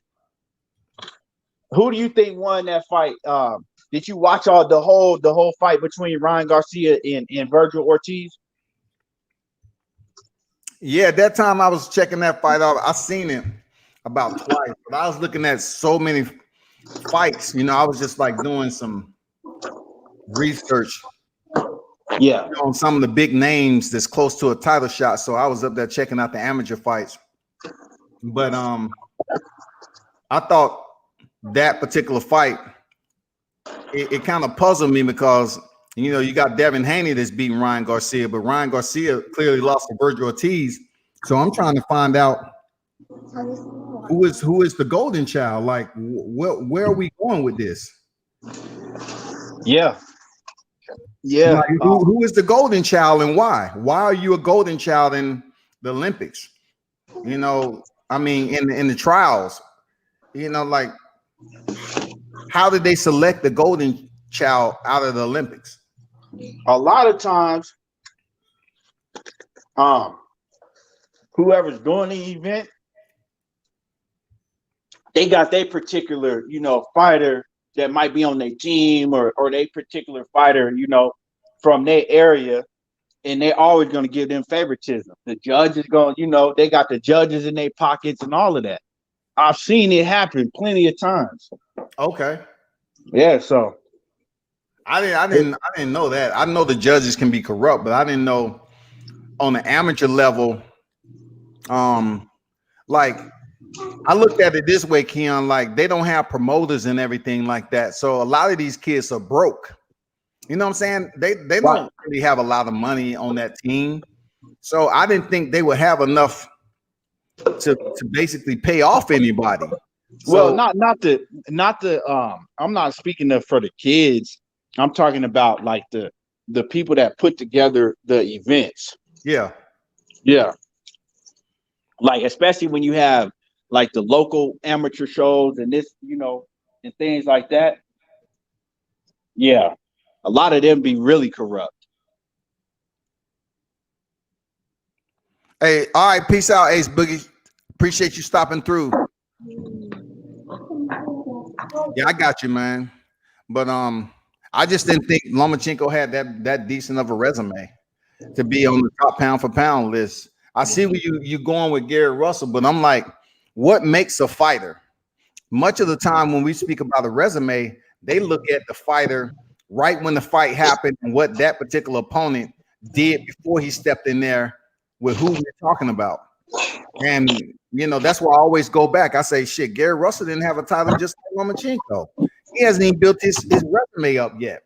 But yet now he's riding a 5.5 year reign as WBC champion. So if he was to go back in there and fight Lomachenko now, the fight would be much larger and much more respectable because Lomachenko is a 3-division champion and Gary Russell has been reigning for over 5.5. So yeah, it would be much bigger fight, man. Yeah, of course. And now it would be a much bigger fight. But at the instance when they fought, you got to think too that they were both okay, baby. You gotta think that too that they were both kind of prospects, up and coming. Mm-hmm. Even though that Vasyl Lomachenko had a title, he was still a prospect. Or no, he didn't even have a title at that point in time. That was for a vacant title, right? They fought for a vacant title, right? Who? Lomachenko and Gary Russell. Yeah, it was for a vacant title. Yeah, it was. So they were still prospects at that point in time. It was still like we knew what both of them had done in the amateurs, but as far as a professional career, neither one of them had proved anything. They was prospects, but so you really couldn't gauge. You couldn't really gauge neither one of them at that point in time and say how good they were going to turn out to be. In that instance. That's true. I mean, I get where you're coming from with that. I'm looking at why people. I always look at what a fighter, who he has fought, and at the time he fought that particular opposition that's in the narrative. What has he done in his boxing career to make him an important opponent? So yeah, the lightweight division, either way you look at it, it has the potential of being one of the best out, one of the best other than welterweight, in my opinion, especially if all those guys stay around like I know they can. And, Gary Russell stops through, Shakur Stevenson stops through, you're going to have Devin Haney, Gervonta, Teofimo Lopez, Ryan Garcia. I don't even want to mention Rolly's name. Rolly is the interim WBA. I don't want to mention that dude's name. He's gonna be there too. He's trash. He needs to shut his mouth and when I even see people talking to him and like, oh, what do you need to work on? He's one of them kids you could tell that's real hot-headed, and he think that he's way better than what he is, and he think he know everything. And it's hard for somebody to learn and to train somebody that think they know everything. Even when he talks about, he just did an interview talking about, his fight. He was like, oh, no, I beat the shit out of him. He didn't do nothing. Like, no, you didn't. You got your ass beat. Like, he's not that good He's not, man. He looked bad at that all. night. And I don't think that he's ever gonna be that good because he thinks that he's too good. With no defense.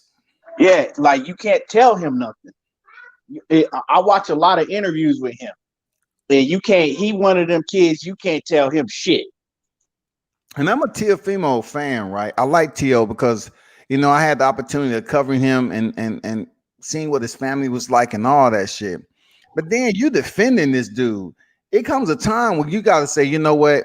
I know what it looked like. I know what it looked like. So I know my man, he's gonna come back better. But no, he up there talking about journalists. This they you got so-called journalists out here acting like they know everything, haven't stepped foot in the ring.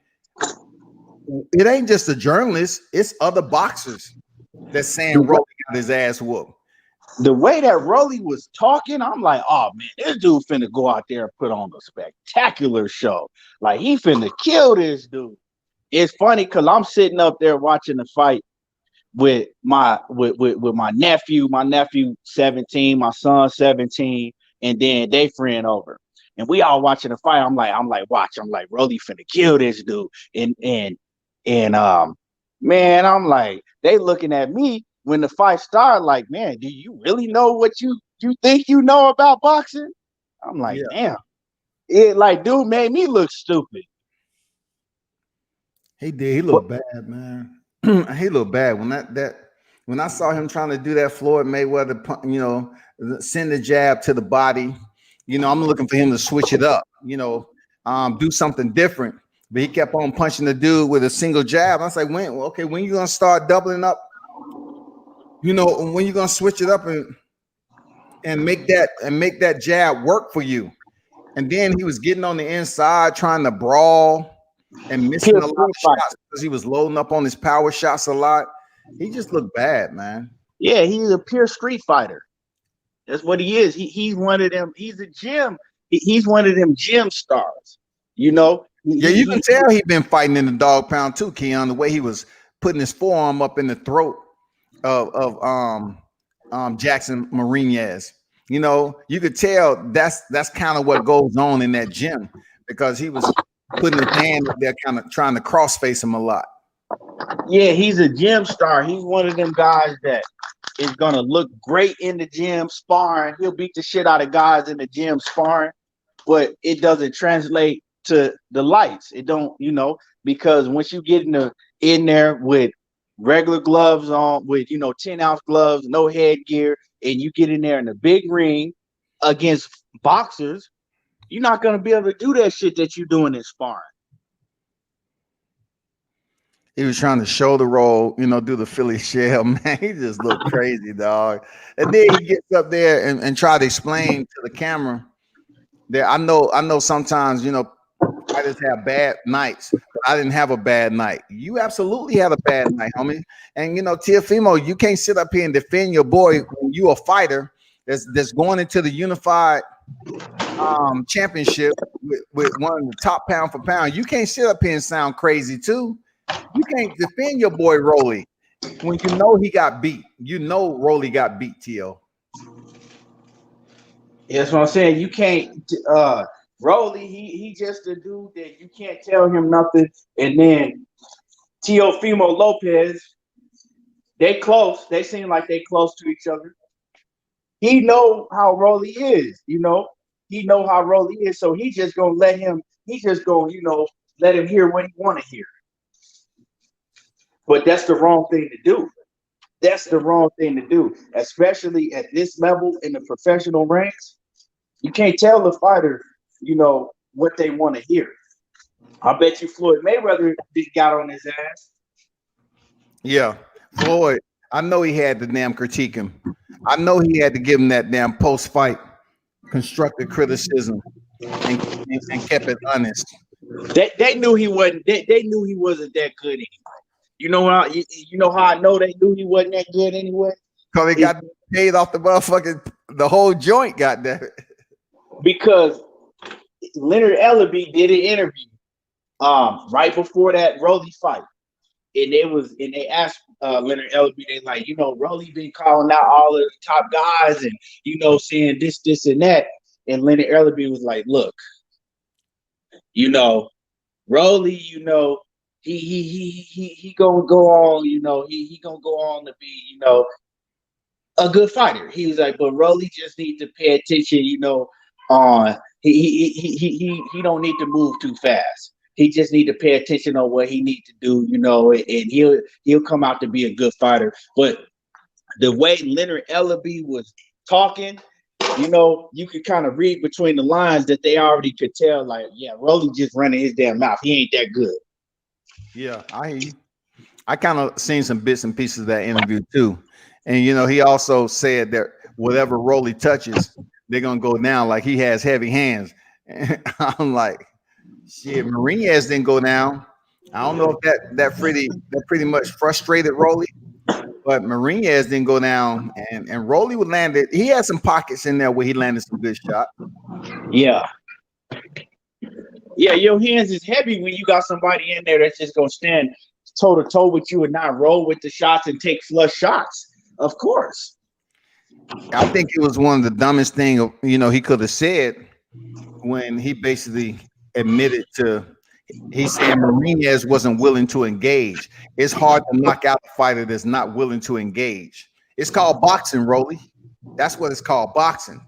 You know, and you know another thing that's called, Rolly don't have no type of boxing IQ.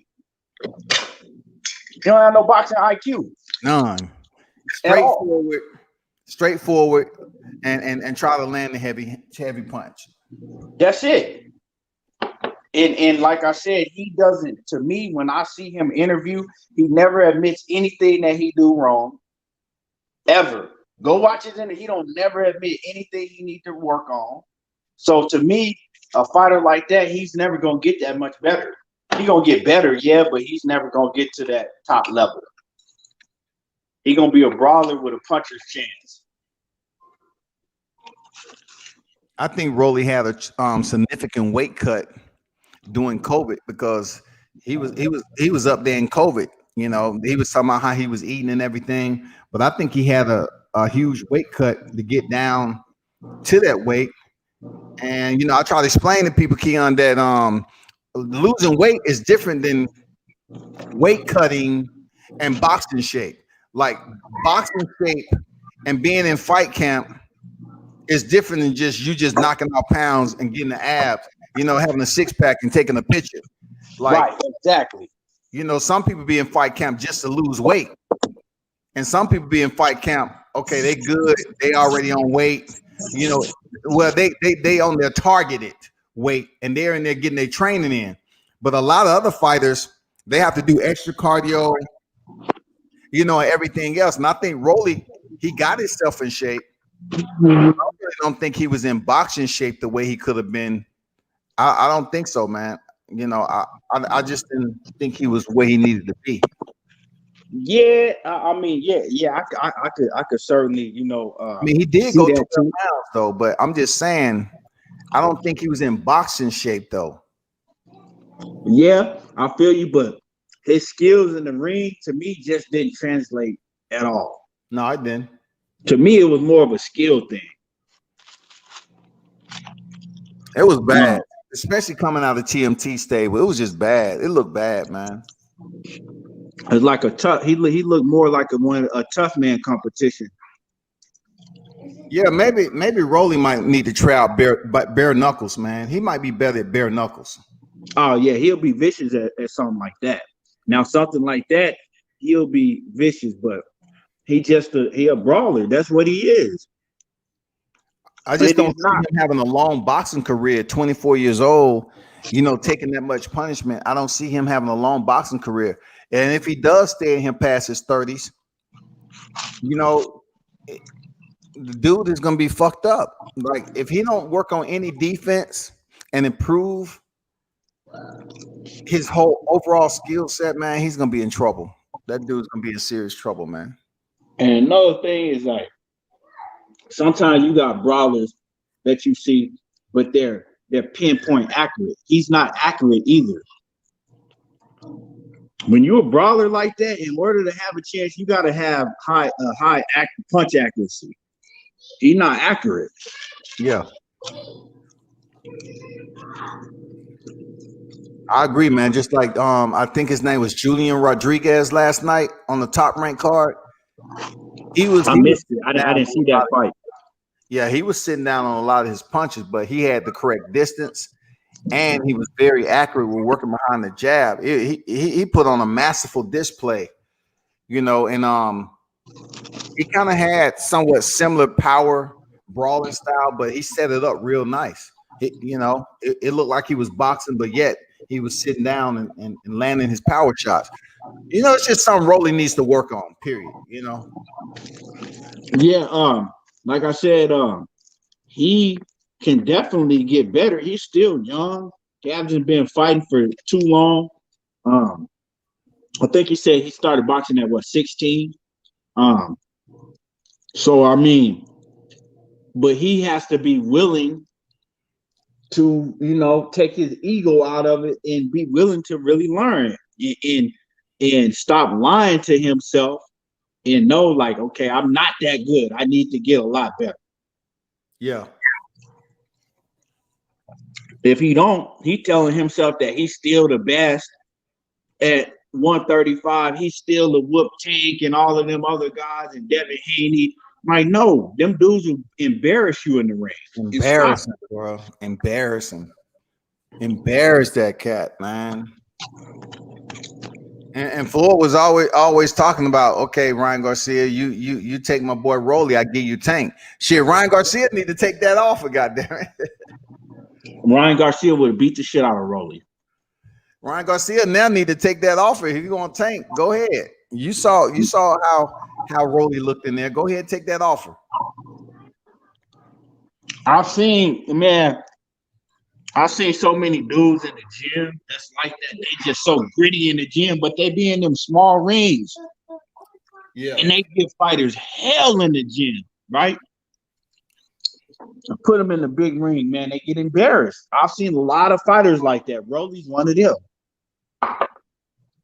And see, once again, those of you that's tuned in, man, it is definitely levels in understanding the ground floor boxing all the way up, because, you know, he just made a good point about the ring size. The rings aren't the same size everywhere you go when you get in sparring and when you even having boxing matches. It's not the same size. Like even the cages, the mixed martial arts cage, like, you know, when they was fighting in Abu Dhabi, it was a smaller cage than the regular 30. So of course, you know, you're gonna have your advantages. You know, with a smaller ring, it's according to the skill set of the fighter. You know, but yeah, that makes all the sense in the world. You know, being able to get off better, being able to close and walk down your opponent, or you know how they say it all the time. What's the term they use? Cut off the ring. It's easy to cut off the ring when you're in a smaller ring. Exactly. It's a lot of things that go into boxing that people on the outside looking in don't realize. And it all, you know, it all plays out. It all plays out. And so, you know, Rolly, like I said, you put Rolly in a small ring, right? He gonna give you hell. Put him in a small ring where you can't really move around like that. He gonna give you hell. That's to his advantage. Yeah, because time he push you from one corner, by that time you'd be landing in another corner. You know, he loved pushing people up against the ropes and having you up in a stable place so he can land his shots. But like we seen in the Marinez fight, he was missing a lot of those shots on the inside too. Mm-hmm. So, you know, he need to work on that. The body is there. You need to work on going to the body and then coming up with the hook or something, the uppercut, some work off the hook to the body and then the uppercut or the hook up top. Just stop going head hunting. You know, look at the Charlo fights. That should teach him something. You know, they was head hunters. Yeah. Yep. Right. Try to come in there and knock Trot out. And Derrick James Derrick James was telling Mel Charlo, like, man, calm your ass down, chill, relax. You trying to goddamn, you're doing what we didn't teach. You're doing too much right now. Just relax, man. Right. Yeah, man. Rolly, man, he just I ain't gonna lie, like he surprised me the performance he put on, because all of that shit that he was talking, you would have thought that he was just gonna go out there and look like, you know, Lucas Matisse in his prime. Yeah. Yeah. Real. Yeah. Well, it always levels the boxing, man, and Rolly proved it don't matter if you in a big name gym. It don't matter. It's all about how you applying what you learning. You know, that dog pound stuff and all that. That's all well and good, but dude, come on, man. You need to just take some time off. If you get this rematch, I'm curious to see how he look in this rematch with Marinez, to be honest. And you know what? I don't really think Mayweather ever thought that Rolly could beat Ryan Garcia. I think it was more so Mayweather trying to get his fighter into a big fight. You feel what I'm saying? Like when, like for example, when Adrian Broner, he you know, when he did his interview, he talked about how Mayweather told him privately that he was gonna beat the shit, that he knew that he was gonna beat the shit out of Ashley Theopen, right? Mm-hmm. But he was doing Theopen a favor because he was putting him in the ring with AB and getting him a big fight. So I think it's more so that, you know, him trying to get them big fights, but knowing like, okay, they're not gonna win, but at least, you know, I gave them a chance. Now, on the other hand, Tank Davis, you see, they don't put him in fights like that. They watch and be very careful with who they put him in with, because they know he the money man, so they can't afford for him to go out there and look bad or lose. What'd you think of the Sean Porter fight, man, against Sebastian Formella last night? You know, Sean Porter, he looked like he was trying to close it out, and then again, he didn't give us that same energy that we saw in the Errol Spence fight.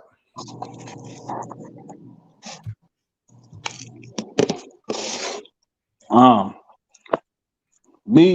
think that Sean Porter, you know, he did a lot of good things. He looked good, but the main thing that I took out of it is I think that Sean Porter was getting hit too much. Mm-hmm. I think he was getting hit too much. Especially with that jab. Yeah, I could tell that he was working on a lot of things, you know, trying out a lot of new things, because it was an opponent that he was able to afford to do that with. But, you know, overall, you know, he did what he had to do. He looked good, but I just think that he was getting hit too much. Do you agree with him still being ranked #1 in the WBC after losing to Errol Spence? And do you agree with Danny Garcia, who lost to Sean Porter, is right behind him in #2? Depending on who else you would want to put in front of him. True. Yeah. I mean, if you look at the division, Terrence Crawford, is he even sanctioned in the WBC? I don't think he's even in the WBC rankings like that, is he? No, I don't think so. Yeah, so can't put him there. And then you talk about like what Jerron Ennis and them, they ain't really. I mean, you can't put none of them ahead of Keith Thurman and Danny Garcia and Porter, because they ain't really, you know, they haven't done enough yet. So, I mean, if you look at it like, if you look at it in that sense, like, who could you put in front of them? Yeah, you really. I mean, yeah, it makes sense. What you think? I'm gonna look up. I'm looking up the WBC rankings right now, because I just found it a little bit crazy that Danny Garcia, you know, who lost to Sean Porter, would still be ranked #1 and 2. And I said this on the I said this before. you know, how the WBC is handing out titles. It's only a matter of time before they hand out their franchise belt to their first black boxer. And the one that they may do it with is Errol Spence, which will basically elevate Sean Porter back to WBC champion, and it opens up the welterweight division. But Mikey Garcia is number 3. All right. How? Mikey Garcia is number 3 at the WBC. How though? Keith Thurman. How? That makes no sense. And I'm a huge Mikey Garcia fan, but how? I know, man. You know, like he loses to Errol Spence his first fight. He just defeats Jesse Vargas, right? To me, he barely beat Jesse Vargas. To me, like I thought that fight could have been even a draw. Yeah, but what I'm saying is they're giving him the push because Mikey Garcia is ranked number 3 in the WBC, the WBA, and the WBO, Keon, across the board. He's not even ranked in the IBF, but he's ranked 3 across the board, man. He's Mexican. It makes a lot of sense. They take care of they Mexican fighters. That's what that's about. Yeah.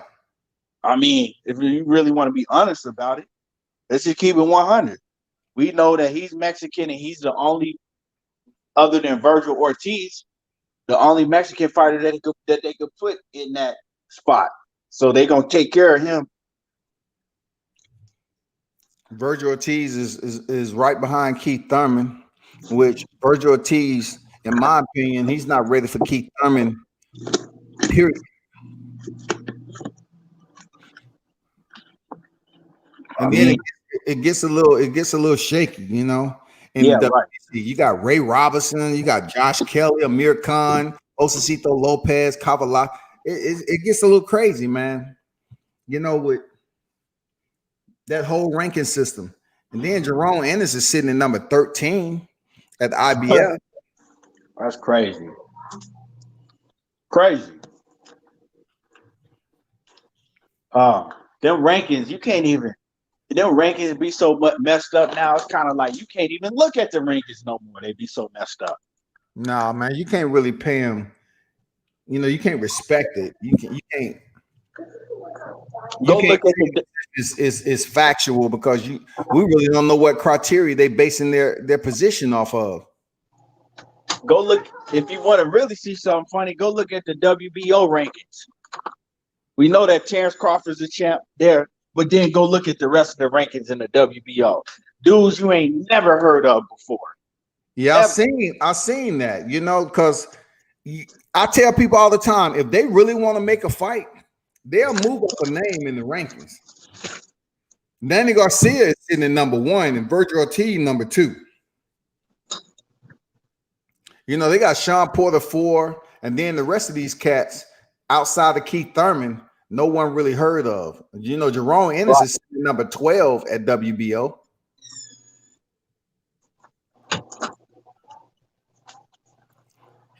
Jerome Ennis is not even ranked in the WBC and WBA. He's just ranked in the IBF and WBO. That's crazy. Jerome Ennis, he got to fight somebody too, though. Because he got, 20, He got almost the same amount of fights as Spence do. Correct. Right? Correct. Yeah, so now he has to. They got to get him somebody in the ring. If you look at Virgil Ortiz got a better resume than he do. Yeah, I told somebody that in a group, and they was up there, you know, crying foul and shit. I say, man, Jerome Ennis needs to fight somebody. They've been moving this cat very careful. Very careful. I know y'all like saying boots. I get it, but dude, he still has to step in there and fight somebody, man. Yeah, he got to fight somebody. So that's just me. You know, you can't. I'm not too big on crowning fighters until they fight somebody. Because we've seen. I mean, shit. We've seen a lot of fighters that was supposed to be. I mean, you can go back to David Reed and remember David Reed? Yeah. Mm-hmm. Huh? Brother. Yeah. With the lazy eye, with the eye. Mm-hmm. Yeah, you can go back. I mean, we can go back. We can go back years and years and years of fighters that we thought was gonna be. Then they put them in there with somebody, and you find out like, damn, dude ain't what I thought he was. I never could understand why my man down here, rest in peace, man, Vernon Forrest, man. I couldn't understand why he had lost to Mayorga twice, man. Like it was just Styles. It didn't make any sense. Like Mayorga was smoking and shit, and shouldn't have had the cardio to stay in there with Forrest. Forrest was in shape. He had better skills, in my opinion. But damn, Styles, he was a Styles, and Mayorga was probably on some shit to be able to go. You know what I'm saying? Especially back then, because people don't want to talk about it, but it wasn't no blood testing in boxing until Mayweather. Yep. Until Mayweather started pushing that issue. So a lot of them dudes is on who knows what back then. Because it's easy to pass a piss test. Mike Tyson, you know what I'm saying? He told you that. Yeah, he did. It's easy to pass a piss test. Now, a blood test is a whole different story. Why you think Pacquiao didn't want to take no blood test? That's a whole, but that's a whole nother conversation in itself. Yeah, I'm scared of needles. Yeah, but you got a tattoo, nigga. Stop. Yeah, exactly. But now all of a sudden, when they made it, mandatory in some of your fights, you was cool with it. Your fear of needles just automatically went away. Wasn't he out of testing for the Lucas Matisse fight? Adrian Broner and Keith Thurman. I mean, didn't they say he wasn't tested? He wasn't tested, man. I know that. So this is what I know. I know that he was not tested for the. I know that he was tested for the Adrian Broner fight, right? But Adrian Broner said something like this. This is what Adrian Broner said. Adrian Broner, he was like, shit. When they asked him about testing, he was like, shit. I thought we were supposed to have testing. He was like, well, shit, I couldn't even tell you the last time they came tested me. He was like, shit, so Pacquiao, what's up with you? Yeah, so Adrian Broner said that himself. So, I mean, was there really testing? For the Keith Thurman fight, there wasn't testing. There wasn't like that was agreed upon. Correct. Yeah. Well, of course it was agreed upon because who was the A side? You know what I'm saying? Who was the A side?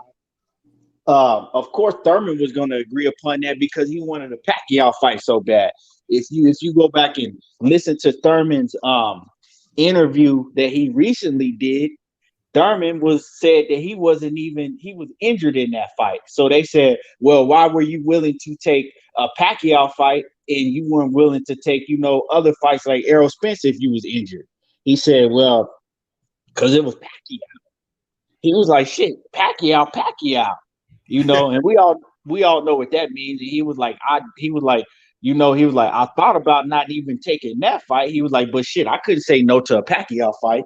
So when saying that, you think he's gonna be like, oh well, I'm not gonna fight him if I gotta, if he don't agree to drug testing. Nah, he was just glad to be able to get a fight with Pacquiao. Mm-hmm. So that pretty much sums that up right there. And then we seen how Pacquiao looked in that fight.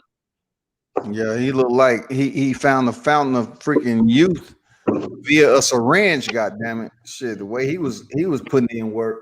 Yeah, so I mean, and you heard what Thurman said. Thurman said he was like, I don't know what he got in his gloves. He's like, but it felt like he had little rocks in his gloves.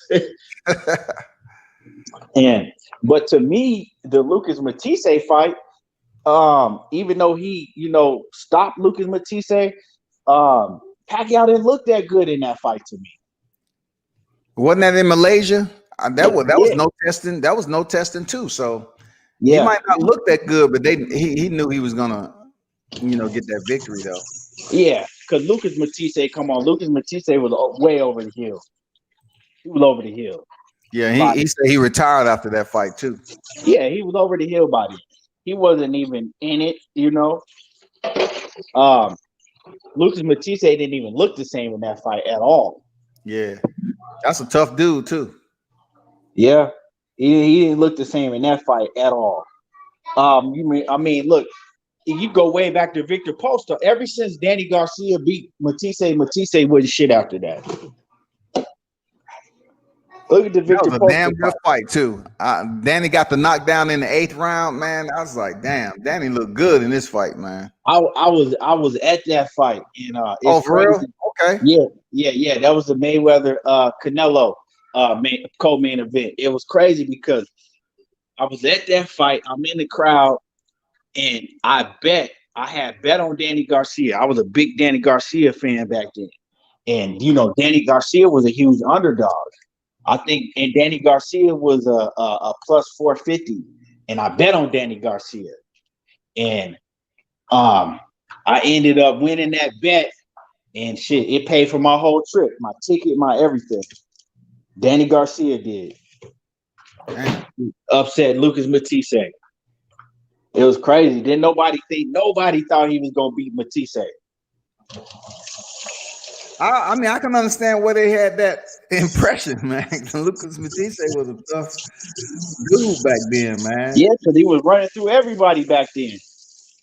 Remember, he had just ran through Lamont Peterson. Mm-hmm. Remember, he just had ran through Lamont Peterson like he wasn't shit. But Lucas Matisse never did nothing. He never really he never went on to do anything after he beat after he got beat by Danny Garcia, because he came back after all that time, and he faced Emmanuel what's that dude, Emmanuel, that the dude that Adrian Brunner beat.